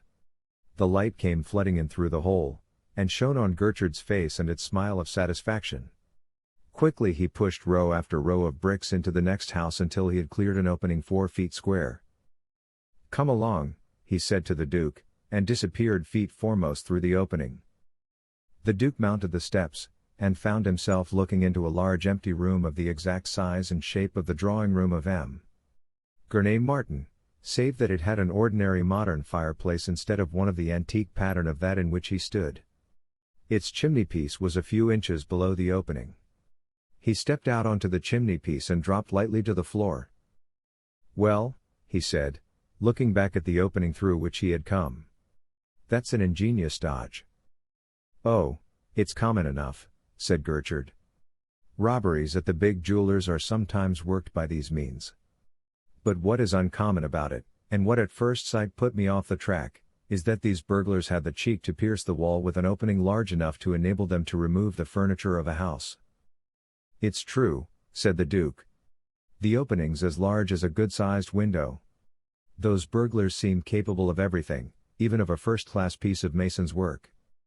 Oh, this has all been prepared a long while ago. But now I'm really on their track. And after all, I haven't really lost any time. Doozy wasted no time in making inquiries in Sorrow Street, he's been working all this side of the house.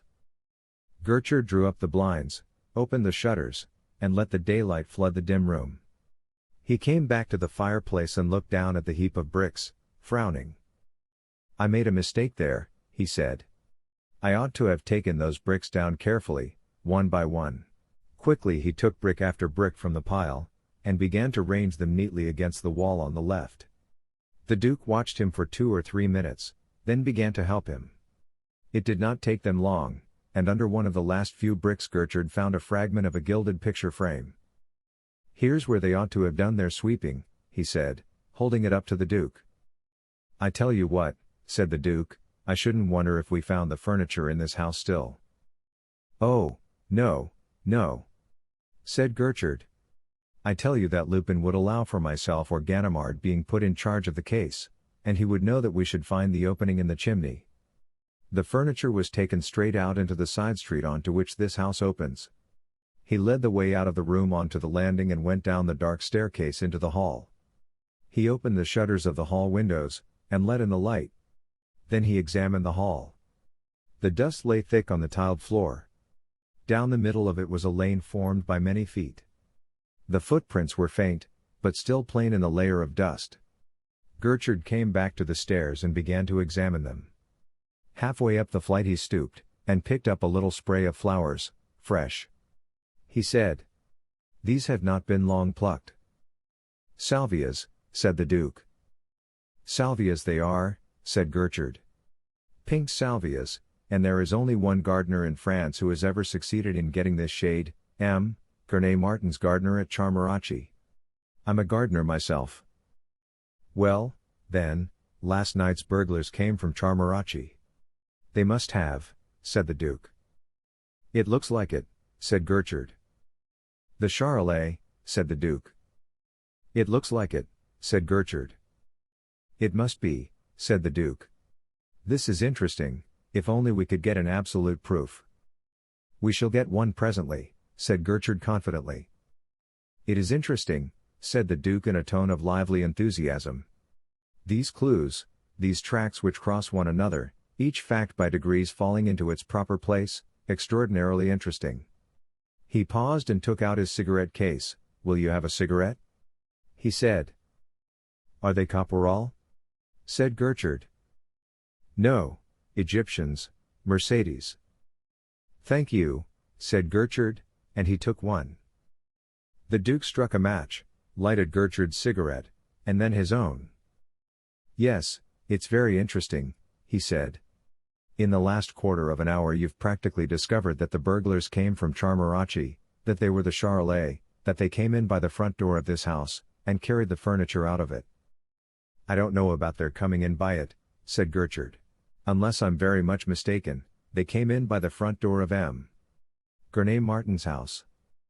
"Of course," said the Duke. "I was forgetting. They brought the keys from Charmarachi." "Yes, but who drew the bolts for them?" said Gertrude.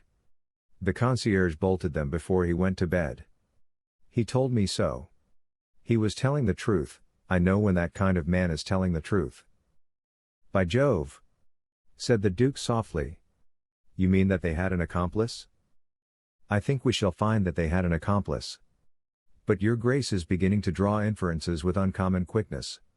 I believe that you would make a first-class detective yourself, with practice, of course, with practice."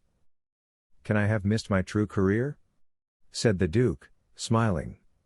"It's certainly a very interesting game." "Well, I'm not going to search this barracks myself," said Gertrude. "I'll send in a couple of men to do it, but I'll just take a look at the steps myself." So saying, he opened the front door and went out and examined the steps carefully. "We shall have to go back the way we came," he said, when he had finished his examination. "The drawing-room door is locked. We ought to find M. Formery hammering on it." And he smiled as if he found the thought pleasing. They went back up the stairs, through the opening, into the drawing-room of M. Gurney Martin's house. Sure enough, from the other side of the locked door came the excited voice of M. Formery, crying, "Gertrude! Gertrude! What are you doing? Let me in. Why don't you let me in?" Gertrude unlocked the door, and in bounced M. Formery, very excited, very red in the face. "Hang it all, Gertrude! What on earth have you been doing?" he cried. "Why didn't you open the door when I knocked?" "I didn't hear you," said Gertrude. "I wasn't in the room." "Then where on earth have you been?" cried M. Formery. Gertrude looked at him with a faint, ironical smile, and said in his gentle voice, "I was following the real track of the burglars." Chapter 15. The examination of Sonia. M. Formery gasped, "The real track?" He muttered. "Let me show you," said Gertrude. And he led him to the fireplace, and showed him the opening between the two houses. "I must go into this myself," cried M. Formery in wild excitement. Without more ado he began to mount the steps. Gertrude followed him. The Duke saw their heels disappear up the steps. Then he came out of the drawing-room and inquired for M. Gurney Martin. He was told that the millionaire was up in his bedroom, and he went upstairs, and knocked at the door of it. M. Gurney Martin bade him enter in a very faint voice, and the Duke found him lying on the bed. He was looking depressed, even exhausted, the shadow of the blusterous Gurney Martin of the day before. The rich rosiness of his cheeks had faded to a moderate rose pink. "That telegram," moaned the millionaire. "It was the last straw. It has overwhelmed me. The coronet is lost." "What, already?" said the Duke, in a tone of the liveliest surprise. "No, no, it's still in the safe," said the millionaire. "But it's as good as lost. Before midnight it will be lost. That fiend will get it." "If it's in this safe now, it won't be lost before midnight," said the Duke. "But are you sure it's there now?"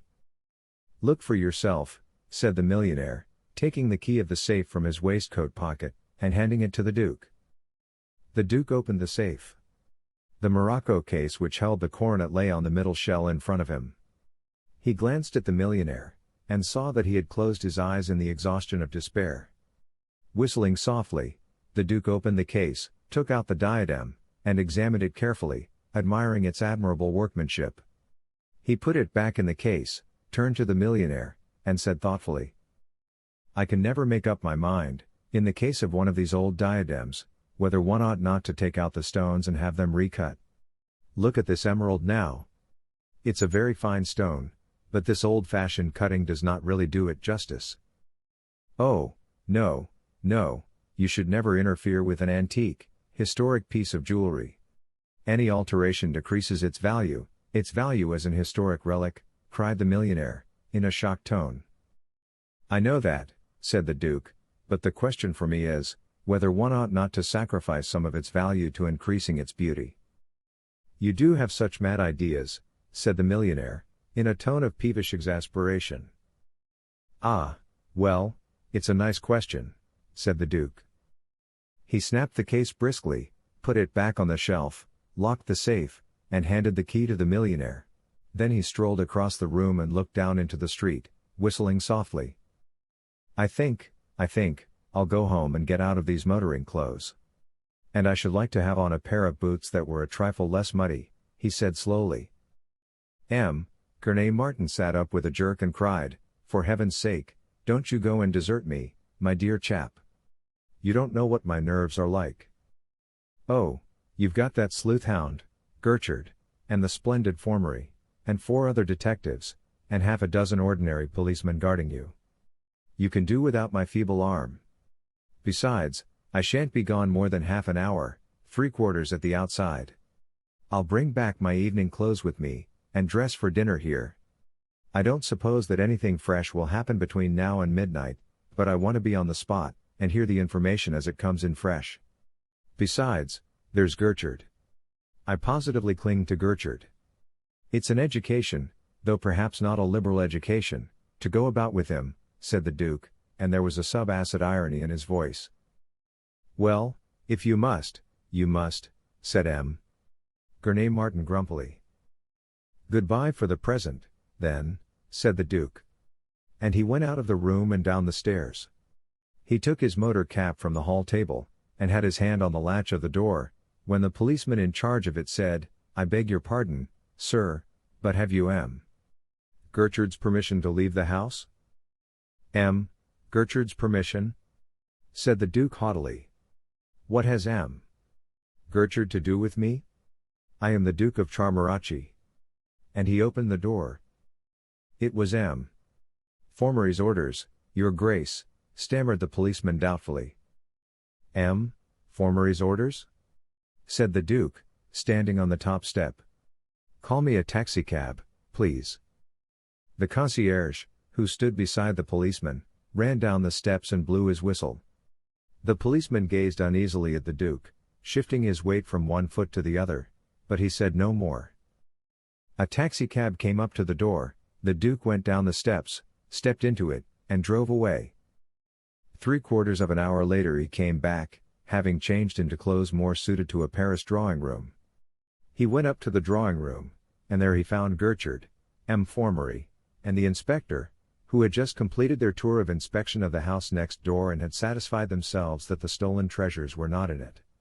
The inspector and his men had searched it thoroughly just to make sure, but, as Gertrude had foretold, the burglars had not taken the chance of the failure of the police to discover the opening between the two houses. M. Formery told the Duke about their tour of inspection at length. Gertrude went to the telephone and told the exchange to put him through to Charmarachi. He was informed that the trunk line was very busy and that he might have to wait half an hour. The Duke inquired if any trace of the burglars, after they had left with their booty, had yet been found. M. Formery told him that, so far, the detectives had failed to find a single trace. Gertrude said that he had 3 men at work on the search, and that he was hopeful of getting some news before long. The layman is impatient in these matters, said M. Formery, with an indulgent smile. But we have learnt to be patient, after long experience. He proceeded to discuss with Gertrude the new theories with which the discovery of the afternoon had filled his mind. None of them struck the Duke as being of great value, and he listened to them with a somewhat absent-minded air. The coming examination of Sonia weighed heavily on his spirit. Gertrude answered only in monosyllables to the questions and suggestions thrown out by M. Formery. It seemed to the Duke that he paid very little attention to him, that his mind was still working hard on the solution of the mystery, seeking the missing facts which would bring him to the bottom of it. In the middle of one of M. Formery's more elaborate dissertations the telephone bell rang. Gertrude rose hastily and went to it. They heard him say, "Is that Charmarachi? I want the gardener." "Out? When will he be back?" "Tell him to ring me up at M. Gurney Martin's house in Paris the moment he gets back. Detective Inspector Gertrude, Detective Inspector." He turned to them with a frown, and said, "Of course, since I want him, the confounded gardener has gone out for the day. Still, it's of very little importance, a mere corroboration I wanted." And he went back to his seat and lighted another cigarette. M. Formery continued his dissertation. Presently Gertrude said, "You might go and see how Victoire is, Inspector, whether she shows any signs of waking." "What did the doctor say?" "The doctor said that she would not really be sensible and have her full wits about her much before 10 o'clock tonight," said the inspector, "but he went to examine her present condition." M.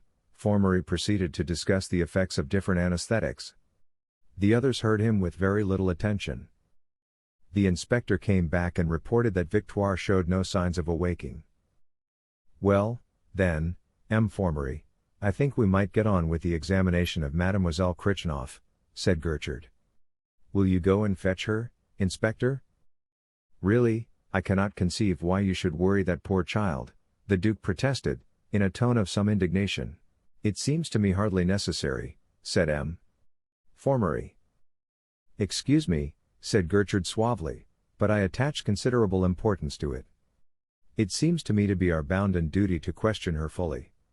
One never knows from what quarter light may come. Oh, well, since you make such a point of it, said M. Formery. Inspector, ask Mademoiselle Krichnoff to come here. Fetch her. The inspector left the room.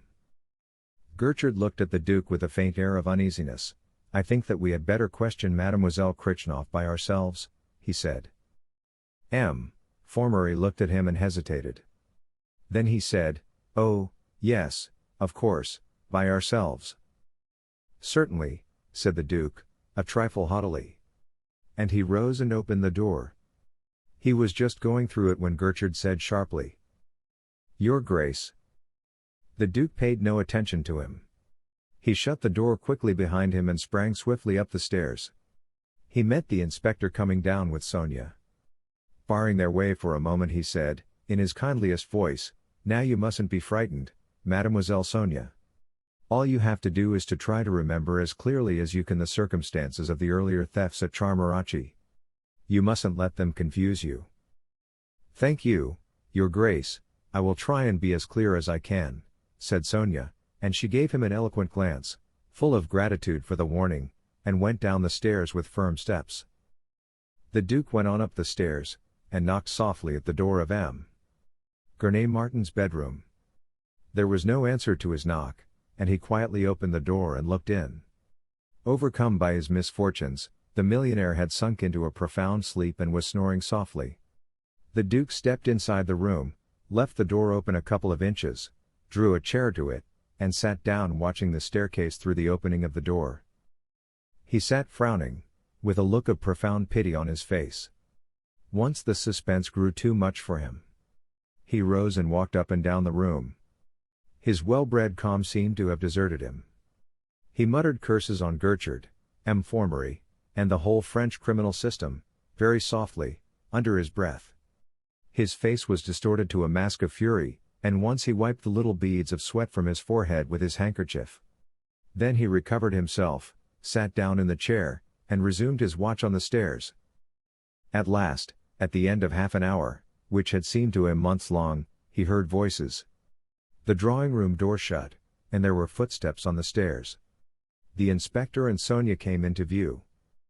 He waited till they were at the top of the stairs, then he came out of the room, with his most careless air, and said, Well, Mademoiselle Sonia, I hope you did not find it so very dreadful, after all. She was very pale, and there were undried tears on her cheeks. It was horrible, she said faintly. Horrible. M. Formery was all right, he believed me, but that horrible detective would not believe a word I said. He confused me. I hardly knew what I was saying. The Duke ground his teeth softly. Never mind, it's over now. You had better lie down and rest. I will tell one of the servants to bring you up a glass of wine. He walked with her to the door of her room, and said, Try to sleep, sleep away the unpleasant memory. She went into her room, and the Duke went downstairs and told the butler to take a glass of champagne up to her. Then he went upstairs to the drawing-room. M. Formery was at the table writing. Gertrude stood beside him. He handed what he had written to Gertrude, and, with a smile of satisfaction, Gertrude folded the paper and put it in his pocket. Well, M. Formery, did Mademoiselle Krichnoff throw any fresh light on this mystery? Said the Duke, in a tone of faint contempt. No, in fact she convinced me that she knew nothing whatever about it. M. Gertrude seems to entertain a different opinion. But I think that even he is convinced that Mademoiselle Krichnoff is not a friend of Arsène Lupin. Oh, well, perhaps she isn't. But there's no telling, said Gertrude slowly. Arsène Lupin? Cried the Duke. Surely you never thought that Mademoiselle Krichnoff had anything to do with Arsène Lupin? I never thought so, said M. Formery. But when one has a fixed idea, well, one has a fixed idea. He shrugged his shoulders, and looked at Gertrude with contemptuous eyes. The Duke laughed, an unaffected ringing laugh, but not a pleasant one, It's absurd!" he cried. "There are always those thefts," said Gertrude, with a nettled air. "You have nothing to go upon," said M. Formery. "What if she did enter the service of Mademoiselle Gurney-Martin just before the thefts began? Besides, after this lapse of time, if she had committed the thefts, you'd find it a job to bring them home to her. It's not a job worth your doing, anyhow. It's a job for an ordinary detective, Gertrude." "There's always the pendant," said Gertrude. "I am convinced that that pendant is in the house." "Oh, that stupid pendant. I wish I'd never given it to Mademoiselle Gurney-Martin," said the Duke lightly. "I have a feeling that if I could lay my hand on that pendant, if I could find who has it, I should have the key to this mystery." "The devil you would," said the Duke softly. "That is odd. It is the oddest thing about this business I've heard yet." I have that feeling," said Gertrude quietly. The Duke smiled. Chapter 16. Victoire's Slip. They were silent. The Duke walked to the fireplace, stepped into it, and studied the opening. He came out again and said, "Oh, by the way, M. Formery, the policeman at the front door wanted to stop me going out of the house when I went home to change. I take it that M. Gertrude's prohibition does not apply to me?" Of course not, Your Grace," said M. Formery quickly. "I saw that you had changed your clothes, Your Grace," said Gertrude. "I thought that you had done it here." "No," said the Duke, "I went home." The policeman protested, but he went no further, so I did not throw him into the middle of the street. "Whatever our station, we should respect the law," said M. Formery solemnly. "The Republican law, M. Formery?" "I am a royalist," said the Duke, smiling at him. M. Formery shook his head sadly. "I was wondering," said the Duke, "about M. Gertrude's theory that the burglars were let in the front door of this house by an accomplice. Why, when they had this beautiful large opening, did they want a front door, too?" "I did not know that that was Gertrude's theory," said M. Formery, a trifle contemptuously. "Of course they had no need to use the front door." "Perhaps they had no need to use the front door," said Gertrude, "but, after all, the front door was unbolted, and they did not draw the bolts to put us off the scent. Their false scent was already prepared." He waved his hand towards the window. "Moreover, you must bear in mind that that opening might not have been made when they entered the house. Suppose that, while they were on the other side of the wall, a brick had fallen on to the hearth, and alarmed the concierge. We don't know how skillful they are, they might not have cared to risk it. I'm inclined to think, on the whole, that they did come in through the front door." M. Formery sniffed contemptuously. "Perhaps you're right," said the Duke. "But the accomplice?" "I think we shall know more about the accomplice when Victoire awakes," said Gertrude. "The family have such confidence in Victoire," said the Duke. "Perhaps Lupin has, too," said Gertrude grimly. "Always Lupin," said M. Formery contemptuously. There came a knock at the door, and a footman appeared on the threshold. He informed the Duke that Germaine had returned from her shopping expedition, and was awaiting him in her boudoir. He went to her, and tried to persuade her to put in a word for Sonia, and endeavor to soften Gertrude's rigor. She refused to do anything of the kind, declaring that, in view of the value of the stolen property, no stone must be left unturned to recover it. The police knew what they were doing, they must have a free hand. The Duke did not press her with any great vigor. He realized the futility of an appeal to a nature so shallow, so self-centered, and so lacking in sympathy. He took his revenge by teasing her about the wedding presents which were still flowing in. Her father's business friends were still striving to outdo one another in the costliness of the jewelry they were giving her. The great houses of the Faubourg Saint-Germain were still refraining firmly from anything that savored of extravagance or ostentation. While he was with her, the 11th paperknife came, from his mother's friend, the Duchess of Villègle's. The Duke was overwhelmed with joy at the sight of it, and his delighted comments drove Germaine to the last extremity of exasperation. The result was that she begged him, with petulant asperity, to get out of her sight. He complied with her request, almost with alacrity, and returned to M. Formery and Gertrude. He found them at a standstill, waiting for reports from the detectives who were hunting outside the house for information about the movements of the burglars with the stolen booty, and apparently finding none. The police were also hunting for the stolen motorcars, not only in Paris and its environs, but also all along the road between Paris and Charmarachi. At about 5 o'clock Gertrude grew tired of the inaction, and went out himself to assist his subordinates, leaving M. Formery in charge of the house itself. He promised to be back by 7:30, to let the examining magistrate, who had an engagement for the evening, get away. The Duke spent his time between the drawing room, where M. Formery entertained him with anecdotes of his professional skill, and the boudoir, where Germaine was entertaining envious young friends who came to see her wedding presents. The friends of Germaine were always a little ill at ease in the society of the Duke, belonging as they did to that wealthy middle class which has made France what she is. His indifference to the doings of the old friends of his family saddened them, and they were unable to understand his airy and persistent trifling. It seemed to them a discord in the cosmic tune. The afternoon wore away, and at 7:30 Gertrude had not returned. M. Formery waited for him, fuming, for 10 minutes, then left the house in charge of the inspector, and went off to his engagement. M. Gurney Martin was entertaining 2 financiers and their wives, 2 of their daughters, and 2 friends of the Duke, the Baron de Vernon and the Comte de Vauvenus, at dinner that night. Thanks to the Duke, the party was of a liveliness to which the gorgeous dining room had been very little used since it had been so fortunate as to become the property of M. Gurney Martin. The millionaire had been looking forward to an evening of luxurious woe, deploring the loss of his treasures, giving their prices, to his sympathetic friends. The Duke had other views, and they prevailed. After dinner the guests went to the smoking room, since the drawing rooms were in possession of Gertrude. Soon after 10 the Duke slipped away from them, and went to the detective. Gertrude's was not a face at any time full of expression, and all that the Duke saw on it was a subdued dullness. "Well, M. Gertrude," he said cheerfully, "what luck? Have any of your men come across any traces of the passage of the burglars with their booty?" "No, your Grace, so far, all the luck has been with the burglars.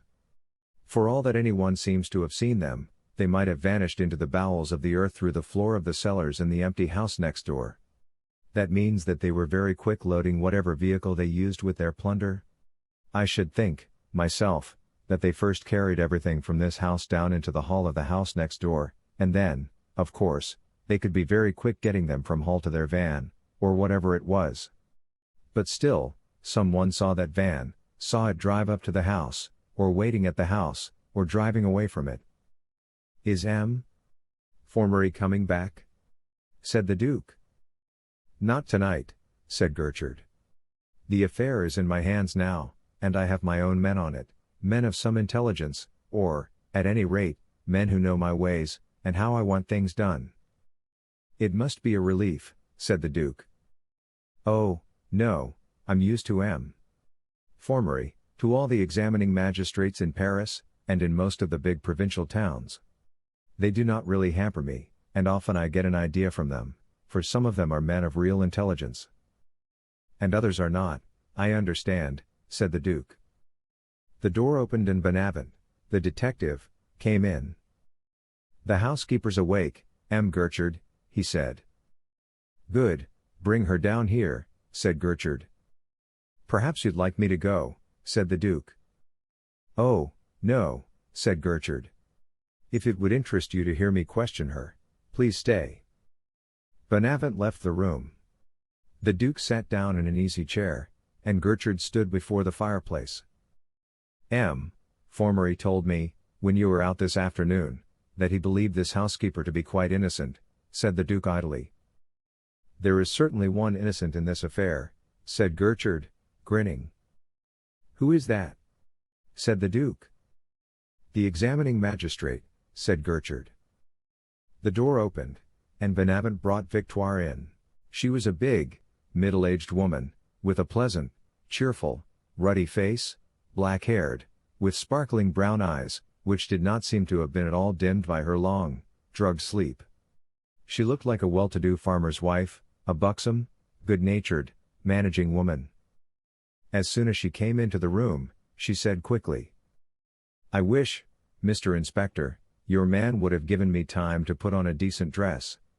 I must have been sleeping in this one ever since those rascals tied me up and put that smelly handkerchief over my face. I never saw such a nasty-looking crew as they were in my life." "How many were there, Madame Victoire?" said Gertrude. "Dozens. The house was just swarming with them.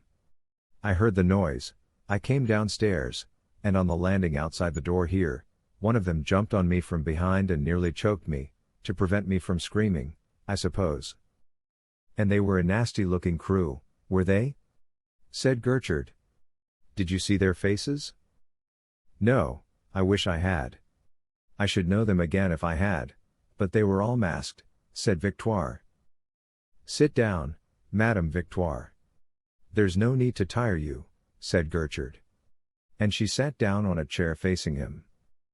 "Let's see, you sleep in one of the top rooms, Madame Victoire. It has a dormer window, set in the roof, hasn't it?" said Gertrude, in the same polite, pleasant voice. "Yes, yes. But what has that got to do with it?" said Victoire. "Please answer my questions," said Gertrude sharply. "You went to sleep in your room. Did you hear any noise on the roof?" "On the roof? How should I hear it on the roof? There wouldn't be any noise on the roof," said Victoire. "You heard nothing on the roof?" said Gertrude. "No, the noise I heard was down here," said Victoire. "Yes, and you came down to see what was making it. And you were seized from behind on the landing, and brought in here," said Gertrude. "Yes, that's right," said Madame Victoire. "And were you tied up and gagged on the landing, or in here?" said Gertrude. "Oh, I was caught on the landing, and pushed in here, and then tied up," said Victoire. "I'm sure that wasn't one man's job," said Gertrude, looking at her vigorous figure with admiring eyes. "You may be sure of that," said Victoire. "It took 4 of them, and at least 2 of them have some nice bruises on their shins to show for it." "I'm sure they have.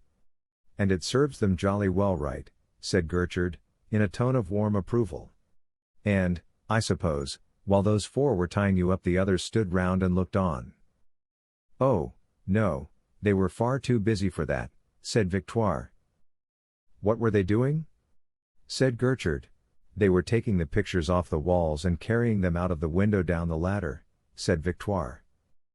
Gertrude's eyes flickered towards the Duke, but the expression of earnest inquiry on his face never changed.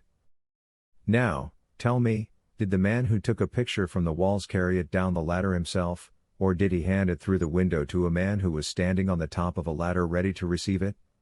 he said.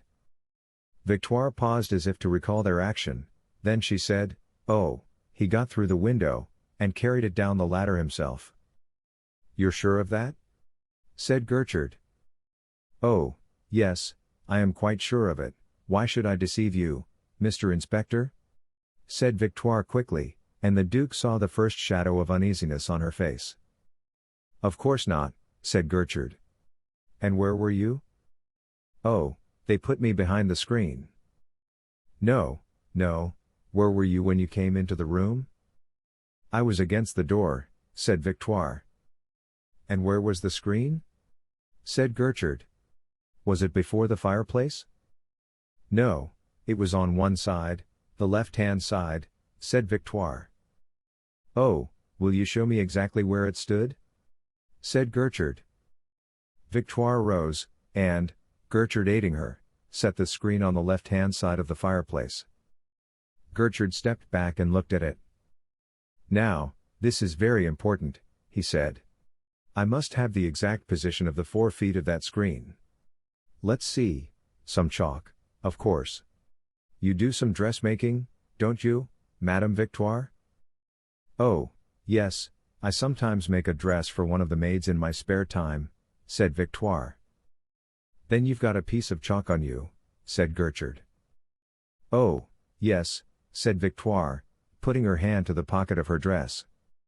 She paused, took a step backwards, and looked wildly round the room, while the color slowly faded in her ruddy cheeks. What am I talking about? She said in an uncertain, shaky voice. I haven't any chalk. I ran out of chalk the day before yesterday. I think you have, Madame Victoire. Feel in your pocket and see, said Gertrude sternly. His voice had lost its suavity, his face its smile, his eyes had grown dangerous. No, no, I have no chalk, cried Victoire. With a sudden leap Gertrude sprang upon her, caught her in a firm grip with his right arm, and his left hand plunged into her pocket. Let me go. Let me go. You're hurting, she cried. Gertrude loosed her and stepped back. What's this? He said, and he held up between his thumb and forefinger a piece of blue chalk. Victoire drew herself up and faced him gallantly. Well, what of it? It is chalk. Mayn't an honest woman carry chalk in her pockets without being insulted and pulled about by every policeman she comes across? She cried. That will be for the examining magistrate to decide, said Gertrude, and he went to the door and called Bonavent. Bonavent came in, and Gertrude said, when the prison van comes, put this woman in it, and send her down to the station. But what have I done? Cried Victoire. I'm innocent. I declare I'm innocent. I've done nothing at all. It's not a crime to carry a piece of chalk in one's pocket. Now, that's a matter for the examining magistrate. You can explain it to him, said Gertrude. I've got nothing to do with it, so it's no good making a fuss now. Do go quietly, there's a good woman. He spoke in a quiet, businesslike tone. Victoire looked him in the eyes, then drew herself up, and went quietly out of the room. Chapter 17. Sonia's escape. One of M. Formery's innocence, said Gertrude, turning to the Duke. The chalk? Said the Duke. Is it the same chalk? It's blue, said Gertrude, holding it out. The same as that of the signatures on the walls.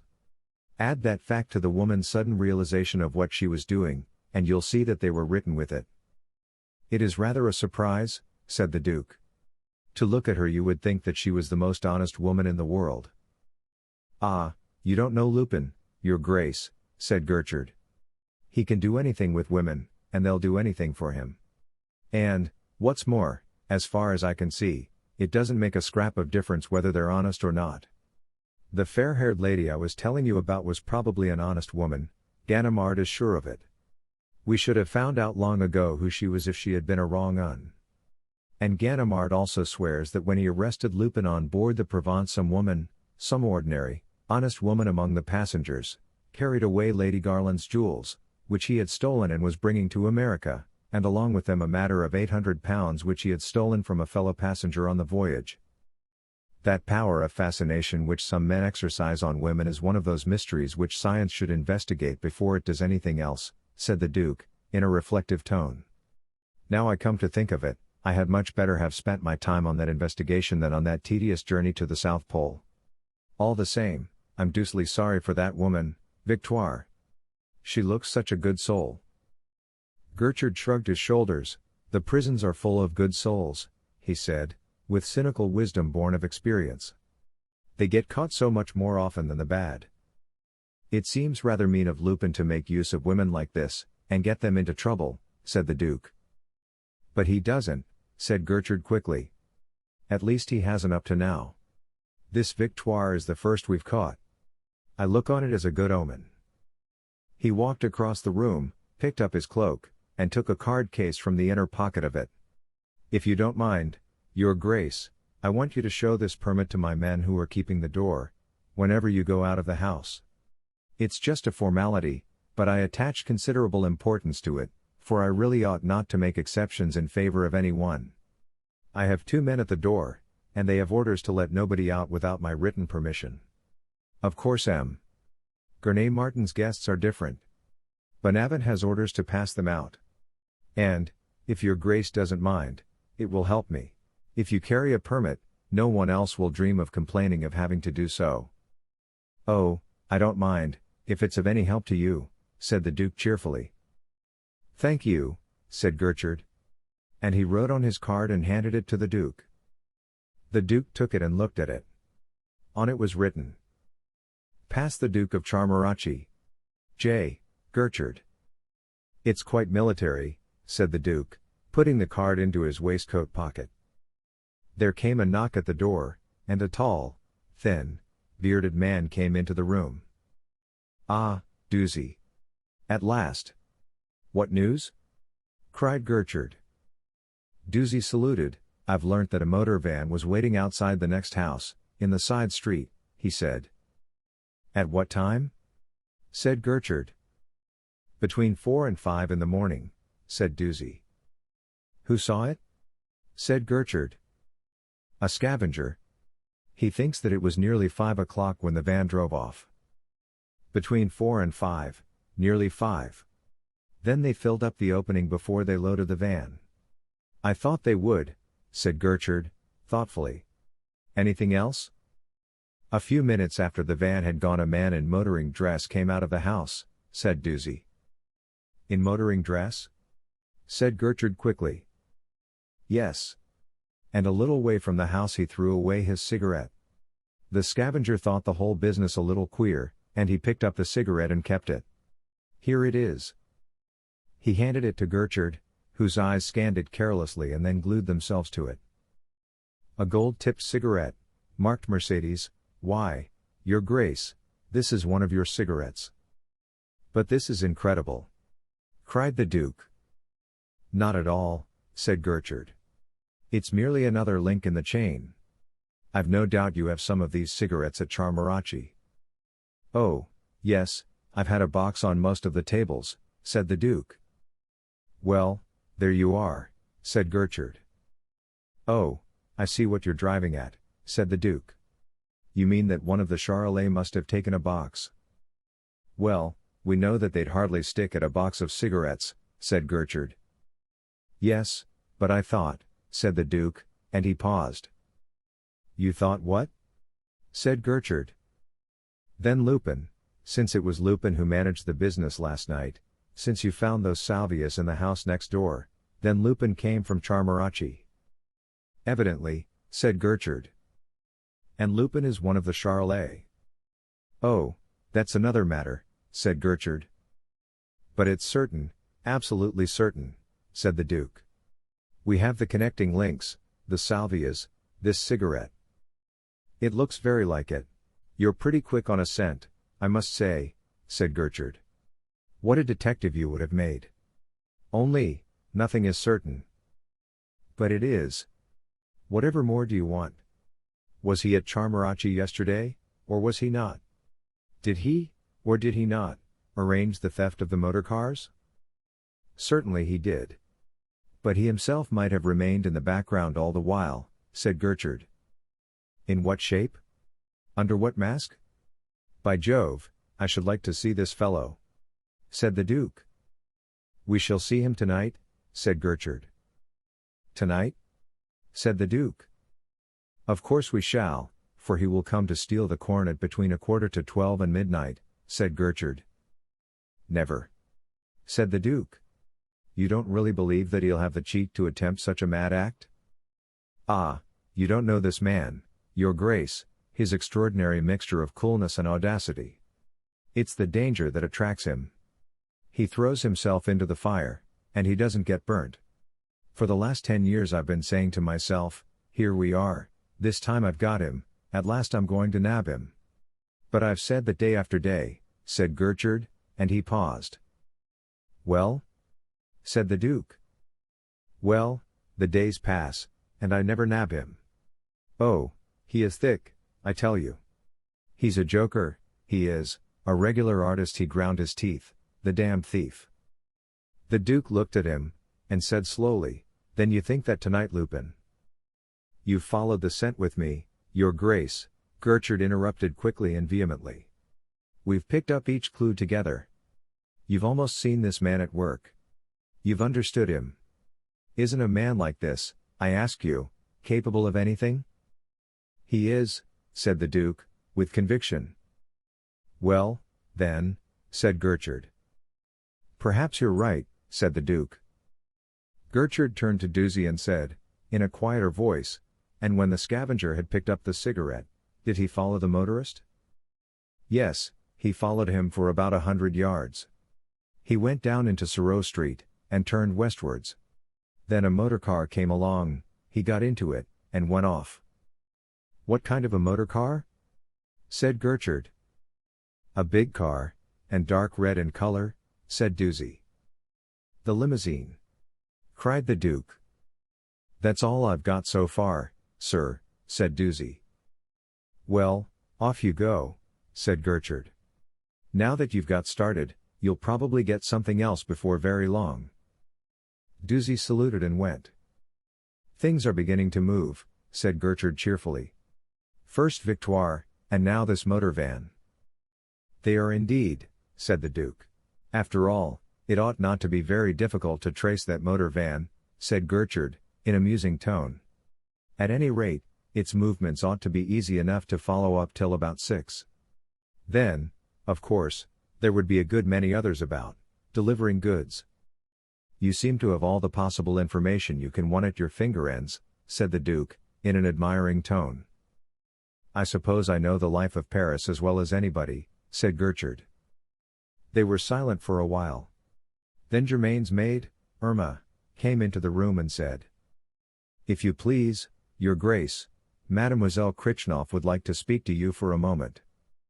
Oh? Where is she? Said the Duke. She's in her room, your grace. Oh, very well, I'll go up to her, said the Duke. I can speak to her in the library. He rose and was going towards the door when Gertrude stepped forward, barring his way, and said, No, your grace. No? Why? Said the Duke haughtily. I beg you will wait a minute or two till I've had a word with you, said Gertrude, and he drew a folded sheet of paper from his pocket and held it up. The Duke looked at Gertrude's face, and he looked at the paper in his hand, then he said, Oh, very well. And, turning to Irma, he added quietly, Tell Mademoiselle Kritchnoff that I'm in the drawing-room. Yes, your grace, in the drawing-room, said Irma, and she turned to go. Yes, and say that I shall be engaged for the next 5 minutes, the next 5 minutes, do you understand? Said the Duke. Yes, your grace, said Irma, and she went out of the door. Ask Mademoiselle Kritchnoff to put on her hat and cloak, said Gertrude.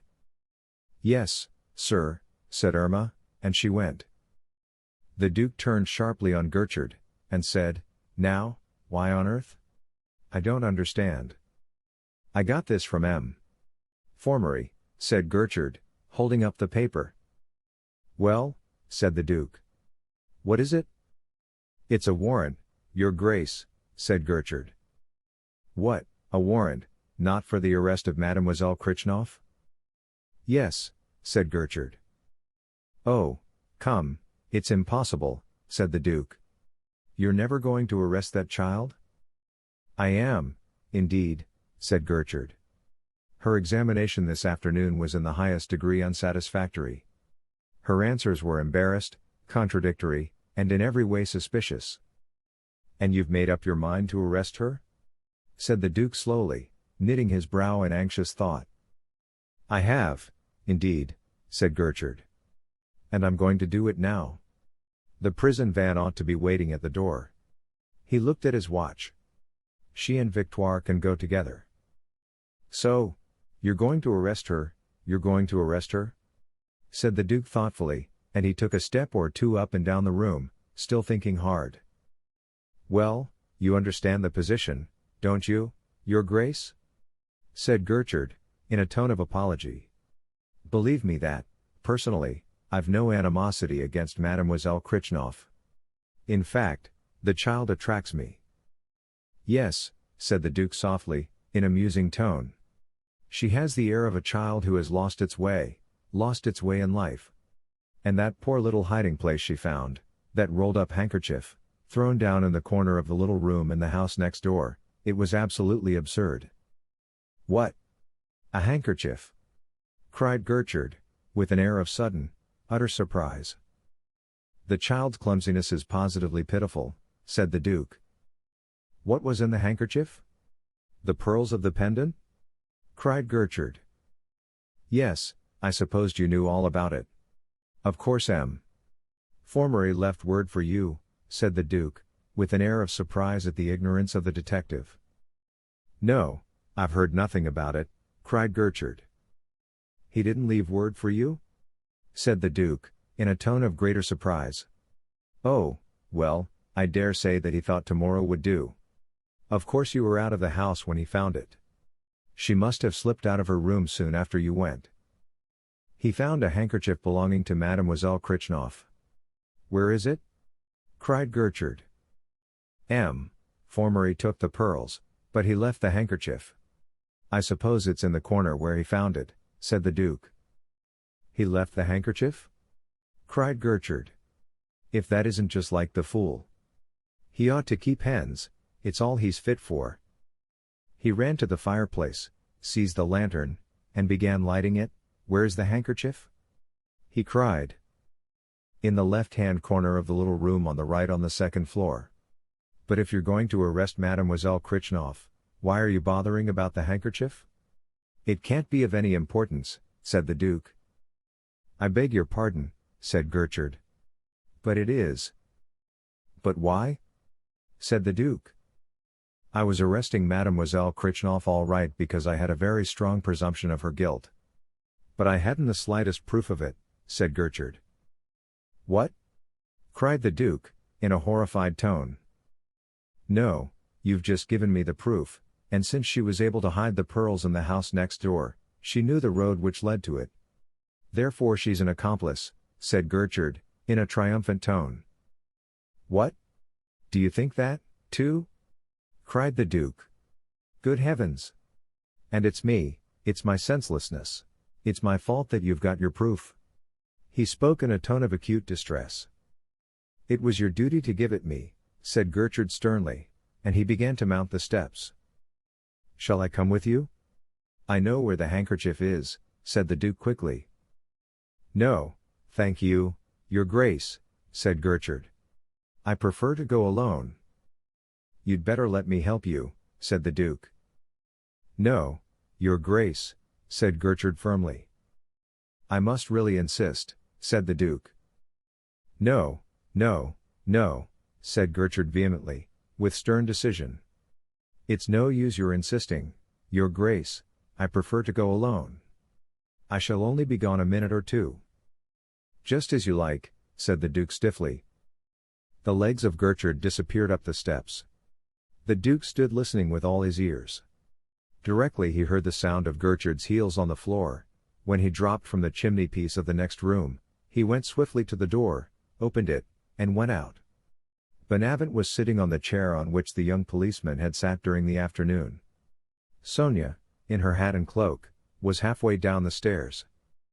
The Duke put his head inside the drawing-room door, and said to the empty room, Here is Mademoiselle Krichnoff, Gertrude. He held open the door. Sonia came down the stairs, and went through it. The Duke followed her into the drawing-room, and shut the door. There's not a moment to lose, he said in a low voice. Oh, what is it, Your Grace? Said Sonia anxiously. Gertrude has a warrant for your arrest. Then I'm lost. Cried Sonia, in a panic-stricken voice. No, you're not. You must go, at once, said the Duke. But how can I go? No one can get out of the house. Gertrude won't let them, cried Sonia, panic-stricken. We can get over that, said the Duke. He ran to Gertrude's cloak, took the card case from the inner pocket, went to the writing table, and sat down. He took from his waistcoat pocket the permit which Gertrude had given him, and a pencil. Then he took a card from the card case, set the permit on the table before him, and began to imitate Gertrude's handwriting with an amazing exactness. He wrote on the card. Pass Mademoiselle Krichnoff. J. Gertrude. Sonia stood by his side, panting quickly with fear, and watched him do it. He had scarcely finished the last stroke, when they heard a noise on the other side of the opening into the empty house. The Duke looked at the fireplace, and his teeth bared in an expression of cold ferocity. He rose with clenched fists, and took a step towards the fireplace. Your Grace? Your Grace? Called the voice of Gertrude. What is it? answered the Duke quietly. I can't see any handkerchief, said Gertrude. Didn't you say it was in the left-hand corner of the little room on the right? I told you you'd better let me come with you, and find it, said the Duke, in a tone of triumph. It's in the right-hand corner of the little room on the left. I could have sworn you said the little room on the right, said Gertrude. They heard his footfalls die away. Now, you must get out of the house quickly, said the Duke. Show this card to the detectives at the door, and they'll pass you without a word. He pressed the card into her hand. But, this card? Stammered Sonia. There's no time to lose, said the Duke. But this is madness, said Sonia. When Gertrude finds out about this card, that you... There's no need to bother about that, interrupted the Duke quickly. Where are you going to? A little hotel near the Star. I've forgotten the name of it, said Sonia. But this card. Has it a telephone? Said the Duke. Yes, no. 555, Central, said Sonia. If I haven't telephoned to you before 8:30 tomorrow morning, come straight to my house, said the Duke, scribbling the telephone number on his shirt cuff. Yes, said Sonia. But this card. When Gertrude knows, when he discovers. Oh, I can't let you get into trouble for me. I shan't. But go, said the Duke, and he slipped his right arm round her and drew her to the door.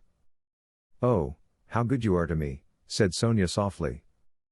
The Duke's other arm went round her, he drew her to him, and their lips met. He loosed her, and opened the door, saying loudly, You're sure you won't have a cab, Mademoiselle Krichnoff? No, thank you, Your Grace. Good night, said Sonia. And she went through the door with a transfigured face. Chapter 18. The Duke stays. The Duke shut the door and leant against it, listening anxiously, breathing quickly. There came the bang of the front door.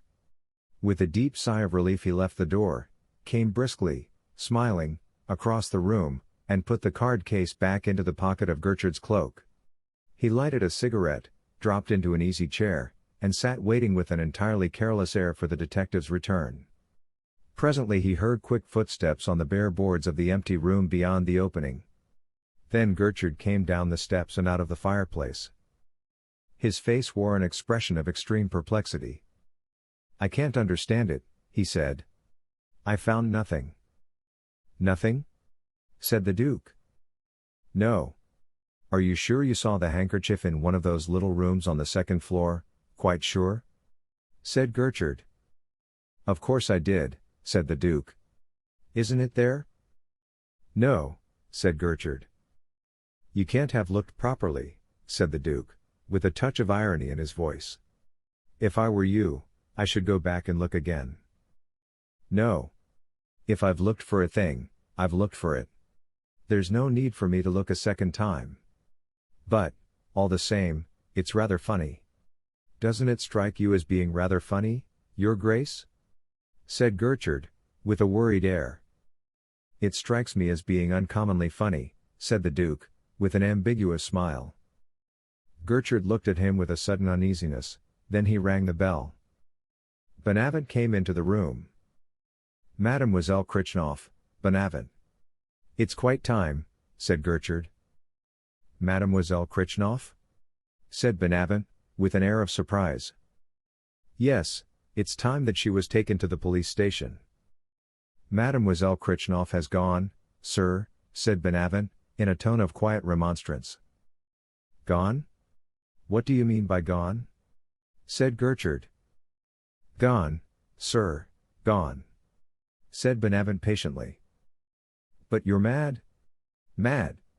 Cried Gertrude. No, I'm not mad, said Bonavent. Gone. But who let her go? Cried Gertrude. The men at the door, said Bonavent. The men at the door, said Gertrude, in a tone of stupefaction. But she had to have my permit on my card. Send the fools up to me. Bonavent went to the top of the staircase, and called down it. Gertrude followed him. Two detectives came hurrying up the stairs and into the drawing room. "What the devil do you mean by letting Mademoiselle Krichnoff leave the house without my permit, written on my card?" cried Gertrude violently. "But she had your permit, sir, and it was written on your card," stammered one of the detectives. "It was? It was?" said Gertrude. "Then, by Jove, it was a forgery." He stood thoughtful for a moment. Then quietly he told his two men to go back to their post.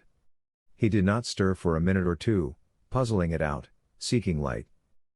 Then he came back slowly into the drawing room and looked uneasily at the Duke. The Duke was sitting in his easy chair, smoking a cigarette with a listless air. Gertrude looked at him, and looked at him, almost as if he now saw him for the first time. "Well?" said the Duke, "have you sent that poor child off to prison?" "If I'd done a thing like that I don't think I should sleep very well, Gertrude." "That poor child has just escaped, by means of a forged permit," said Gertrude very glumly. "By Jove, I am glad to hear that," cried the Duke. "You'll forgive my lack of sympathy, Gertrude, but she was such a child." "Not too young to be Lupin's accomplice," said Gertrude dryly. "You really think she is?" said the Duke, in a tone of doubt. "I'm sure of it," said Gertrude, with decision. Then he added slowly, with a perplexed air.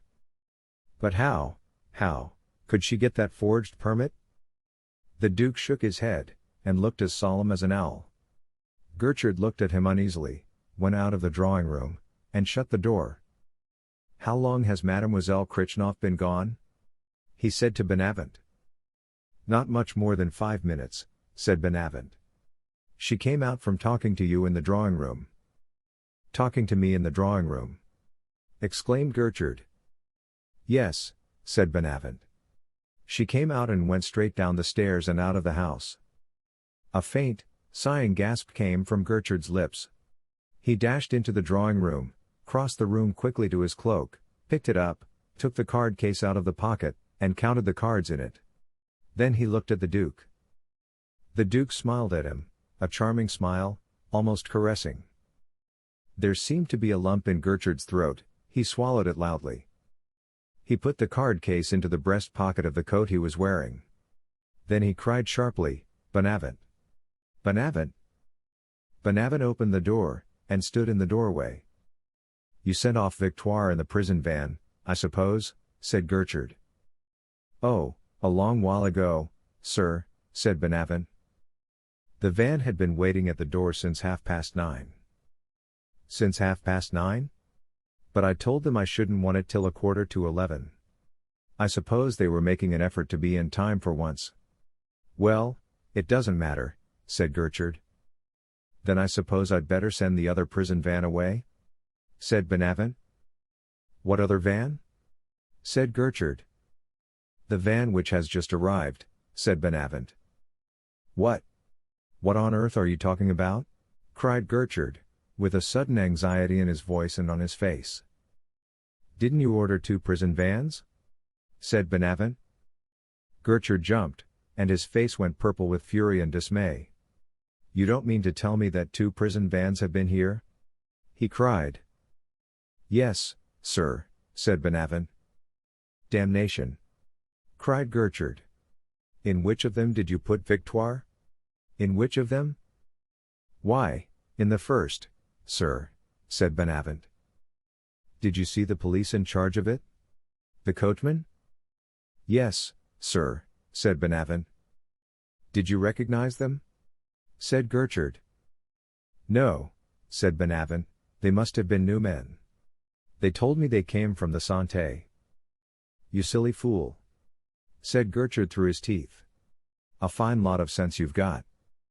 "Why, what's the matter?" said Benavent. "We're done in the eye," roared Gertrude. "It's a stroke of Lupin's," interposed the Duke softly.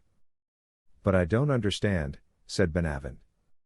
"You don't understand, you idiot," cried Gertrude. "You've sent Victoire away in a sham prison van, a prison van belonging to Lupin. Oh, that scoundrel! He always has something up his sleeve. He certainly shows foresight, said the Duke. It was very clever of him to foresee the arrest of Victoire and provide against it. Yes, but where is the leakage? Where is the leakage? Cried Gertrude, fuming. How did he learn that the doctor said that she would recover her wits at 10 o'clock? Here I've had a guard at the door all day, I've imprisoned the household, all the provisions have been received directly by a man of mine, and here he is, ready to pick up Victoire the very moment she gives herself away. Where is the leakage? He turned on Bonavent, and went on, it's no use your standing there with your mouth open, looking like a fool. Go upstairs to the servants' quarters and search Victoire's room again. That fool of an inspector may have missed something, just as he missed Victoire herself. Get on. Be smart. Bonavent went off briskly. Gertrude paced up and down the room, scowling. Really, I'm beginning to agree with you, Gertrude, that this Lupin is a remarkable man, said the Duke. That prison van is extraordinarily neat. I'll prison van him, cried Gertrude. But what fools I have to work with. If I could get hold of people of ordinary intelligence, it would be impossible to play such a trick as that. I don't know about that, said the Duke thoughtfully. I think it would have required an uncommon fool to discover that trick. What on earth do you mean? Why? Said Gertrude. Because it's so wonderfully simple, said the Duke. And at the same time it's such infernal cheek. There's something in that, said Gertrude grumpily. But then, I'm always saying to my men, suspect everything, suspect everybody, suspect, suspect, suspect. I tell you, Your Grace, that there is only one motto for the successful detective, and that is that one word, suspect. It can't be a very comfortable business, then, said the Duke. But I suppose it has its charms. Oh, one gets used to the disagreeable part, said Gertrude. The telephone bell rang, and he rose and went to it. He put the receiver to his ear and said, Yes, it's I, Chief Inspector Gertrude. He turned and said to the Duke, It's the gardener at Charmarachi, Your Grace. Is it? Said the Duke indifferently. Gertrude turned to the telephone. Are you there? He said. Can you hear me clearly? I want to know who was in your hothouse yesterday, who could have gathered some of your pink salvias? I told you that it was I, said the Duke. Yes, yes, I know, said Gertrude. And he turned again to the telephone. Yes, yesterday, he said. Nobody else? No one but the Duke of Charmarachi? Are you sure? Quite sure? Absolutely sure? Yes, that's all I wanted to know, thank you. He turned to the Duke and said, Did you hear that, Your Grace? The gardener says that you were the only person in his hothouses yesterday, the only person who could have plucked any pink salvias. Does he? Said the Duke carelessly. Gertrude looked at him, his brow knitted in a faint, pondering frown. Then the door opened, and Bonavent came in.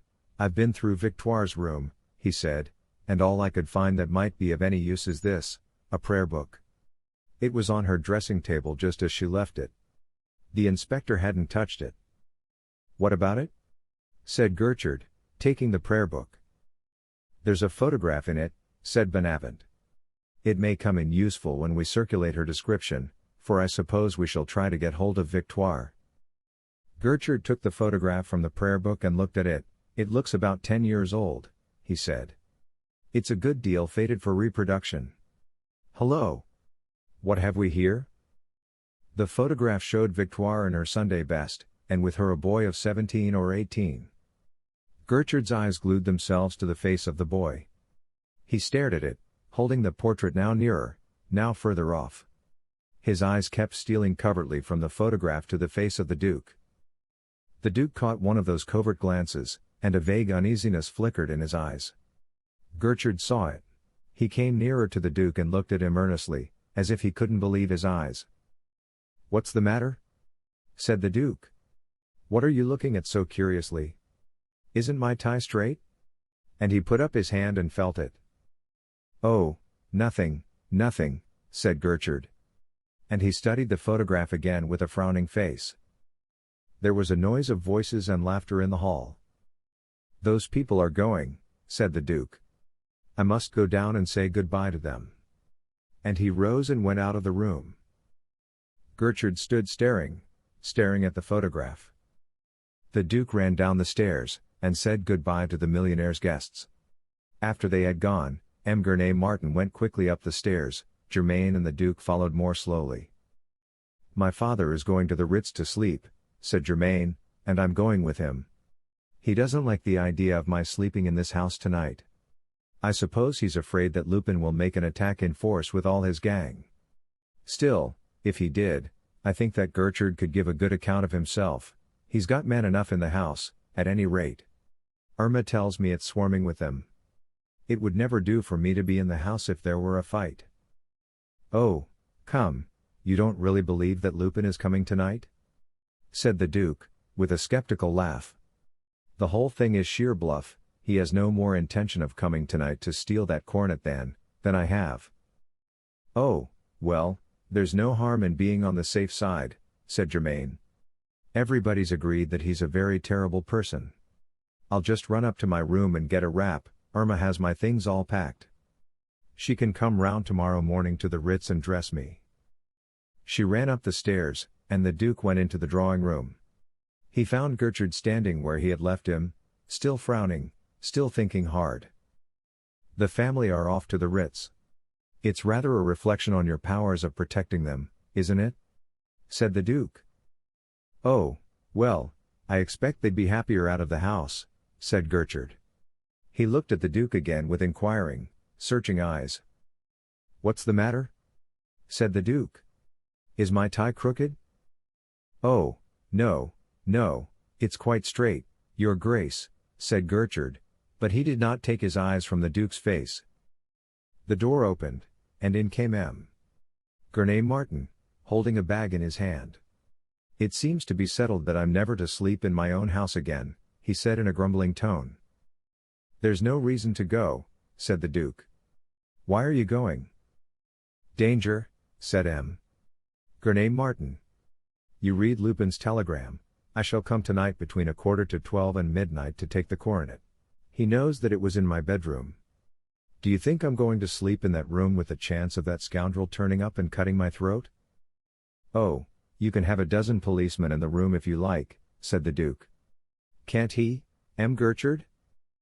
"Certainly," said Gertrude. "I can answer for it that you will be in no danger, M. Gurney Martin." "Thank you," said the millionaire. "But all the same, outside is good enough for me." Germain came into the room, cloaked and ready to start. "For once in a way you are ready first, Papa," she said. "Are you coming, Jacques?" "No, I think I'll stay here, on the chance that Lupin is not bluffing," said the Duke.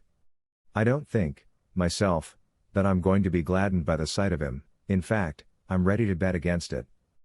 But you're all so certain about it that I really must stay on the chance. And, after all, there's no doubt that he's a man of immense audacity and ready to take any risk." "Well, at any rate, if he does come he won't find the diadem," said M. Gurney Martin, in a tone of triumph. "I'm taking it with me, I've got it here." And he held up his bag. "You are?" said the Duke. "Yes, I am," said M. Gurney Martin firmly. "Do you think it's wise?" said the Duke. "Why not?" said M. Gurney Martin. "If Lupin's really made up his mind to collar that coronet, and if you're so sure that, in spite of all these safeguards, he's going to make the attempt, it seems to me that you're taking a considerable risk. He asked you to have it ready for him in your bedroom. He didn't say which bedroom." "Good Lord! I never thought of that," said M. Gurney Martin, with an air of sudden and very lively alarm. "His Grace is right," said Gertrude. "It would be exactly like Lupin to send that telegram to drive you out of the house with the coronet to some place where you would be less protected. That is exactly one of his tricks." "Good heavens!" said the millionaire, pulling out his keys and unlocking the bag. He opened it, paused hesitatingly, and snapped it to again. "Half a minute," he said.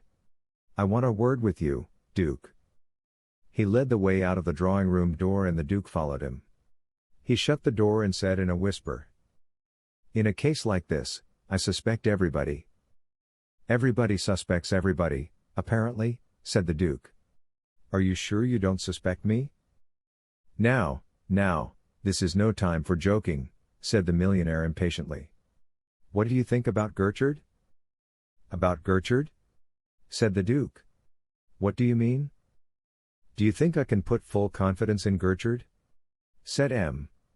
Gurney Martin. "Oh, I think so," said the Duke. "Besides, I shall be here to look after Gertrude.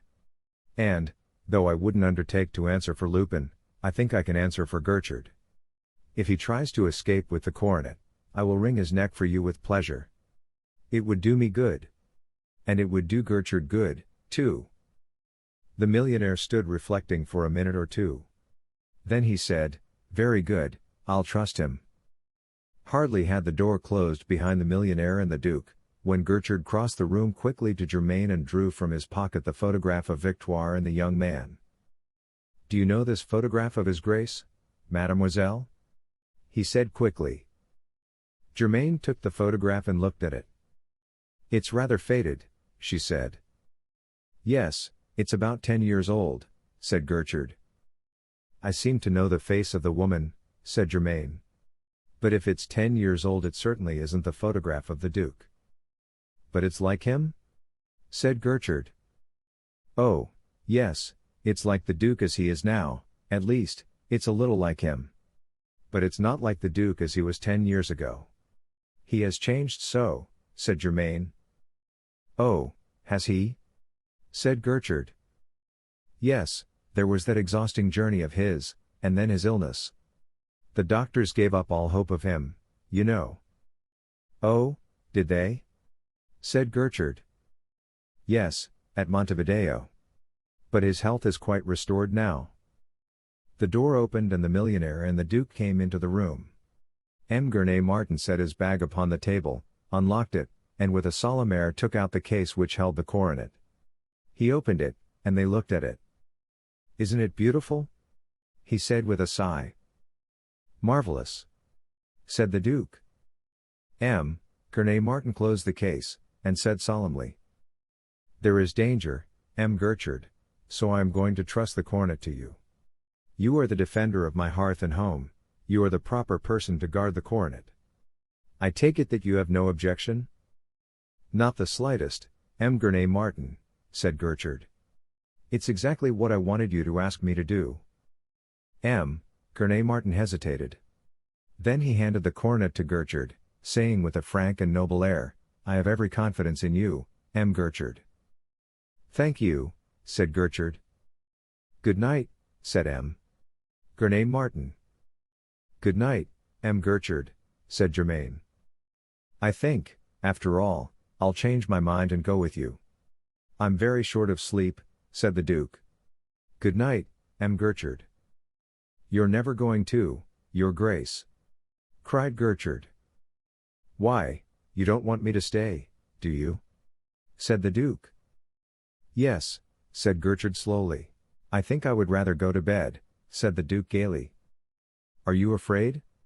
said Gertrude, and there was challenge, almost an insolent challenge, in his tone. There was a pause. The Duke frowned slightly with a reflective air. Then he drew himself up, and said a little haughtily, "You've certainly found the way to make me stay, M. Gertrude." Yes, stay," said M. Gurney Martin hastily. "It's an excellent idea, excellent. You're the very man to help M. Gertrude, Duke. You're an intrepid explorer, used to danger and resourceful, absolutely fearless. Do you really mean to say you're not going home to bed, Jacques?" said Germain, disregarding her father's wish with her usual frankness. "No, I'm going to stay with M. Gertrude," said the Duke slowly. "Well, you will be fresh to go to the princess's tomorrow night," said Germain petulantly. "You didn't get any sleep at all last night, you couldn't have. You left Charmarachi at 8 o'clock, you were motoring all the night, and only got to Paris at 6 o'clock this morning." "Motoring all night," From 8 o'clock to 6. Muttered Gertrude under his breath. Oh, that will be all right, said the Duke carelessly. This interesting affair is to be over by midnight, isn't it? Well, I warn you that, tired or fresh, you will have to come with me to the princess's tomorrow night. All Paris will be there, all Paris, that is, who are in Paris. Oh, I shall be fresh enough, said the Duke. They went out of the drawing room and down the stairs, all four of them. There was an alert readiness about Gertrude, as if he were ready to spring. He kept within a foot of the Duke right to the front door. The detective in charge opened it, and they went down the steps to the taxicab which was awaiting them. The Duke kissed Germaine's fingers and handed her into the taxicab. Gurney Martin paused at the cab door, and turned and said, with a pathetic air, "Am I never to sleep in my own house again?" He got into the cab and drove off. The Duke turned and came up the steps, followed by Gertrude. In the hall he took his opera hat and coat from the stand, and went upstairs. Halfway up the flight he paused and said, "Where shall we wait for Lupin, Gertrude? In the drawing room, or in Gurney Martin's bedroom?" "Oh, the drawing room," said Gertrude. "I think it very unlikely that Lupin will look for the coronet in Gurney Martin's bedroom. He would know very well that that is the last place to find it now." The Duke went on into the drawing room. At the door Gertrude stopped and said, "I will just go and post my men, your grace." "Very good," said the Duke, and he went into the drawing room. He sat down, lighted a cigarette, and yawned. Then he took out his watch and looked at it. "Another 20 minutes, he said. Chapter 19. The Duke Goes. When Gertrude joined the Duke in the drawing room, he had lost his calm air and was looking more than a little nervous. He moved about the room uneasily, fingering the bric-a-brac, glancing at the Duke and looking quickly away from him again. Then he came to a standstill on the hearthrug with his back to the fireplace. "Do you think it's quite safe to stand there, at least with your back to the hearth? If Lupin dropped through that opening suddenly, he'd catch you from behind before you could wink twice," said the Duke, in a tone of remonstrance.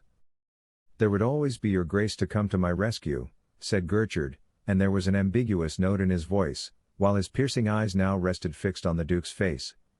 They seemed never to leave it, they explored, and explored it. "It's only a suggestion," said the Duke. "This is rather nervous work, don't you know?" "Yes, and of course you're hardly fit for it," said Gertrude. "If I'd known about your breakdown in your car last night, I should have hesitated about asking you." "A breakdown?" interrupted the Duke. "Yes, you left Charmarachi at 8 o'clock last night. And you only reached Paris at 6 this morning. You couldn't have had a very high-power car?" said Gertrude. "I had a 100 hours P. car," said the Duke. "Then you must have had a devil of a breakdown," said Gertrude. "Yes, it was pretty bad, but I've known worse," said the Duke carelessly. "It lost me about 3 hours, at least 3 hours. I'm not a first-class repairer, though I know as much about an engine as most motorists." "And there was nobody there to help you repair it?" said Gertrude. "No, Gurney Martin could not let me have his chauffeur to drive me to Paris, because he was keeping him to help guard the chateau. And of course there was nobody on the road, because it was 2 o'clock in the morning." "Yes, there was no one," said Gertrude slowly. "Not a soul," said the Duke. "It was unfortunate," said Gertrude, and there was a note of incredulity in his voice. "My having to repair the car myself?" said the Duke. "Yes, of course," said Gertrude, hesitating a little over the assent. The Duke dropped the end of his cigarette into a tray, and took out his case. He held it out towards Gertrude, and said, "A cigarette? Or perhaps you prefer your caporal?" "Yes, I do, but all the same I'll have one," said Gertrude, coming quickly across the room. And he took a cigarette from the case, and looked at it. "All the same, all this is very curious," he said in a new tone, a challenging, menacing, accusing tone. "What?" said the Duke, looking at him curiously. "Everything, your cigarettes, the salvias, The photograph that Benavent found in Victoire's prayer book, that man in motoring dress, and finally, your breakdown, said Gertrude, and the accusation and the threat rang clearer. The Duke rose from his chair quickly and said haughtily, in icy tones, Gertrude, you've been drinking. He went to the chair on which he had set his overcoat and his hat, and picked them up. Gertrude sprang in front of him, barring his way, and cried in a shaky voice, "No, don't go. You mustn't go." "What do you mean?" said the Duke, and paused. "What do you mean?" Gertrude stepped back, and ran his hand over his forehead. He was very pale, and his forehead was clammy to his touch. "No, I beg your pardon, your Grace, I must be going mad," he stammered. "It looks very like it," said the Duke coldly. "What I mean to say is," said Gertrude in a halting, uncertain voice, "what I mean to say is, help me, I want you to stay here, to help me against Lupin, you understand. Will you, your Grace?"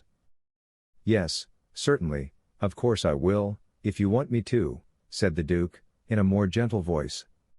"But you seem awfully upset, and you're upsetting me too. We shan't have a nerve between us soon, if you don't pull yourself together." Yes, please excuse me," muttered Gertrude. "Very good," said the Duke.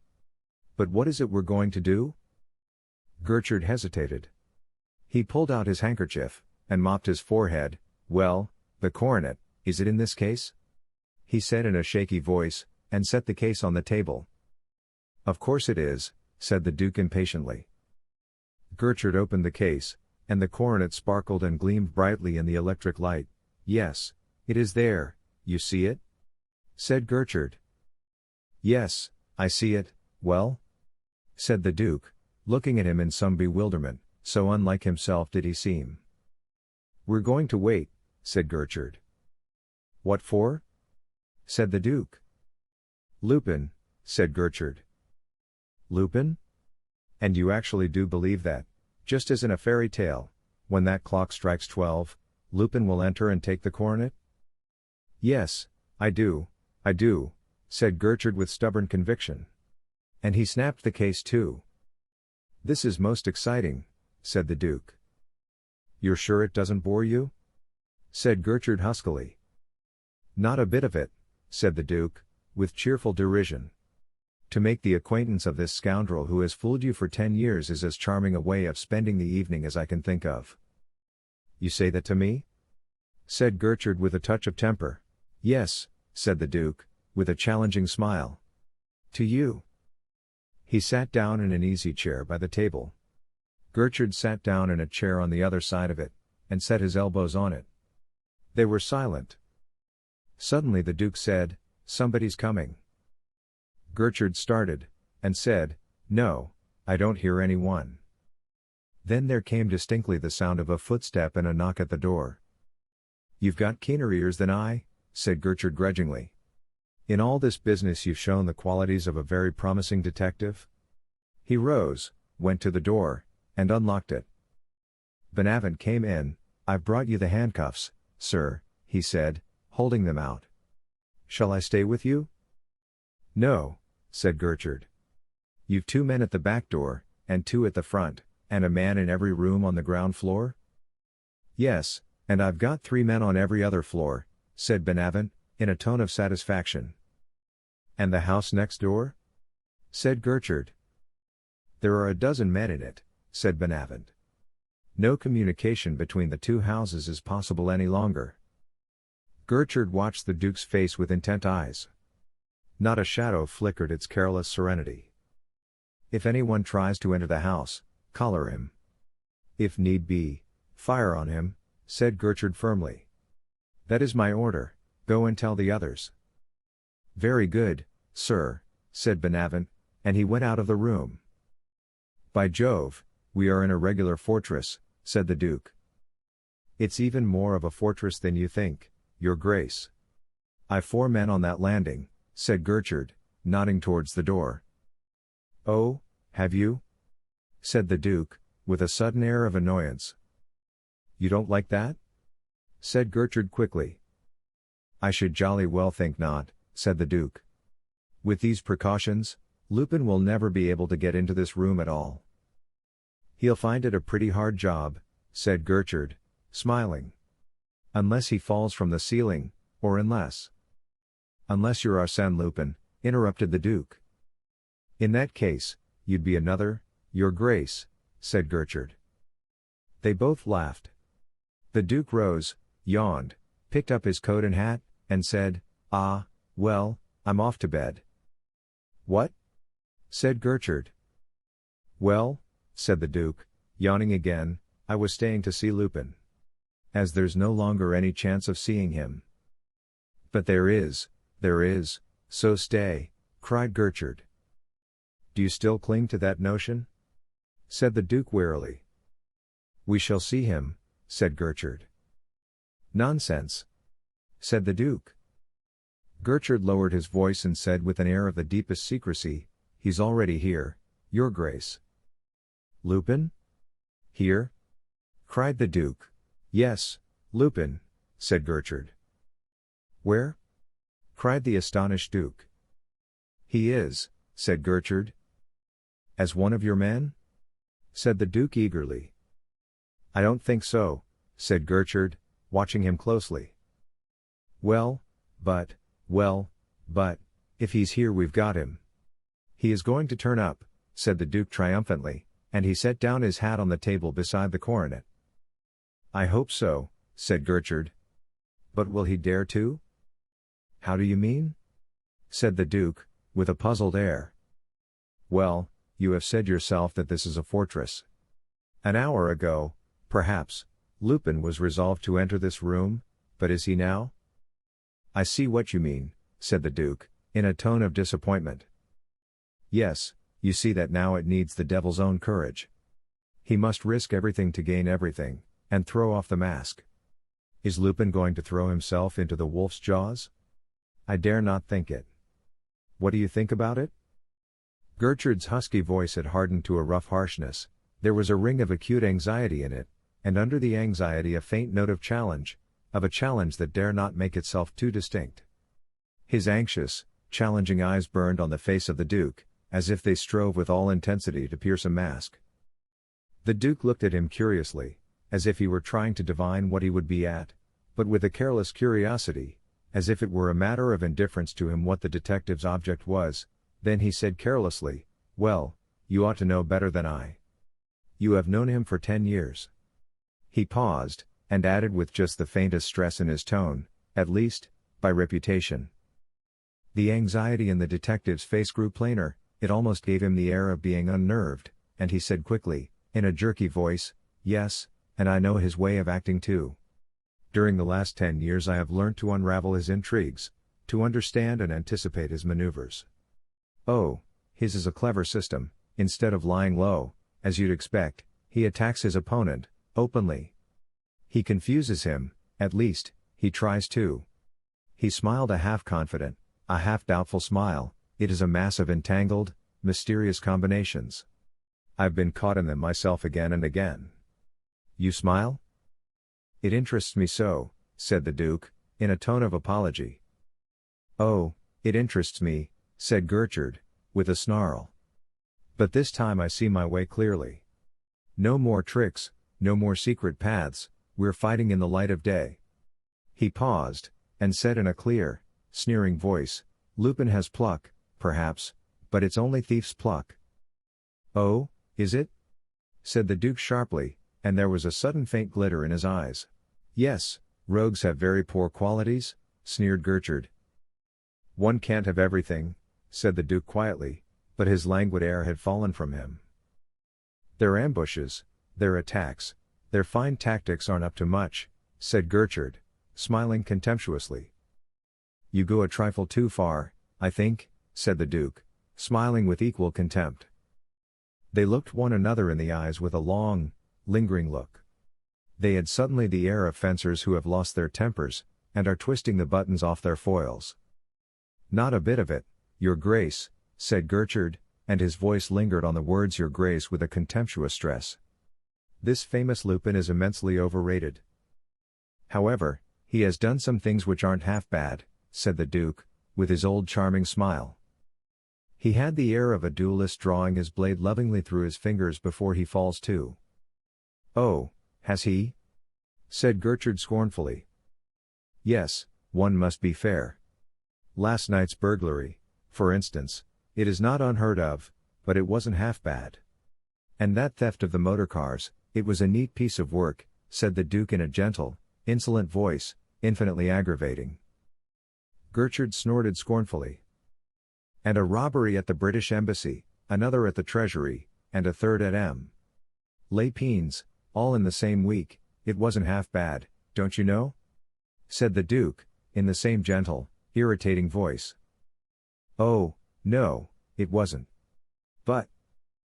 And the time when he contrived to pass as Gertrude, the great Gertrude, do you remember that? The Duke interrupted. Come, to give the devil his due, between ourselves, it wasn't half bad. No, snarled Gertrude. But he has done better than that lately. Why don't you speak of that? Of what? Said the Duke. Of the time when he passed as the Duke of Charmarachi, snapped Gertrude. What? Did he do that? Cried the Duke, and then he added slowly, but, you know, I'm like you, I'm so easy to imitate. What would have been amusing, Your Grace, would have been to get as far as actual marriage, said Gertrude more calmly. Oh, if he had wanted to, said the Duke, and he threw out his hands. But you know, married life, for Lupin. A large fortune, a pretty girl, said Gertrude, in a mocking tone. He must be in love with someone else, said the Duke. A thief, perhaps, sneered Gertrude. Like himself. And then, if you wish to know what I think, he must have found his fiancée rather trying, said the Duke, with his charming smile. After all, it's pitiful, heartrending, you must admit it, that, on the very eve of his marriage, he was such a fool as to throw off the mask.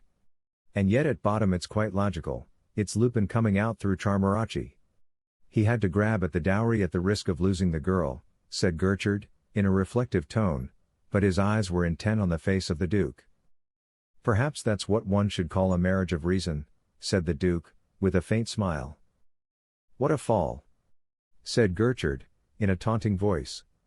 To be expected, eagerly, at the princess's tomorrow evening, and to pass the evening in a police station, to have intended in a month's time, as the Duke of Charmarachi, to mount the steps of the Madeleine with all pomp and to fall down the father-in-law's staircase this evening. This very evening his voice rose suddenly on a note of savage triumph, with the handcuffs on. What? Is that a good enough revenge for Gertrude, for that poor old idiot, Gertrude? The rogue's brummel in a convict's cap. The gentleman burglar in a jail. For Lupin it's only a trifling annoyance, but for a duke it's a disaster. Come, in your turn, be frank, don't you find that amusing? The Duke rose quietly, and said coldly, have you finished? Do you? Cried Gertrude, and he rose and faced him. Oh, yes, I find it quite amusing, said the Duke lightly. And so do I, cried Gertrude. No, you're frightened, said the Duke calmly. Frightened? Cried Gertrude, with a savage laugh. Yes, you're frightened, said the Duke. And don't think, policeman, that because I'm familiar with you, I throw off a mask. I don't wear one. I've none to throw off. I am the Duke of Charmarachi. You lie. You escaped from the Santé 4 years ago. You are Lupin. I recognize you now. Prove it, said the Duke scornfully. I will, cried Gertrude. You won't. I am the Duke of Charmarachi. Gertrude laughed wildly. Don't laugh. You know nothing, dear boy, said the Duke tauntingly. Dear boy? Cried Gertrude triumphantly, as if the word had been a confession. What do I risk? Said the Duke, with scathing contempt. Can you arrest me?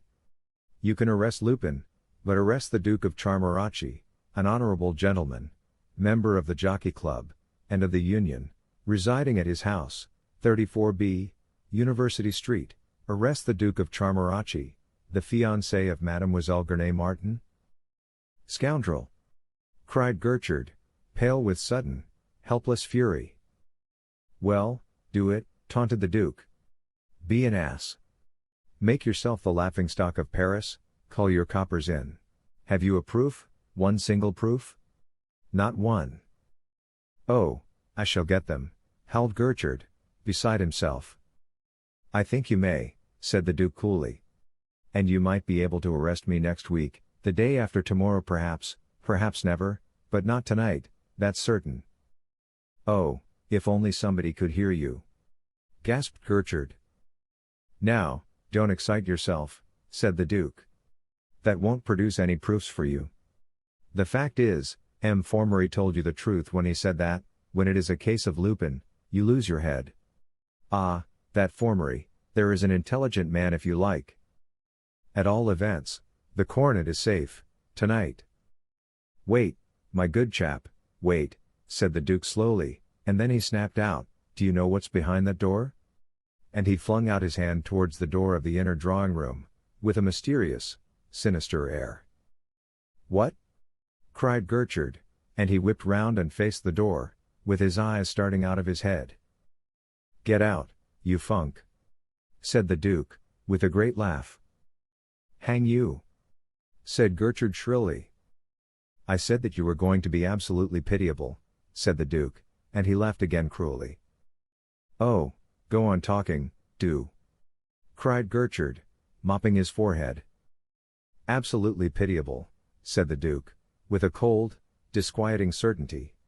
As the hand of that clock moves nearer and nearer midnight, you will grow more and more terrified. He paused, and then shouted violently, Attention! Gertrude jumped, and then he swore. Your nerves are on edge, said the Duke, laughing. Joker! Snarled Gertrude. Oh, you're as brave as the next man. But who can stand the anguish of the unknown thing which is bound to happen? I'm right. You feel it, you're sure of it. At the end of these few fixed minutes an inevitable, fated event must happen. Don't shrug your shoulders, man, you're green with fear. The Duke was no longer a smiling, cynical dandy. There emanated from him an impression of vivid, terrible force. His voice had deepened. It thrilled with a consciousness of irresistible power, it was overwhelming, paralyzing. His eyes were terrible. My men are outside, I'm armed, stammered Gertrude. Child! Bear in mind that it is always when you have foreseen everything, arranged everything, made every combination, bear in mind that it is always then that some accident dashes your whole structure to the ground, said the Duke, in the same deep, thrilling voice. Remember that it is always at the very moment at which you are going to triumph that he beats you, that he only lets you reach the top of the ladder to throw you more easily to the ground. Confess, then, that you are Lupin, muttered Gertrude. I thought you were sure of it, said the Duke in a jeering tone. Gertrude dragged the handcuffs out of his pocket, and said between his teeth, I don't know what prevents me, my boy. The Duke drew himself up, and said haughtily, That's enough. What? Cried Gertrude. I say that that's enough, said the Duke sternly. It's all very well for me to play at being familiar with you, but don't you call me my boy. Oh, you won't impose on me much longer, muttered Gertrude, and his bloodshot, haggard eyes scanned the Duke's face in an agony, an anguish of doubting impotence. If I'm Lupin, arrest me, said the Duke. I'll arrest you in 3 minutes from now, or the coronet will be untouched, cried Gertrude in a firmer tone. In 3 minutes from now the coronet will have been stolen, and you will not arrest me, said the Duke, in a tone of chilling certainty. But I will. I swear I will. Cried Gertrude. Don't swear any foolish oaths, there are only 2 minutes left, said the Duke, and he drew a revolver from his pocket. No, you don't. Cried Gertrude, drawing a revolver in his turn. What's the matter? Said the Duke, with an air of surprise. You haven't forbidden me to shoot Lupin. I have my revolver ready, since he's going to come. There's only a minute left. There are plenty of us, said Gertrude, and he went towards the door. "Funk," said the Duke scornfully. Gertrude turned sharply. "Very well," he said, "I'll stick it out alone." "How rash!" sneered the Duke. Gertrude ground his teeth. He was panting, his bloodshot eyes rolled in their sockets, the beads of cold sweat stood out on his forehead. He came back towards the table on unsteady feet, trembling from head to foot in the last excitation of the nerves. He kept jerking his head to shake away the mist which kept dimming his eyes. "At your slightest gesture, at your slightest movement, I'll fire," he said jerkily, and covered the Duke with his revolver. "I call myself the Duke of Charmarachi. You will be arrested tomorrow," said the Duke, in a compelling, thrilling voice. "I don't care a curse," cried Gertrude. "Only 50 seconds," said the Duke. "Yes, yes," muttered Gertrude huskily. And his eyes shot from the coronet to the Duke, from the Duke to the coronet. "In 50 seconds the coronet will be stolen," said the Duke. "No!" cried Gertrude furiously. "Yes," said the Duke coldly. "No! No! No!" cried Gertrude. Their eyes turned to the clock. To Gertrude the hands seemed to be standing still. He could have sworn at them for their slowness. Then the first stroke rang out, and the eyes of the two men met like crossing blades. Twice the Duke made the slightest movement. Twice Gertrude started forward to meet it. At the last stroke both their hands shot out. Gertrude's fell heavily on the case which held the coronet. The Duke's fell on the brim of his hat, and he picked it up. Gertrude gasped and choked. Then he cried triumphantly. "I have it, now then, have I won? Have I been fooled this time? Has Lupin got the coronet?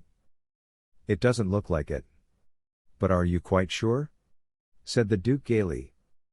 "Sure?" cried Gertrude. "It's only the weight of it," said the Duke, repressing a laugh.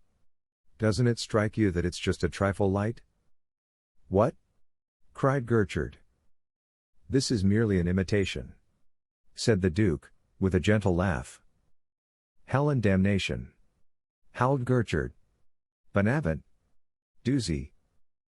The door flew open, and half a dozen detectives rushed in. Gertrude sank into a chair, stupefied, paralyzed. This blow, on the top of the strain of the struggle with the Duke, had broken him. "Gentlemen," said the Duke sadly, "the coronet has been stolen." They broke into cries of surprise and bewilderment, surrounding the gasping Gertrude with excited questions. The Duke walked quietly out of the room. Gertrude sobbed twice, his eyes opened, and in a dazed fashion wandered from face to face. He said faintly, "Where is he?" "Where's who?" said Bonavent. The Duke, gasped Gertrude. "Why, he's gone," said Bonavent. Gertrude staggered to his feet and cried hoarsely, frantically, "Stop him from leaving the house! Follow him! Arrest him! Catch him before he gets home!" Chapter 20. Lupin comes home. The cold light of the early September morning illumined but dimly the charming smoking room of the Duke of Charmarachi and his house at 34B, University Street, though it stole in through two large windows. The smoking room was on the first floor, and the Duke's bedroom opened into it. It was furnished in the most luxurious fashion, but with a taste which nowadays infrequently accompanies luxury. The chairs were of the most comfortable, but their lines were excellent. The couch against the wall, between the two windows, was the last word in the matter of comfort. The color scheme, of a light grayish blue, was almost too bright for a man's room. It would have better suited a boudoir. It suggested that the owner of the room enjoyed an uncommon lightness and cheerfulness of temperament. On the walls, with wide gaps between them so that they did not clash, hung 3 or 4 excellent pictures. 2 ballet girls by Degas, a group of shepherdesses and shepherds, in pink and blue and white beribboned silk, by Fragonard, a portrait of a woman by Bastien Lepage, a charming Corot, and 2 Condor fans showed that the taste of their fortunate owner was at any rate eclectic. At the end of the room was, of all curious things, the opening into the well of a lift. The doors of it were open, though the lift itself was on some other floor. To the left of the opening stood a bookcase, its shelves loaded with books of a kind rather suited to a cultivated, thoughtful man than to an idle dandy. Beside the window, half hidden, and peering through the side of the curtain into the street, stood M. Charolais. But it was hardly the M. Charolais who had paid M. Gurney Martin that visited the Château de Charmarachi, and departed so firmly in the millionaire's favorite motor car. This was a paler M. Charolais. He lacked altogether the rich, ruddy complexion of the millionaire's visitor. His nose, too, was thinner, and showed none of the ripe acquaintance with the vintages of the world which had been so plainly displayed on it during its owner's visit to the country. Again, hair and eyebrows were no longer black, but fair, and his hair was no longer curly and luxuriant, but thin and lank. His mustache had vanished, and along with it the dress of a well-to-do provincial man of business. He wore a livery of the Charmarachis, and at that early morning hour had not yet assumed the blue waistcoat which is an integral part of it.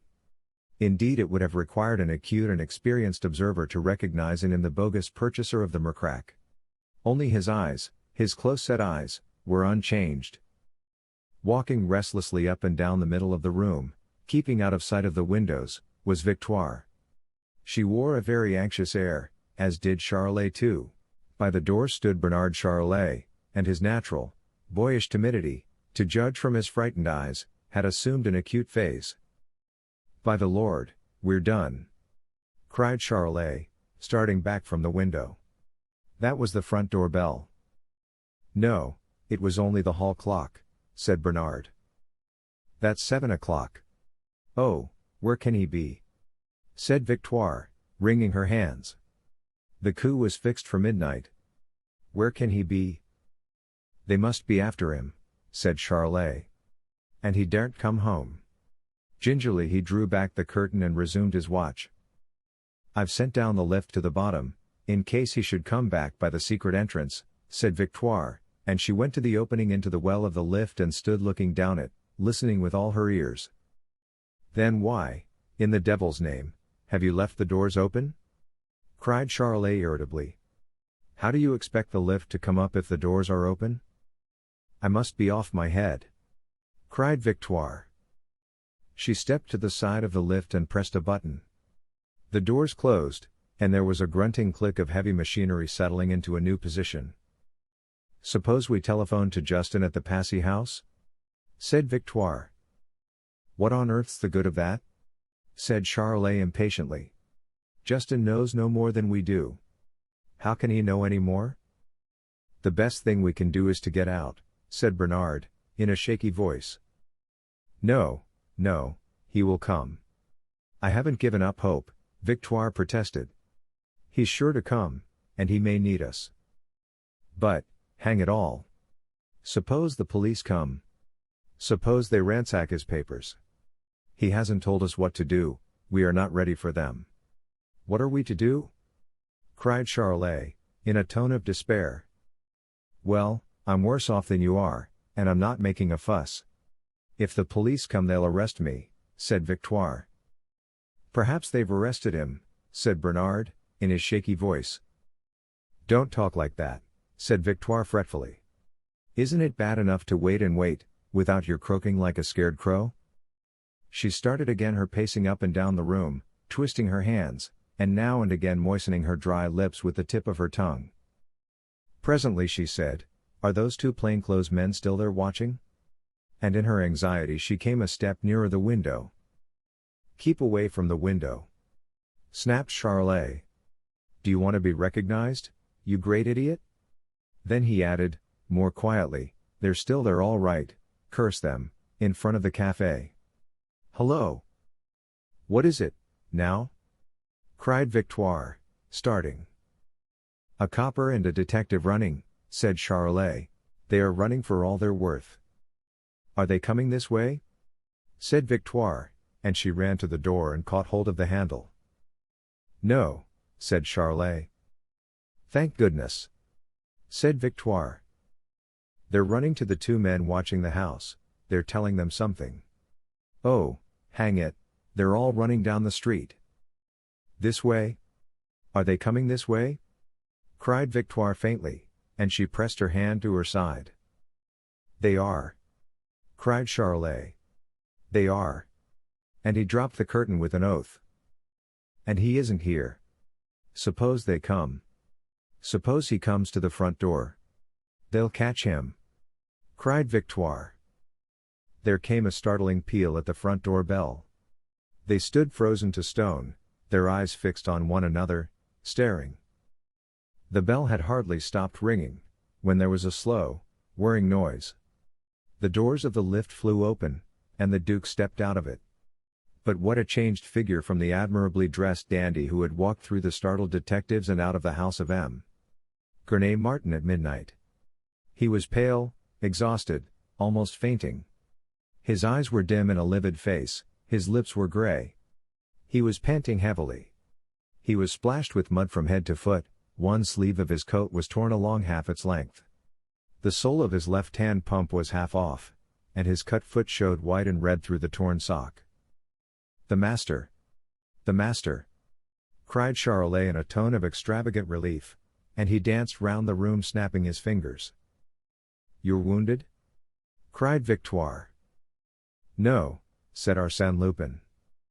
The front door bell rang out again, startling, threatening, terrifying. The note of danger seemed to brace Lupin, to spur him to a last effort. He pulled himself together, and said in a hoarse but steady voice, "Your waistcoat, Charolais. Go and open the door, not too quickly, fumble the bolts. Bernard, shut the bookcase. Victoire, get out of sight, do you want to ruin us all? Be smart now, all of you. Be smart." He staggered past them into his bedroom, and slammed the door. Victoire and Charolais hurried out of the room, through the anteroom, onto the landing. Victoire ran upstairs, Charolais went slowly down. Bernard pressed the button. The doors of the lift shut and there was a slow whirring as it went down. He pressed another button, and the bookcase slid slowly across and hid the opening into the lift well. Bernard ran out of the room and up the stairs.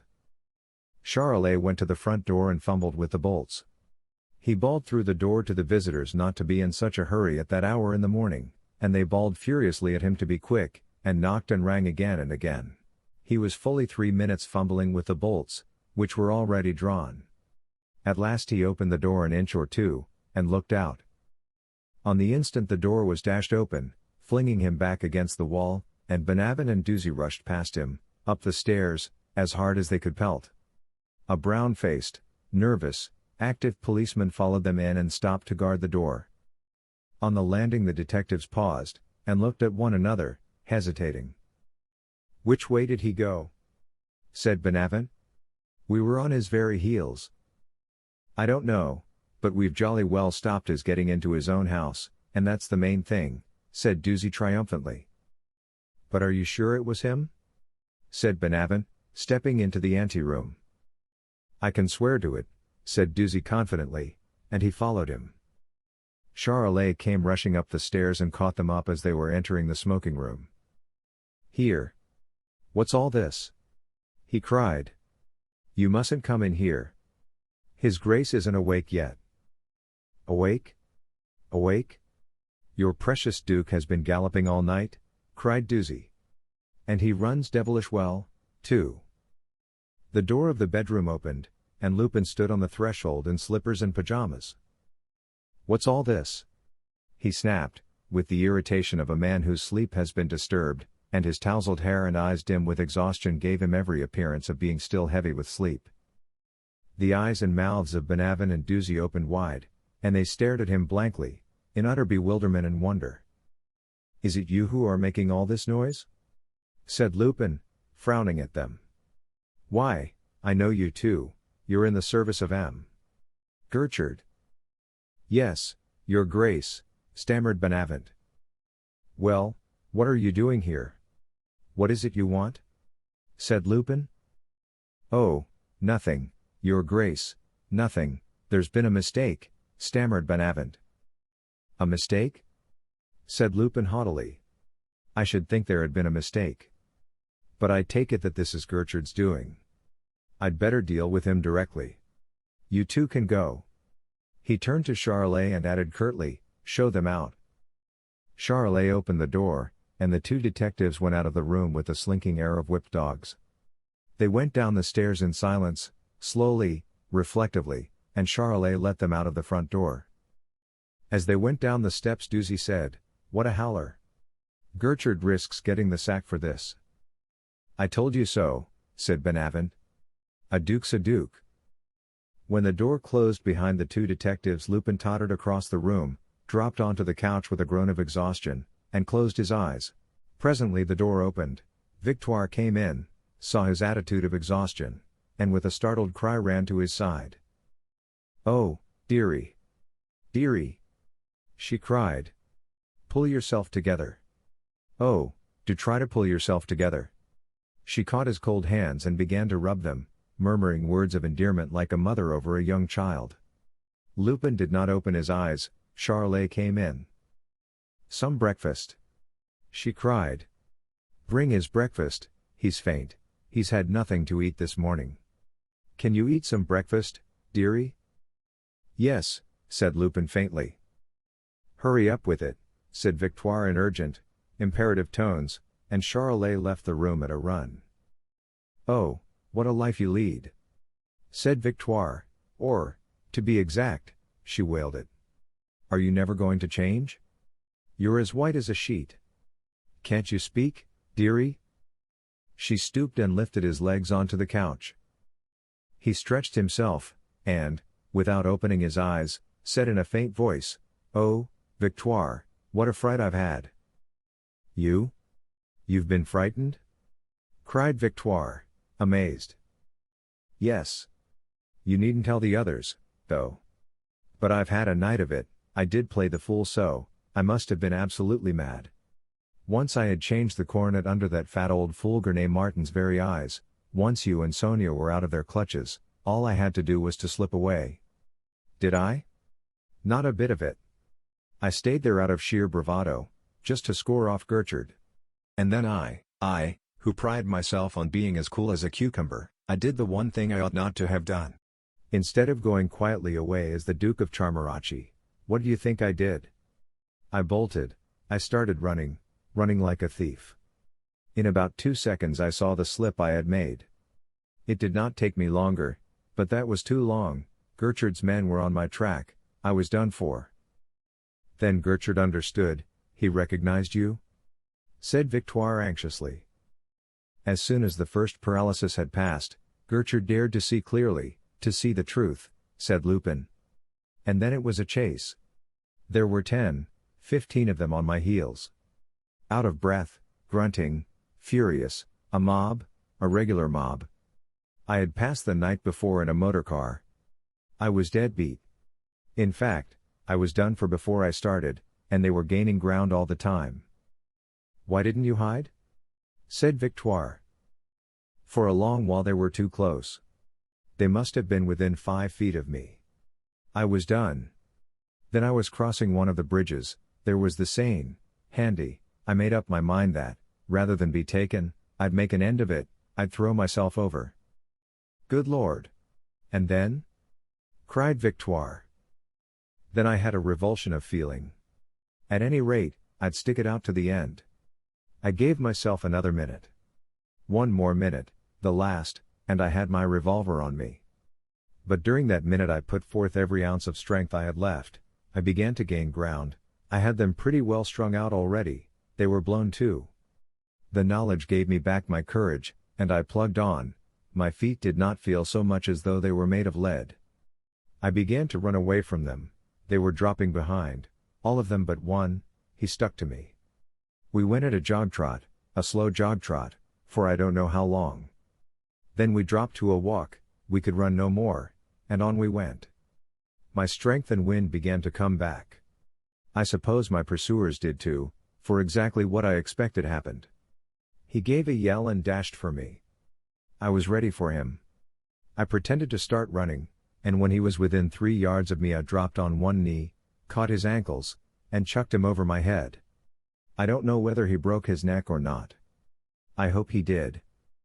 "Splendid," said Victoire. "Splendid.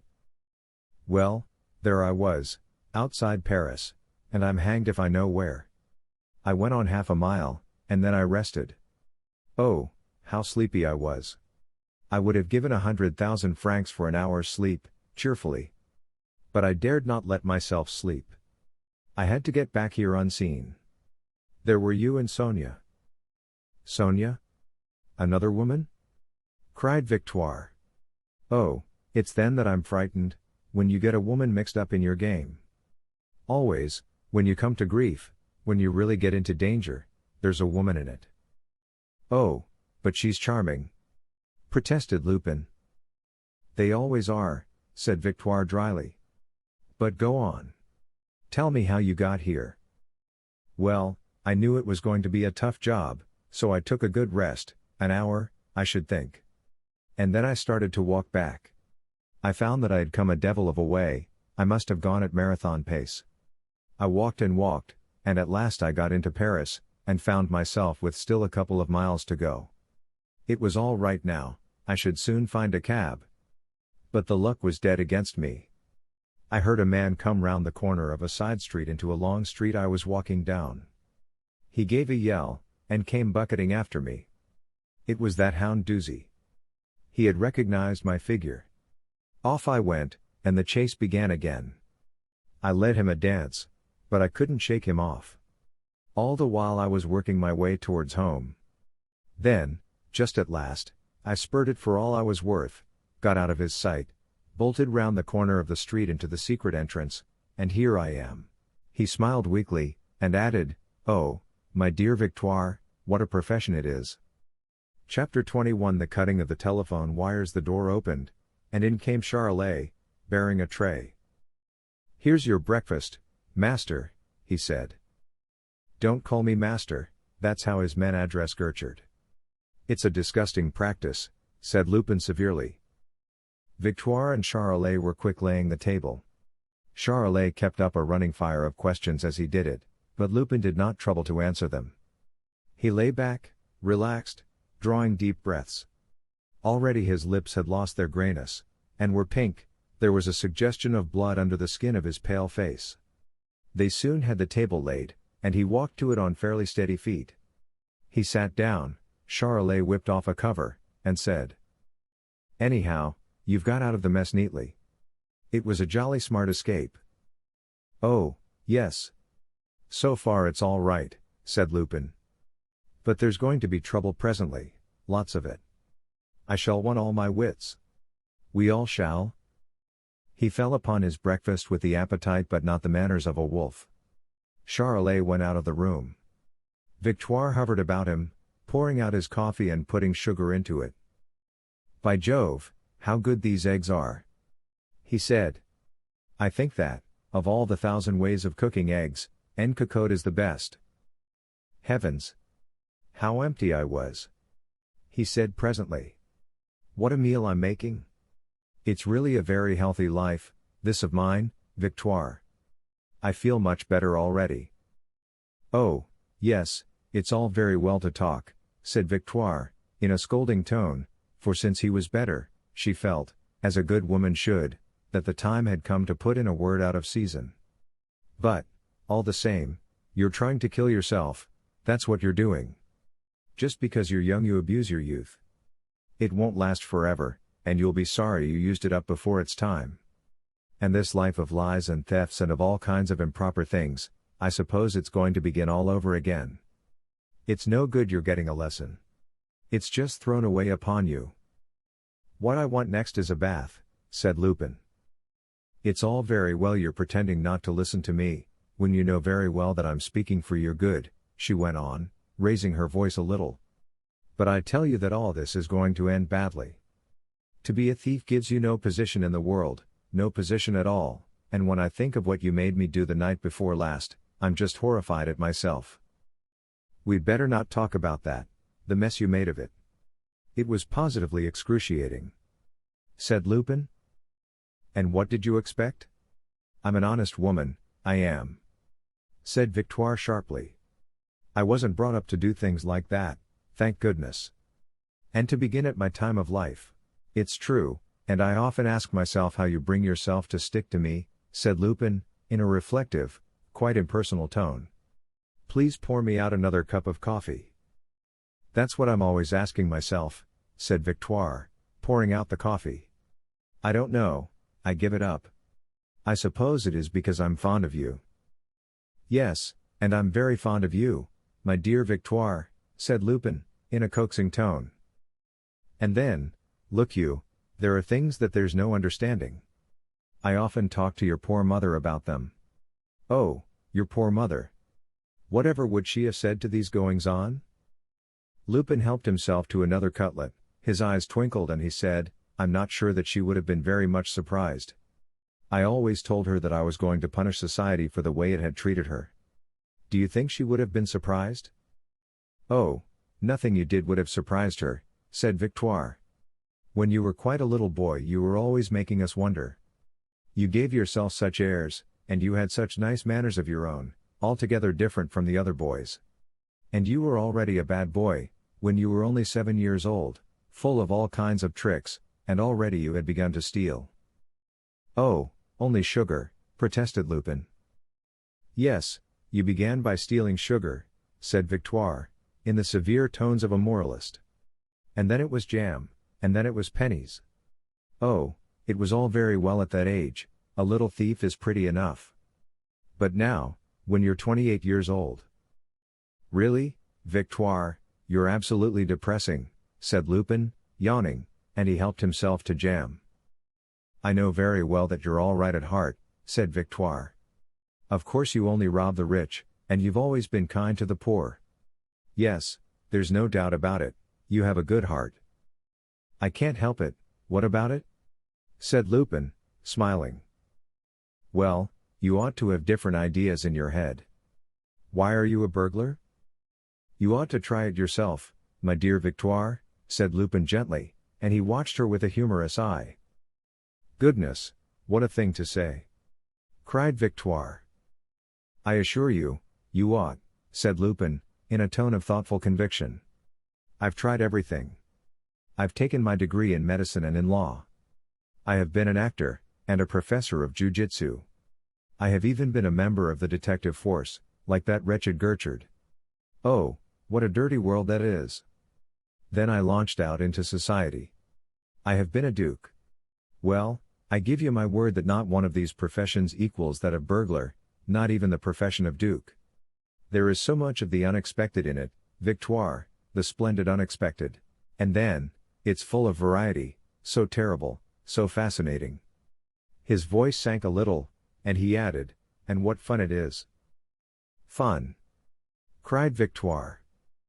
Yes, these rich men, these swells in their luxury, when one relieves them of a banknote, how they do howl. You should have seen that fat old Grenay Martin when I relieved him of his treasures, what an agony. You almost heard the death rattle in his throat. And then the coronet. In the derangement of their minds, and it was sheer derangement, mind you, already prepared at Charmarachi, in the derangement of Gertrude, I had only to put out my hand and pluck the coronet. And the joy, the ineffable joy of enraging the police. To see Gertrude's furious eyes when I downed him. And look round you. He waved his hand round the luxurious room. Duke of Charmarachi. This trade leads to everything on condition that one sticks to it. I tell you, Victoire, that when one cannot be a great artist or a great soldier, the only thing to be is a great thief. Oh, be quiet! Cried Victoire. Don't talk like that. You're working yourself up, you're intoxicating yourself. And all that, it is not Catholic. Come, at your age, you ought to have one idea in your head which should drive out all these others, which should make you forget all these thefts. Love, that would change you, I'm sure of it. That would make another man of you. You ought to marry. Yes, perhaps, that would make another man of me. That's what I've been thinking. I believe you're right, said Lupin thoughtfully. Is that true? Have you really been thinking of it? Cried Victoire joyfully. Yes, said Lupin, smiling at her eagerness. I have been thinking about it, seriously. No more messing about, no more intrigues. But a real woman, a woman for life? Cried Victoire. Yes, said Lupin softly, and his eyes were shining in a very grave face. "Is it serious? Is it real love, dearie?" said Victoire. "What's she like?" "She's beautiful," said Lupin. "Oh, trust you for that. Is she a blonde or a brunette?" "She's very fair and delicate, like a princess in a fairy tale," said Lupin softly. "What is she? What does she do?" said Victoire. "Well, since you ask me, she's a thief," said Lupin with a mischievous smile. "Good heavens!" cried Victoire. "But she's a very charming thief," said Lupin, and he rose smiling. He lighted a cigar, stretched himself and yawned. "She had ever so much more reason for stealing than ever I had," he said. "And she has always hated it like poison." "Well, that's something," said Victoire, and her blank and fallen face brightened a little. Lupin walked up and down the room, breathing out long luxurious puffs of smoke from his excellent cigar, and watching Victoire with a humorous eye. He walked across to his bookshelf, and scanned the titles of his books with an appreciative, almost affectionate smile. "This is a very pleasant interlude," he said languidly. "But I don't suppose it's going to last very long. As soon as Gertrude recovers from the shock of learning that I spent a quiet night in my ducal bed as an honest duke should, he'll be getting to work with positively furious energy, confound him. I could do with a whole day's sleep, 24 solid hours of it." "I'm sure you could, dearie," said Victoire sympathetically. "The girl I'm going to marry is Sonia Krichnoff," he said. "Sonia? That dear child. But I love her already," cried Victoire. "Sonia, but why did you say she was a thief?" "That was a silly thing to say." "It's my extraordinary sense of humor," said Lupin. The door opened and Charolais bustled in. "Shall I clear away the breakfast?" he said. Lupin nodded, and then the telephone bell rang. He put his finger on his lips and went to it. "Are you there?" he said. "Oh, it's you, Germaine. Good morning." "Oh, yes, I had a good night, excellent, thank you. You want to speak to me presently? You're waiting for me at the Ritz?" Don't go, it isn't safe," said Victoire, in a whisper. "All right, I'll be with you in about half an hour, or perhaps 3/4. I'm not dressed yet, but I'm ever so much more impatient than you. Goodbye for the present." He put the receiver on the stand. "It's a trap," said Charolais. "Never mind, what if it is?" "Is it so very serious?" said Lupin. "There'll be nothing but traps now, and if I can find the time I shall certainly go and take a look at that one." "And if she knows everything? If she's taking her revenge, if she's getting you there to have you arrested?" said Victoire. "Yes, M. Formery is probably at the Ritz with Gurney Martin. They're probably all of them there, weighing the coronet," said Lupin, with a chuckle. He hesitated a moment, reflecting, then he said, "How silly you are. If they wanted to arrest me, if they had the material proof which they haven't got, Gertrude would be here already." "Then why did they chase you last night?" said Charolais. "The coronet," said Lupin. "Wasn't that reason enough?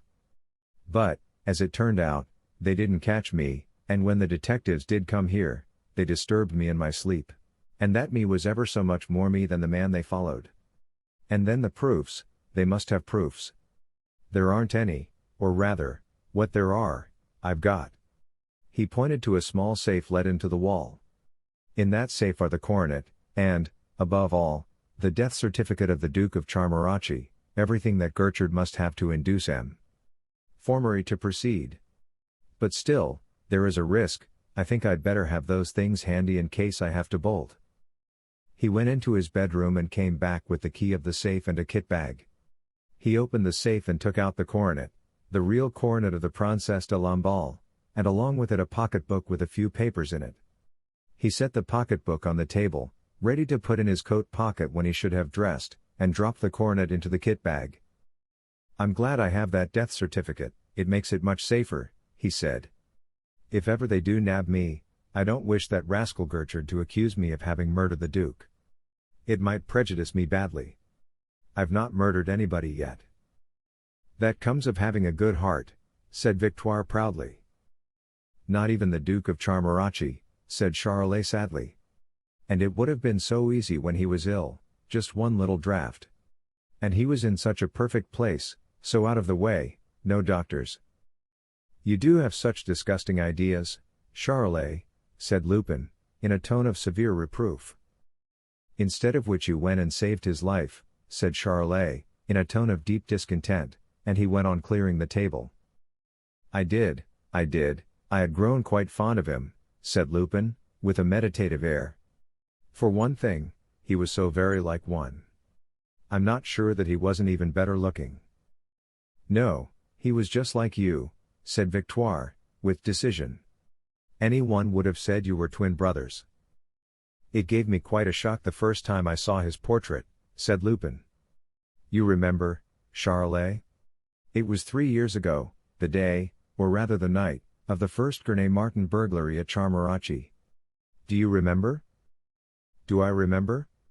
Said Charolais. It was I who pointed out the likeness to you. I said, he's the very spit of you, master. And you said, there's something to be done with that, Charolais. And then off you started for the ice and snow and found the Duke, and became his friend, and then he went and died, not that you'd have helped him too, if he hadn't. Poor Charmarachi. He was indeed Grand Seigneur. With him a great name was about to be extinguished. Did I hesitate? No.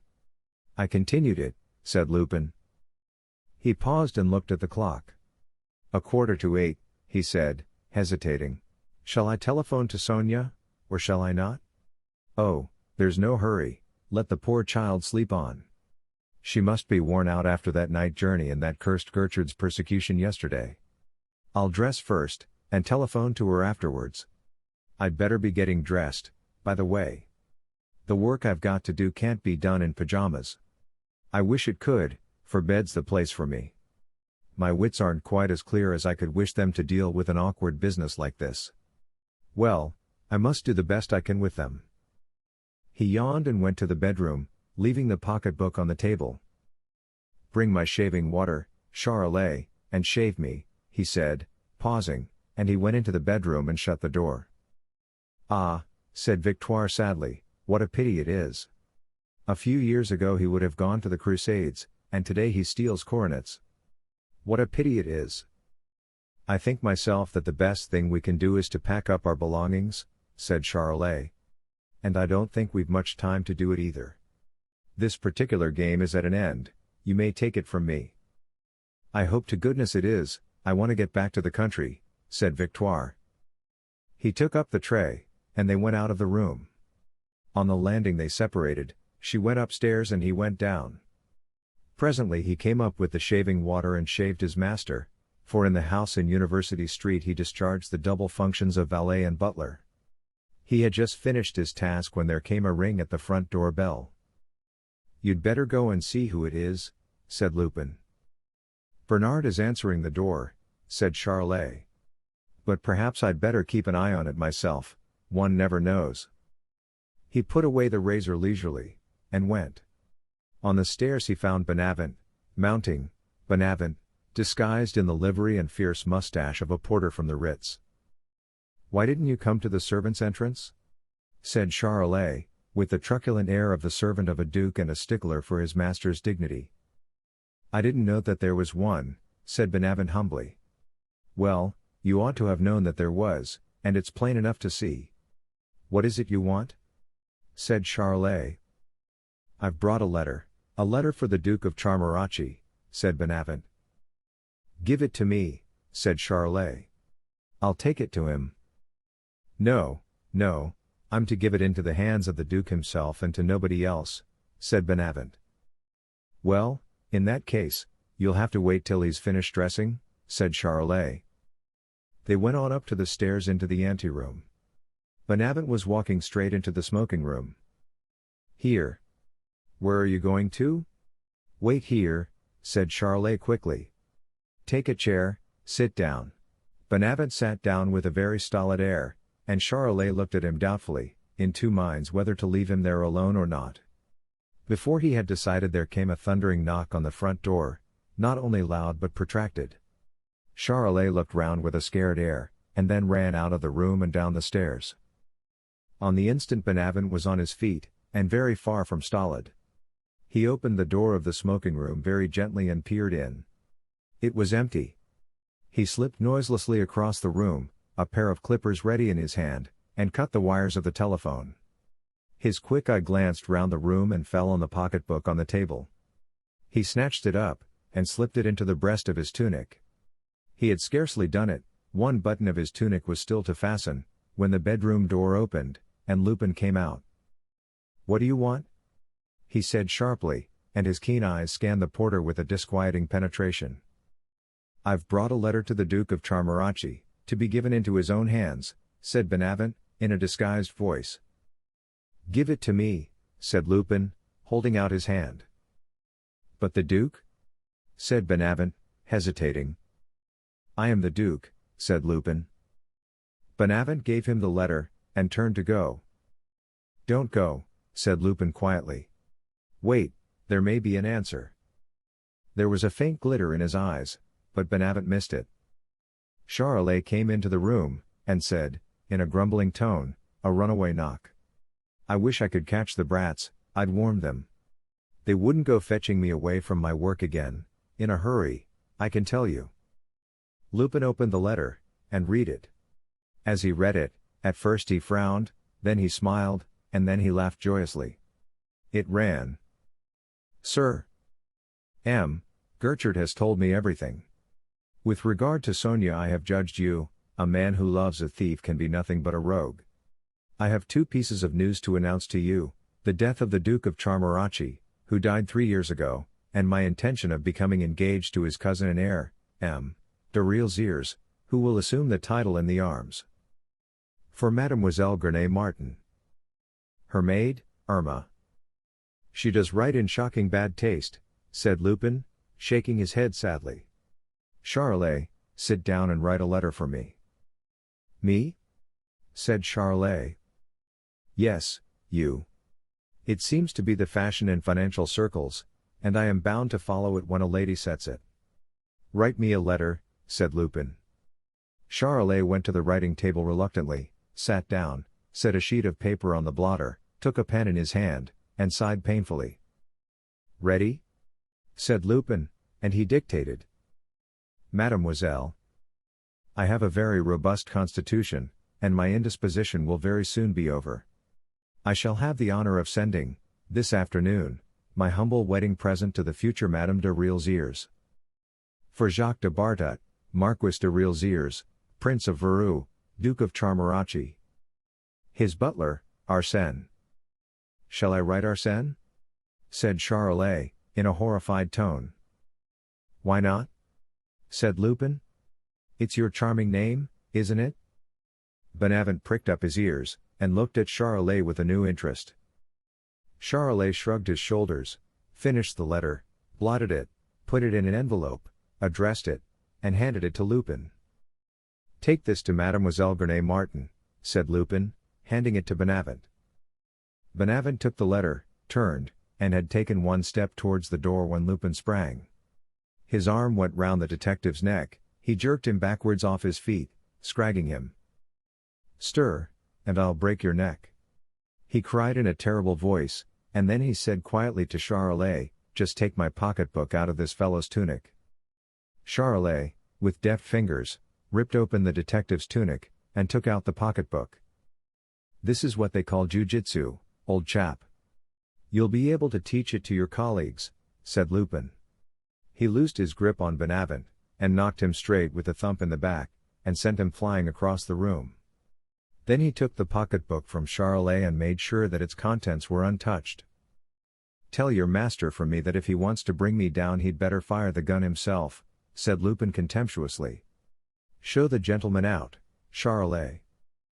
Benavent staggered to the door, paused, and turned on Lupin a face livid with fury.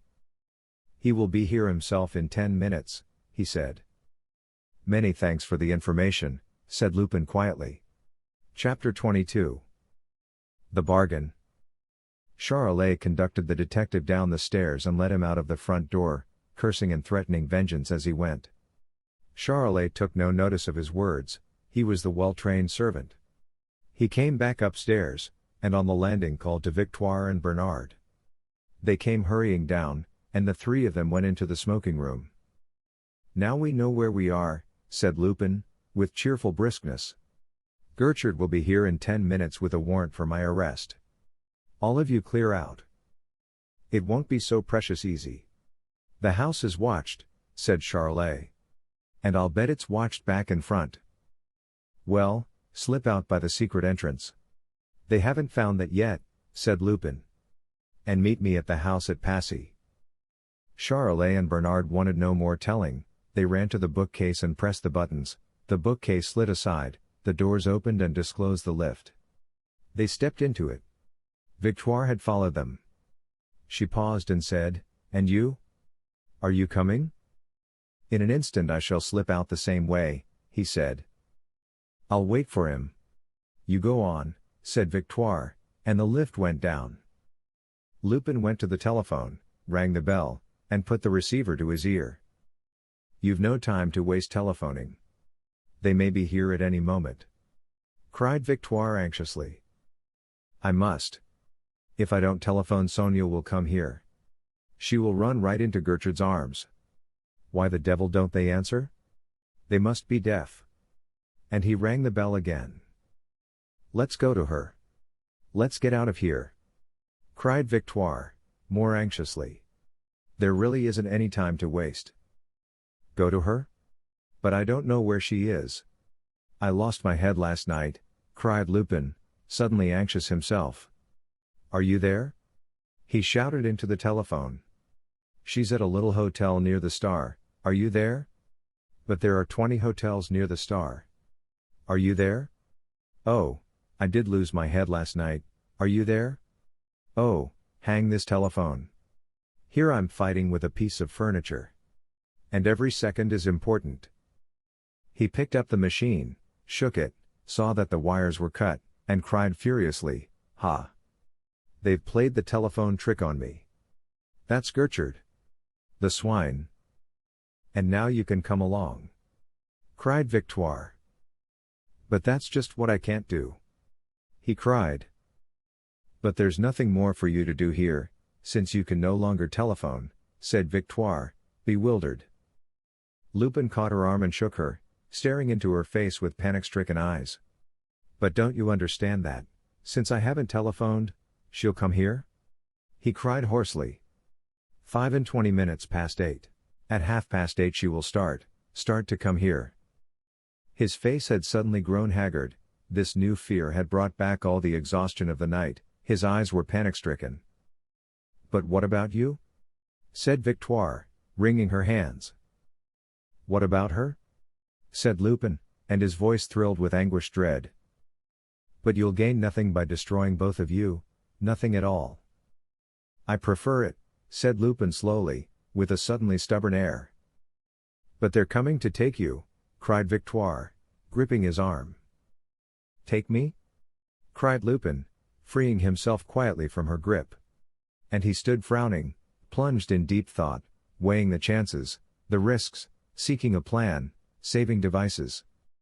He crossed the room to the writing table, opened a drawer, and took out a cardboard box about 8 inches square and set it on the table. "They shall never take me alive," he said gloomily. "Oh, hush, hush," said Victoire. "I know very well that you're capable of anything, and they too, they'll destroy you. No, look you must go. They won't do anything to her, a child like that, so frail. She'll get off quite easily. You're coming, aren't you?"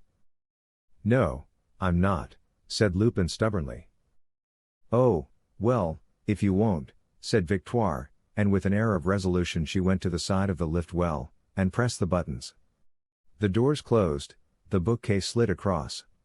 She sat down and folded her arms. "What, you're not going to stop here?" cried Lupin. "Make me stir if you can. I'm as fond of you as she is, you know I am," said Victoire, and her face set stonily obstinate. Lupin begged her to go, ordered her to go. He seized her by the shoulder, shook her, and abused her like a pickpocket. She would not stir. He abandoned the effort, sat down, and knitted his brow again in profound and painful thought, working out his plan. Now and again his eyes flashed, once or twice they twinkled. Victoire watched his face with just the faintest hope on her own. It was past 25 to 9 when the front door bell rang. They gazed at one another with an unspoken question on their lips. The eyes of Victoire were scared, but in the eyes of Lupin the light of battle was gathering. "It's her," said Victoire under her breath.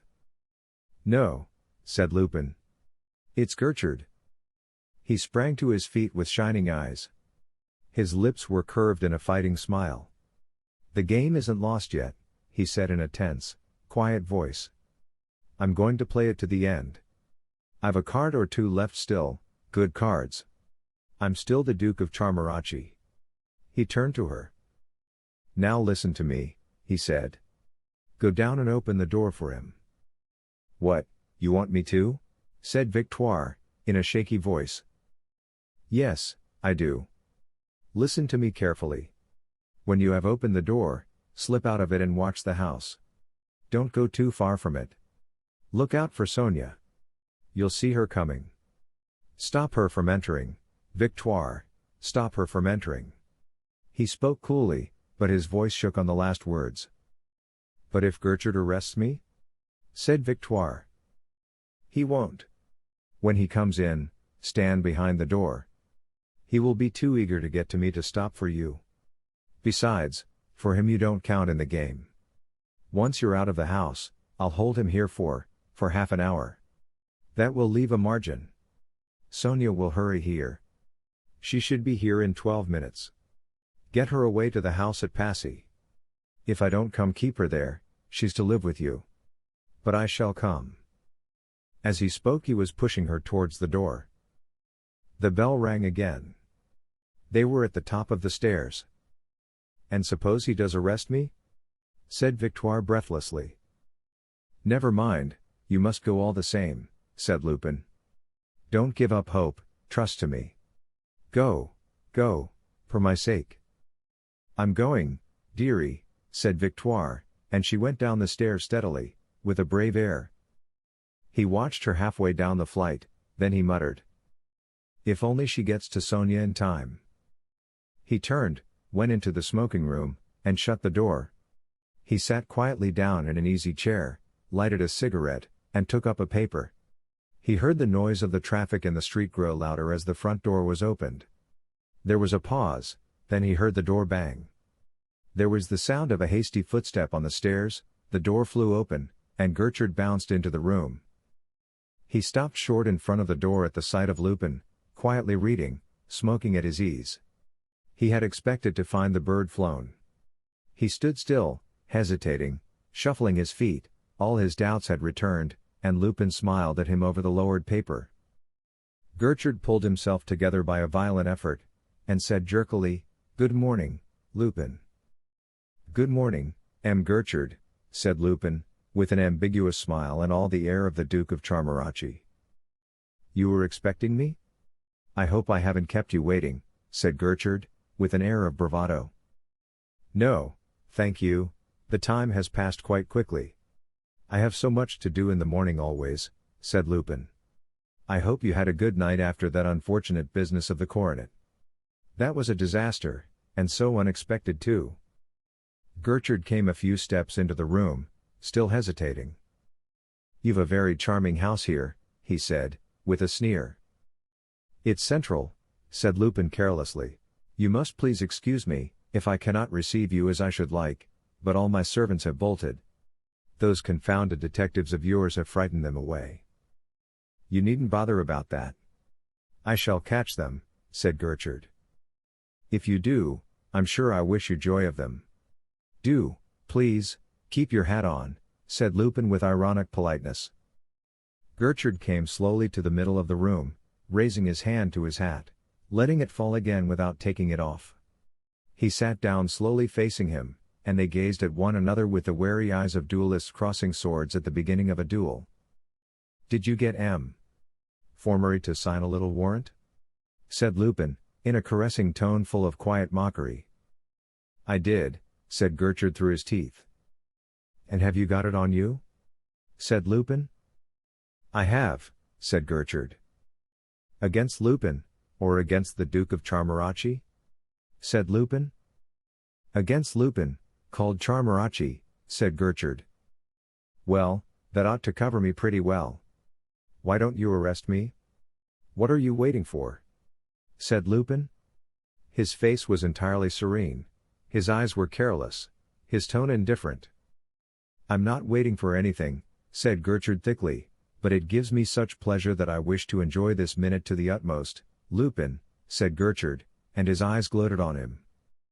Lupin, himself, said Lupin, smiling. I hardly dare believe it, said Gertrude. You're quite right not to, said Lupin. Yes, I hardly dare believe it. You alive, here at my mercy? Oh, dear no, not yet, said Lupin. Yes, said Gertrude, in a decisive tone. And ever so much more than you think. He bent forwards towards him, with his hands on his knees, and said, Do you know where Sonia Kritchnoff is at this moment? What? Said Lupin sharply. I ask if you know where Sonia Kritchnoff is? Said Gertrude slowly, lingering over the words. Do you? Said Lupin. I do, said Gertrude triumphantly. Where is she? Said Lupin, in a tone of utter incredulity. In a small hotel near the Star. The hotel has a telephone, and you can make sure, said Gertrude. Indeed? That's very interesting. What's the number of it? Said Lupin, in a mocking tone. 555 Central, would you like to telephone to her? Said Gertrude, and he smiled triumphantly at the disabled instrument. Lupin shook his head with a careless smile, and said, Why should I telephone to her? What are you driving at? Nothing, that's all, said Gertrude. And he leant back in his chair with an ugly smile on his face. Evidently nothing. For, after all, what has that child got to do with you? You're not interested in her, plainly. She's not big enough game for you. It's me you are hunting, it's me you hate, it's me you want. I've played you tricks enough for that, you old scoundrel. So you're going to leave that child in peace? You're not going to revenge yourself on her? It's all very well for you to be a policeman, it's all very well for you to hate me, but there are things one does not do. There was a ring of menace and appeal in the deep, ringing tones of his voice. You're not going to do that, Gertrude. You will not do it. Me? Yes, anything you like. But her you must not touch. He gazed at the detective with fierce, appealing eyes. That depends on you, said Gertrude curtly. On me? Cried Lupin, in genuine surprise. Yes, I've a little bargain to propose to you, said Gertrude. Have you? Said Lupin, and his watchful face was serene again, his smile almost pleasant. Yes, said Gertrude. And he paused, hesitating. Well, what is it you want? Said Lupin. Out with it. Don't be shy about it. I offer you. You offer me? Cried Lupin. Then it isn't true. You're fooling me. Reassure yourself, said Gertrude coldly. To you personally I offer nothing. Then you are sincere, said Lupin. And putting me out of the question?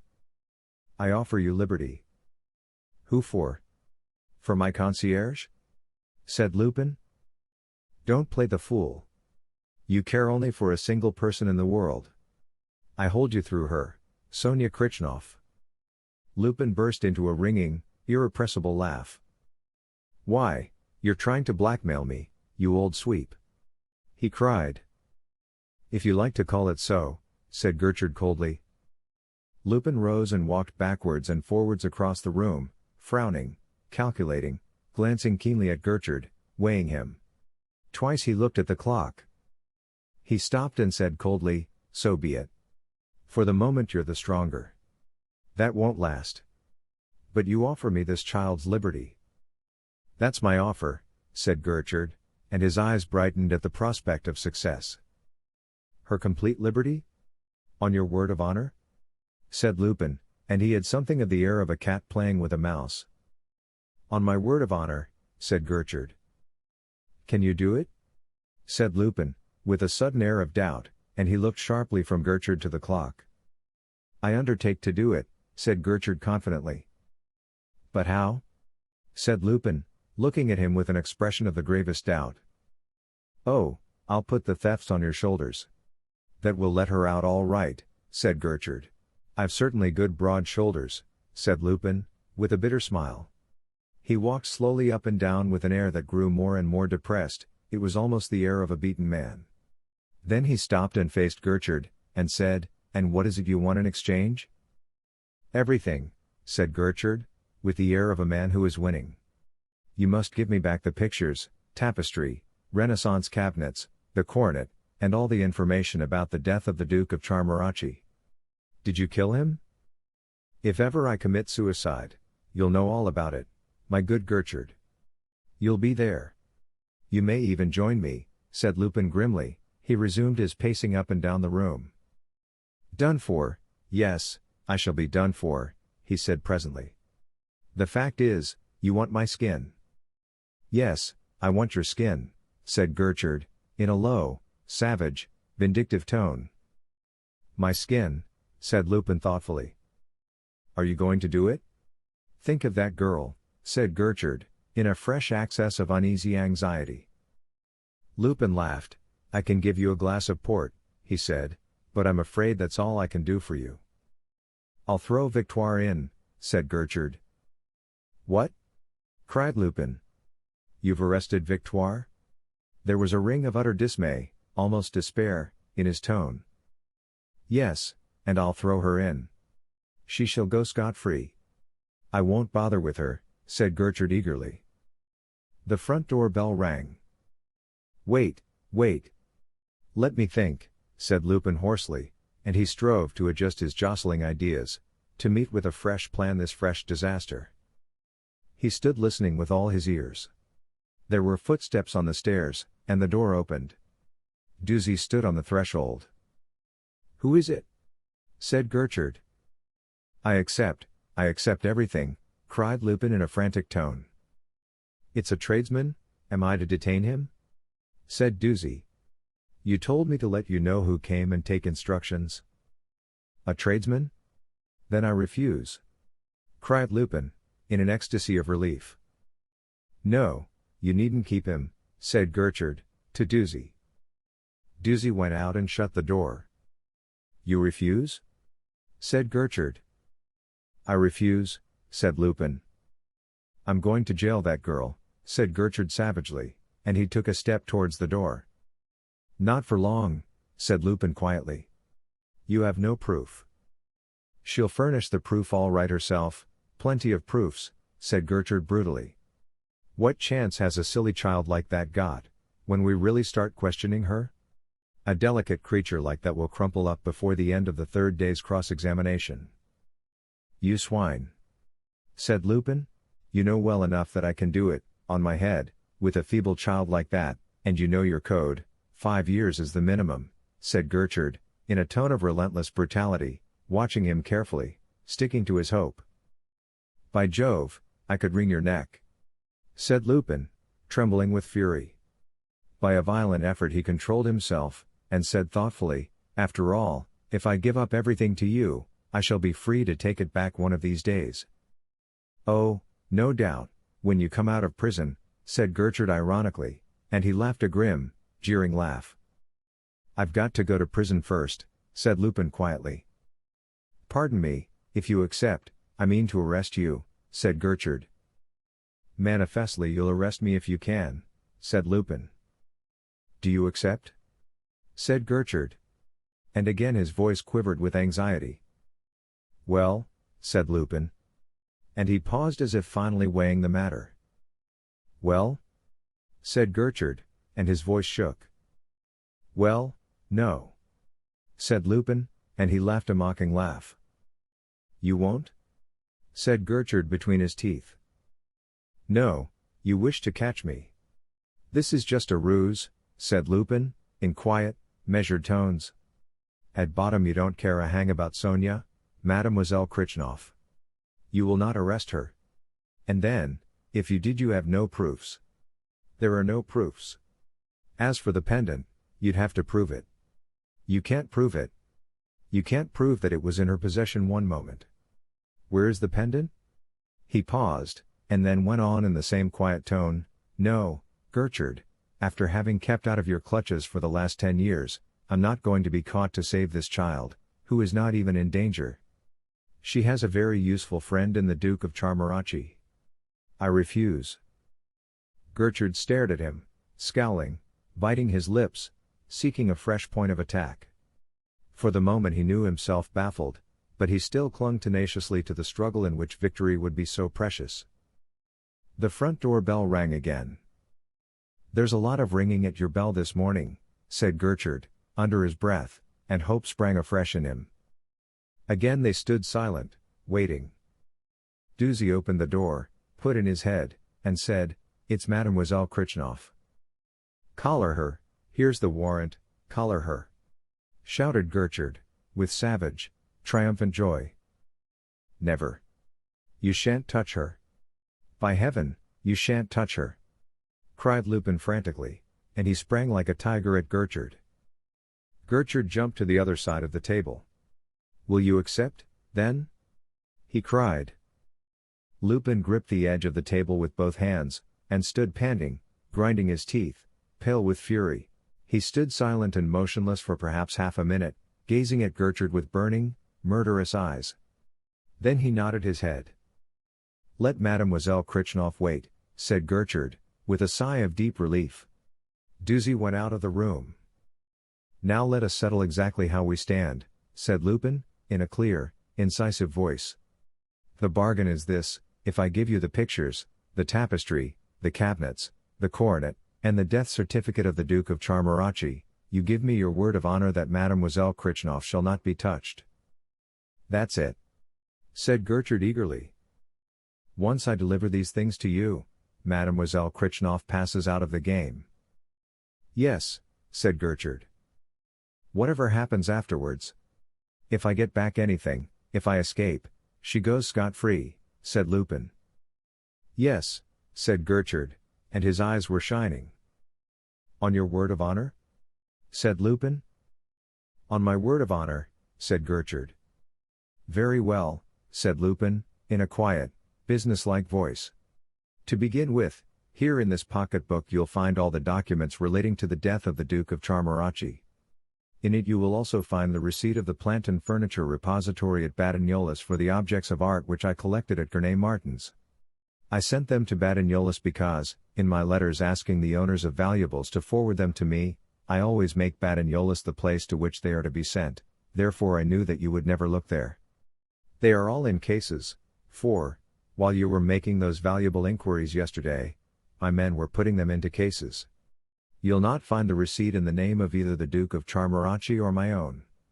It is in the name of a respected proprietor of Batignolles, I.M. Pierre Servian. But he has lately left that charming suburb, and I do not think he will return to it. Gertrude almost snatched the pocketbook out of his hand.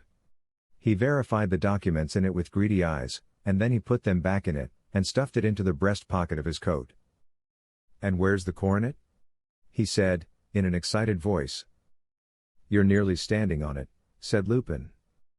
It's in that kit bag at your feet, on the top of the change of clothes in it. Gertrude snatched up the kit bag, opened it, and took out the coronet. I'm afraid I haven't the case, said Lupin, in a tone of regret. If you remember, I left it at Gurney Martin's, in your charge. Gertrude examined the coronet carefully.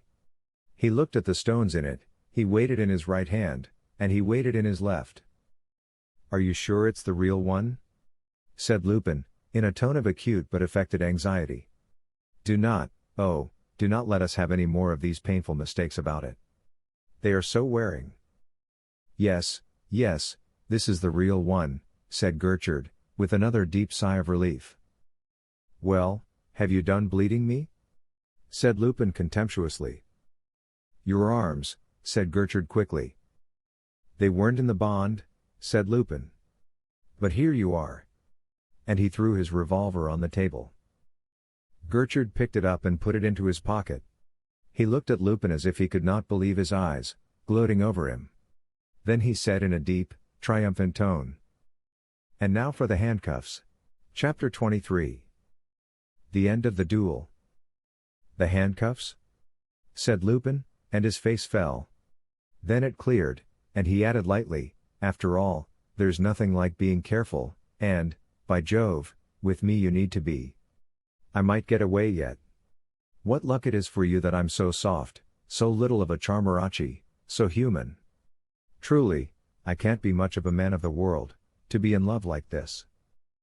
"Come, come, hold out your hands," said Gertrude, jingling the handcuffs impatiently. "I should like to see that child for the last time," said Lupin gently. "All right," said Gertrude. "Arsène Lupin, and nabbed by you. If you aren't in luck. Here you are," said Lupin bitterly, and he held out his wrists. Gertrude snapped the handcuffs on them with a grunt of satisfaction. Lupin gazed down at them with a bitter face, and said, "Oh, you are in luck. You're not married by any chance?" Yes, I am," said Gertrude hastily, and he went quickly to the door and opened it. "Doozy," he called. "Doozy. Mademoiselle Krichnoff is at liberty. Tell her so, and bring her in here." Lupin started back, flushed and scowling. He cried, "With these things on my hands, no, I can't see her." Gertrude stood still, looking at him. Lupin's scowl slowly softened, and he said, half to himself, "But I should have liked to see her, very much, for if she goes like that, I shall not know when or where."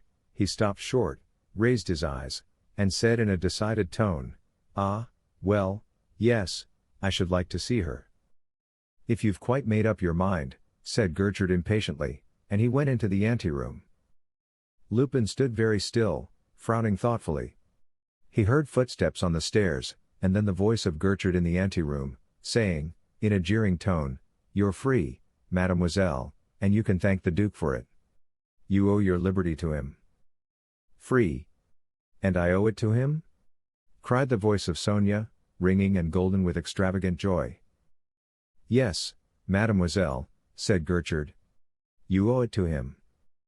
She came through the open door, flushed deliciously and smiling, her eyes brimming with tears of joy. Lupin had never seen her look half so adorable. "Is it to you I owe it? Then I shall owe everything to you." "Oh, thank you, she cried, holding out her hands to him. Lupin half turned away from her to hide his handcuffs. She misunderstood the movement.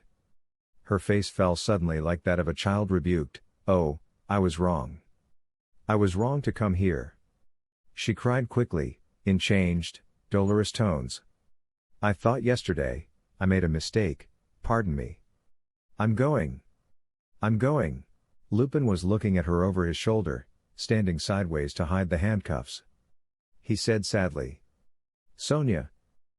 No, I understand. It was impossible," she cried quickly, cutting him short. "And yet if you only knew, if you knew how I have changed, with what a changed spirit I came here. Ah, I swear that now I hate all my past. I loathe it. I swear that now the mere presence of a thief would overwhelm me with disgust." "Hush," said Lupin, flushing deeply, and wincing. "Hush."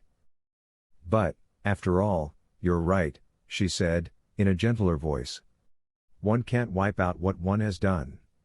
If I were to give back everything I've taken, if I were to spend years in remorse and repentance, it would be no use. In your eyes I should always be Sonia Krichnoff, the thief." The great tears welled slowly out of her eyes and rolled down her cheeks. She let them stream unheeded. "Sonia!" cried Lupin, protesting. But she would not hear him. She broke out with fresh vehemence, a feverish passion, "And yet, if I'd been a thief, like so many others. But you know why I stole? I'm not trying to defend myself, but, after all, I did it to keep honest, and when I loved you it was not the heart of a thief that thrilled, it was the heart of a poor girl who loved. That's all. Who loved. You don't know what you're doing. You're torturing me. Be quiet. Cried Lupin hoarsely, beside himself.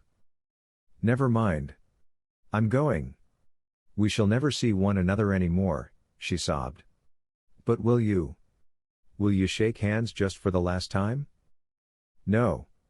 Cried Lupin. You won't? Wailed Sonia in a heartrending tone. I can't. Cried Lupin. You ought not to be like this. Last night, if you were going to let me go like this, last night, it was wrong, she wailed, and turned to go. Wait, Sonia. Wait. Cried Lupin hoarsely. A moment ago you said something. You said that the mere presence of a thief would overwhelm you with disgust. Is that true? Yes, I swear it is, cried Sonia. Gertrude appeared in the doorway. And if I were not the man you believe? Said Lupin somberly. What? Said Sonia, and a faint bewilderment mingled with her grief. If I were not the Duke of Charmarachi? Not the Duke? If I were not an honest man? Said Lupin. You? Cried Sonia. If I were a thief? If I were Arsène Lupin, jeered Gertrude from the door. Lupin turned and held out his manacled wrists for her to see. Arsène Lupin, it's true. Stammered Sonia. But then, it must be for my sake that you've given yourself up. And it's for me you're going to prison. Oh, heavens! How happy I am! She sprang to him, threw her arms round his neck, and pressed her lips to his. And that's what women call repenting, said Gertrude. He shrugged his shoulders, went out onto the landing, and called to the policeman in the hall to bid the driver of the prison van, which was waiting, bring it up to the door. Oh, this is incredible!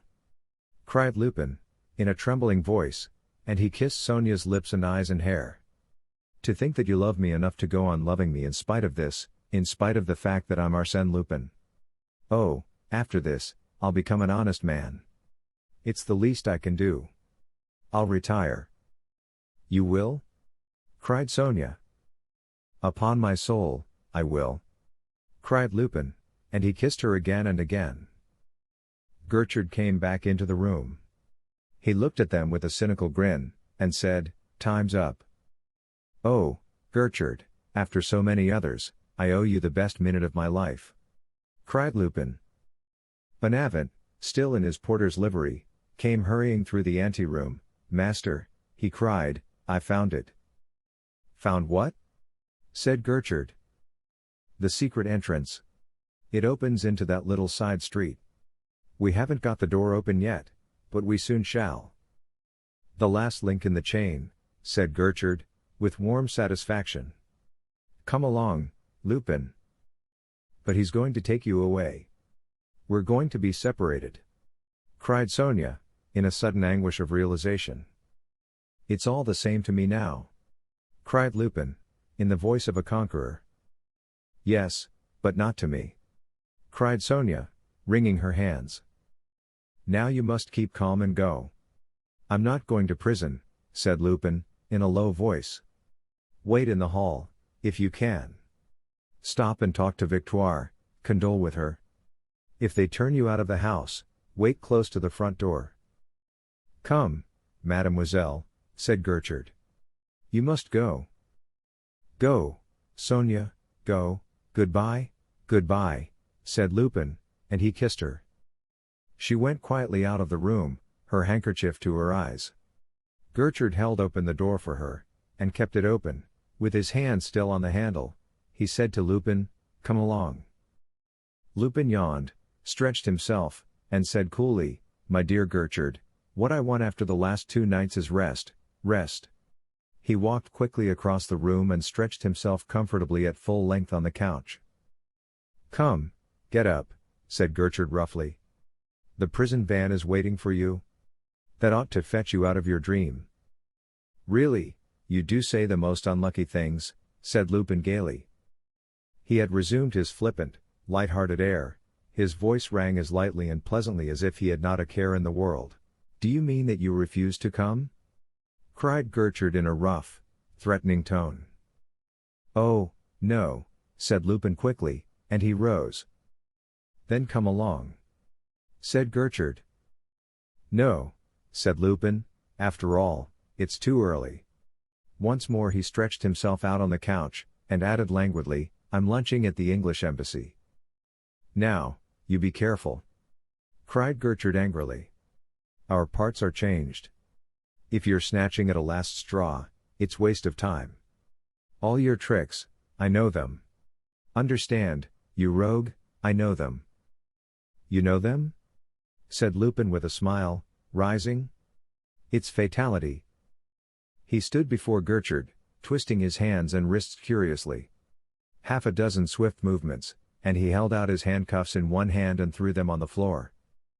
"Did you know that trick, Gertrude? One of these days I shall teach you to invite me to lunch," he said slowly, in a mocking tone, and he gazed at the detective with menacing, dangerous eyes. "Come, come, we've had enough of this," cried Gertrude, in mingled astonishment, anger, and alarm. "Bonavent! Arsène! Doozy! Here! Help! Help!" he shouted. "Now listen, Gertrude, and understand that I'm not humbugging," said Lupin quickly, in clear, compelling tones. "If Sonia, just now, had had one word, one gesture of contempt for me, I'd have given way, yielded, half yielded, at any rate, for, rather than fall into your triumphant clutches, I'd have blown my brains out. I've now to choose between happiness, life with Sonia, or prison.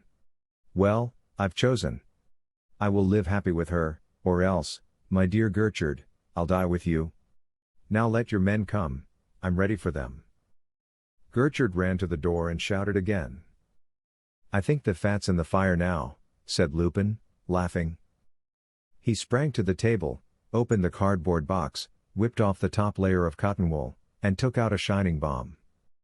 He sprang to the wall, pressed the button, the bookshelf glided slowly to one side, the lift rose to the level of the floor and its doors flew open just as the detectives rushed in. "Collar him!" yelled Gertrude. "Stand back, hands up!"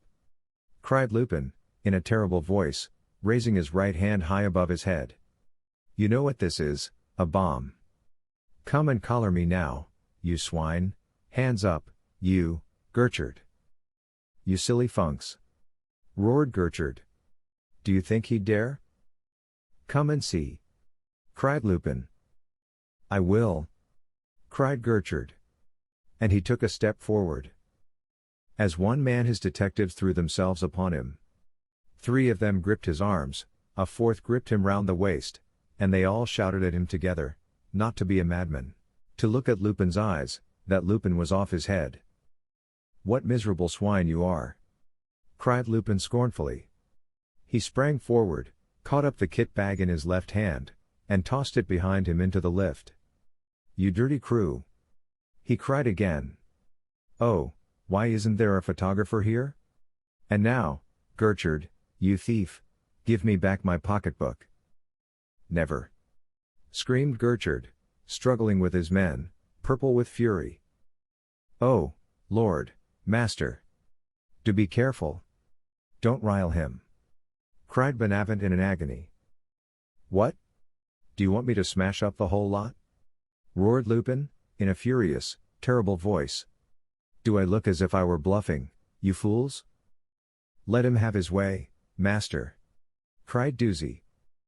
"Yes, yes!" cried Bonavent. "Let him have his way!" cried another. "Give him his pocketbook!" cried a third. "Never!" howled Gertrude. "It's in his pocket, his breast pocket. Be smart!" roared Lupin. "Come, come, it's got to be given to him!" cried Bonavent. "Hold the master tight!" And he thrust his hand into the breast of Gertrude's coat, and tore out the pocketbook. "Throw it on the table!" cried Lupin. Bonavent threw it onto the table, and it slid along it right to Lupin. He caught it in his left hand, and slipped it into his pocket. "Good!" he said. And then he yelled ferociously, "Look out for the bomb!" and made a feint of throwing it. The whole group fell back with an odd, unanimous, sighing groan. Lupin sprang into the lift, and the doors closed over the opening. There was a great sigh of relief from the frightened detectives, and then the chunking of machinery as the lift sank. Their grip on Gertrude loosened. He shook himself free, and shouted, after him. You've got to make up for this. Down into the cellars, some of you. Others go to the secret entrance. Others to the servants' entrance. Get into the street. Be smart. Doozy, take the lift with me. The others ran out of the room and down the stairs, but with no great heartiness, since their minds were still quite full of the bomb, and Lupin still had it with him. Gertrude and Doozy dashed at the doors of the opening of the lift well, pulling and wrenching at them. Suddenly there was a click, and they heard the grunting of the machinery. There was a little bump and a jerk, the doors flew open of themselves, and there was the lift, empty, ready for them. They jumped into it. Gertrude's quick eye caught the button, and he pressed it. The doors banged to, and, to his horror, the lift shot upwards about 8 feet, and stuck between the floors. As the lift stuck, a second compartment, exactly like the one Gertrude and Doozy were in, came up to the level of the floor of the smoking room, the doors opened, and there was Lupin. But again how changed! The clothes of the Duke of Charmarachi littered the floor, the kit bag was open, and he was wearing the very clothes of Chief Inspector Gertrude, his seedy top hat, his cloak. He wore also Gertrude's sparse, lank, black hair, his little, bristling, black mustache. His figure, hidden by the cloak, seemed to have shrunk to the size of Gertrude's. He sat before a mirror in the wall of the lift, a make-up box on the seat beside him. He darkened his eyebrows, and put a line or two about his eyes. That done, he looked at himself earnestly for 2 or 3 minutes, and, as he looked, a truly marvelous transformation took place. The features of Arsène Lupin, of the Duke of Charmarachi, decomposed, actually decomposed, into the features of Jean Gertrude. He looked at himself and laughed, the gentle, husky laugh of Gertrude. He rose, transferred the pocketbook to the coat he was wearing, picked up the bomb, came out into the smoking room, and listened. A muffled roaring thumping came from the well of the lift. It almost sounded as if, in their exasperation, Gertrude and Doozy were engaged in a struggle to the death. Smiling pleasantly, he stole to the window and looked out. His eyes brightened at the sight of the motor car, Gertrude's car, waiting just before the front door and in charge of a policeman. He stole to the head of the stairs, and looked down into the hall. Victoire was sitting huddled together on a chair.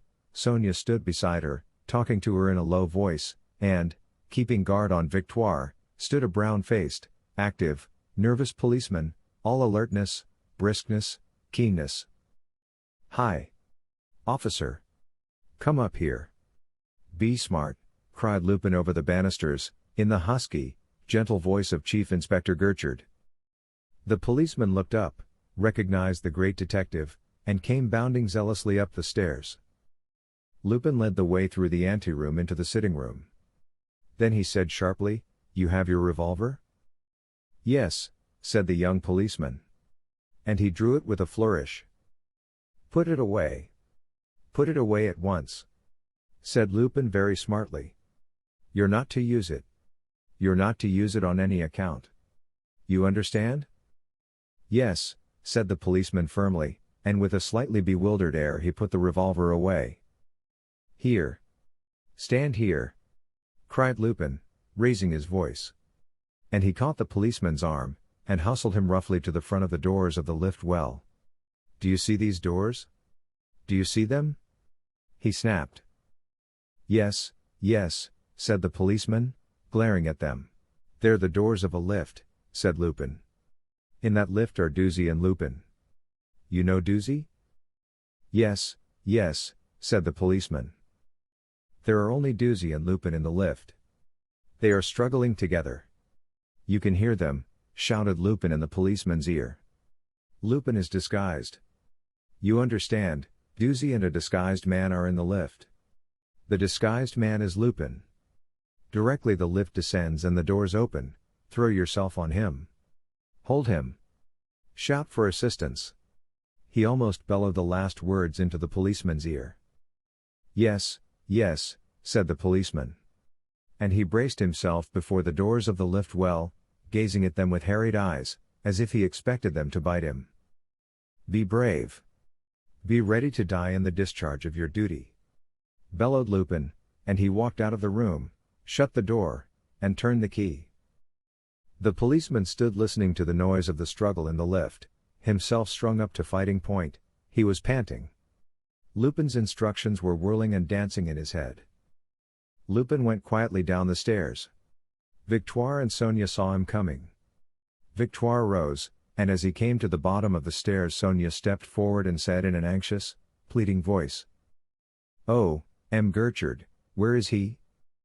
"He's here," said Lupin, in his natural voice. Sonia sprang to him with outstretched arms. "It's you. It is you," she cried. "Just look how like him I am," said Lupin, laughing triumphantly. "But do I look quite ruffian enough?" "Oh, no. You couldn't," cried Sonia. "Isn't he a wonder?" said Victoire. "This time the Duke of Charmarachi is dead, for good and all," said Lupin. "No, it's Lupin that's dead," said Sonia softly. "Lupin?" he said, surprised. "Yes," said Sonia firmly. "It would be a terrible loss, you know, a loss for France," said Lupin gravely. "Never mind," said Sonia. "Oh, I must be in love with you," said Lupin, in a wondering tone, and he put his arm round her and kissed her violently. "And you won't steal any more?" said Sonia, holding him back with both hands on his shoulders, looking into his eyes. "I shouldn't dream of such a thing," said Lupin. "You are here. Gertrude is in the lift. What more could I possibly desire?" His voice softened and grew infinitely caressing as he went on, "Yet when you are at my side I shall always have the soul of a lover and the soul of a thief. I long to steal your kisses, your thoughts, the whole of your heart. Ah, Sonia, if you want me to steal nothing else, you have only to stay by my side." Their lips met in a long kiss. Sonia drew herself out of his arms and cried, "But we're wasting time. We must make haste. We must fly." "Fly?" said Lupin sharply. "No, thank you, never again. I did flying enough last night to last me a lifetime. For the rest of my life I'm going to crawl like a snail. But come along, you two, I must take you to the police station." He opened the front door, and they came out on the steps. The policeman in charge of the car saluted. Lupin paused and said softly, "Hark! I hear the sound of wedding bells." They went down the steps. Even as they were getting into the car, some chance blow of Gertrude or Duzy struck a hidden spring and released the lift. It sank to the level of Lupin's smoking room and stopped. The doors flew open, Duzy and Gertrude sprang out of it, and on the instant the brown-faced, nervous policeman sprang actively on Gertrude and pinned him. Taken by surprise, Gertrude yelled loudly, "You stupid idiot!" Somehow entangled his legs in those of his captor, and they rolled on the floor. Duzy surveyed them for a moment with blank astonishment. Then, with swift intelligence, grasped the fact that the policeman was Lupin in disguise. He sprang upon them, tore them asunder, fell heavily on the policeman, and pinned him to the floor with a strangling hand on his throat. Gertrude dashed to the door, tried it, and found it locked, dashed for the window, threw it open, and thrust out his head. 40 yards down the street a motor car was rolling smoothly away, rolling to a honeymoon. "Oh, hang it!" he screamed. "He's doing a bunk in my motor car." The end.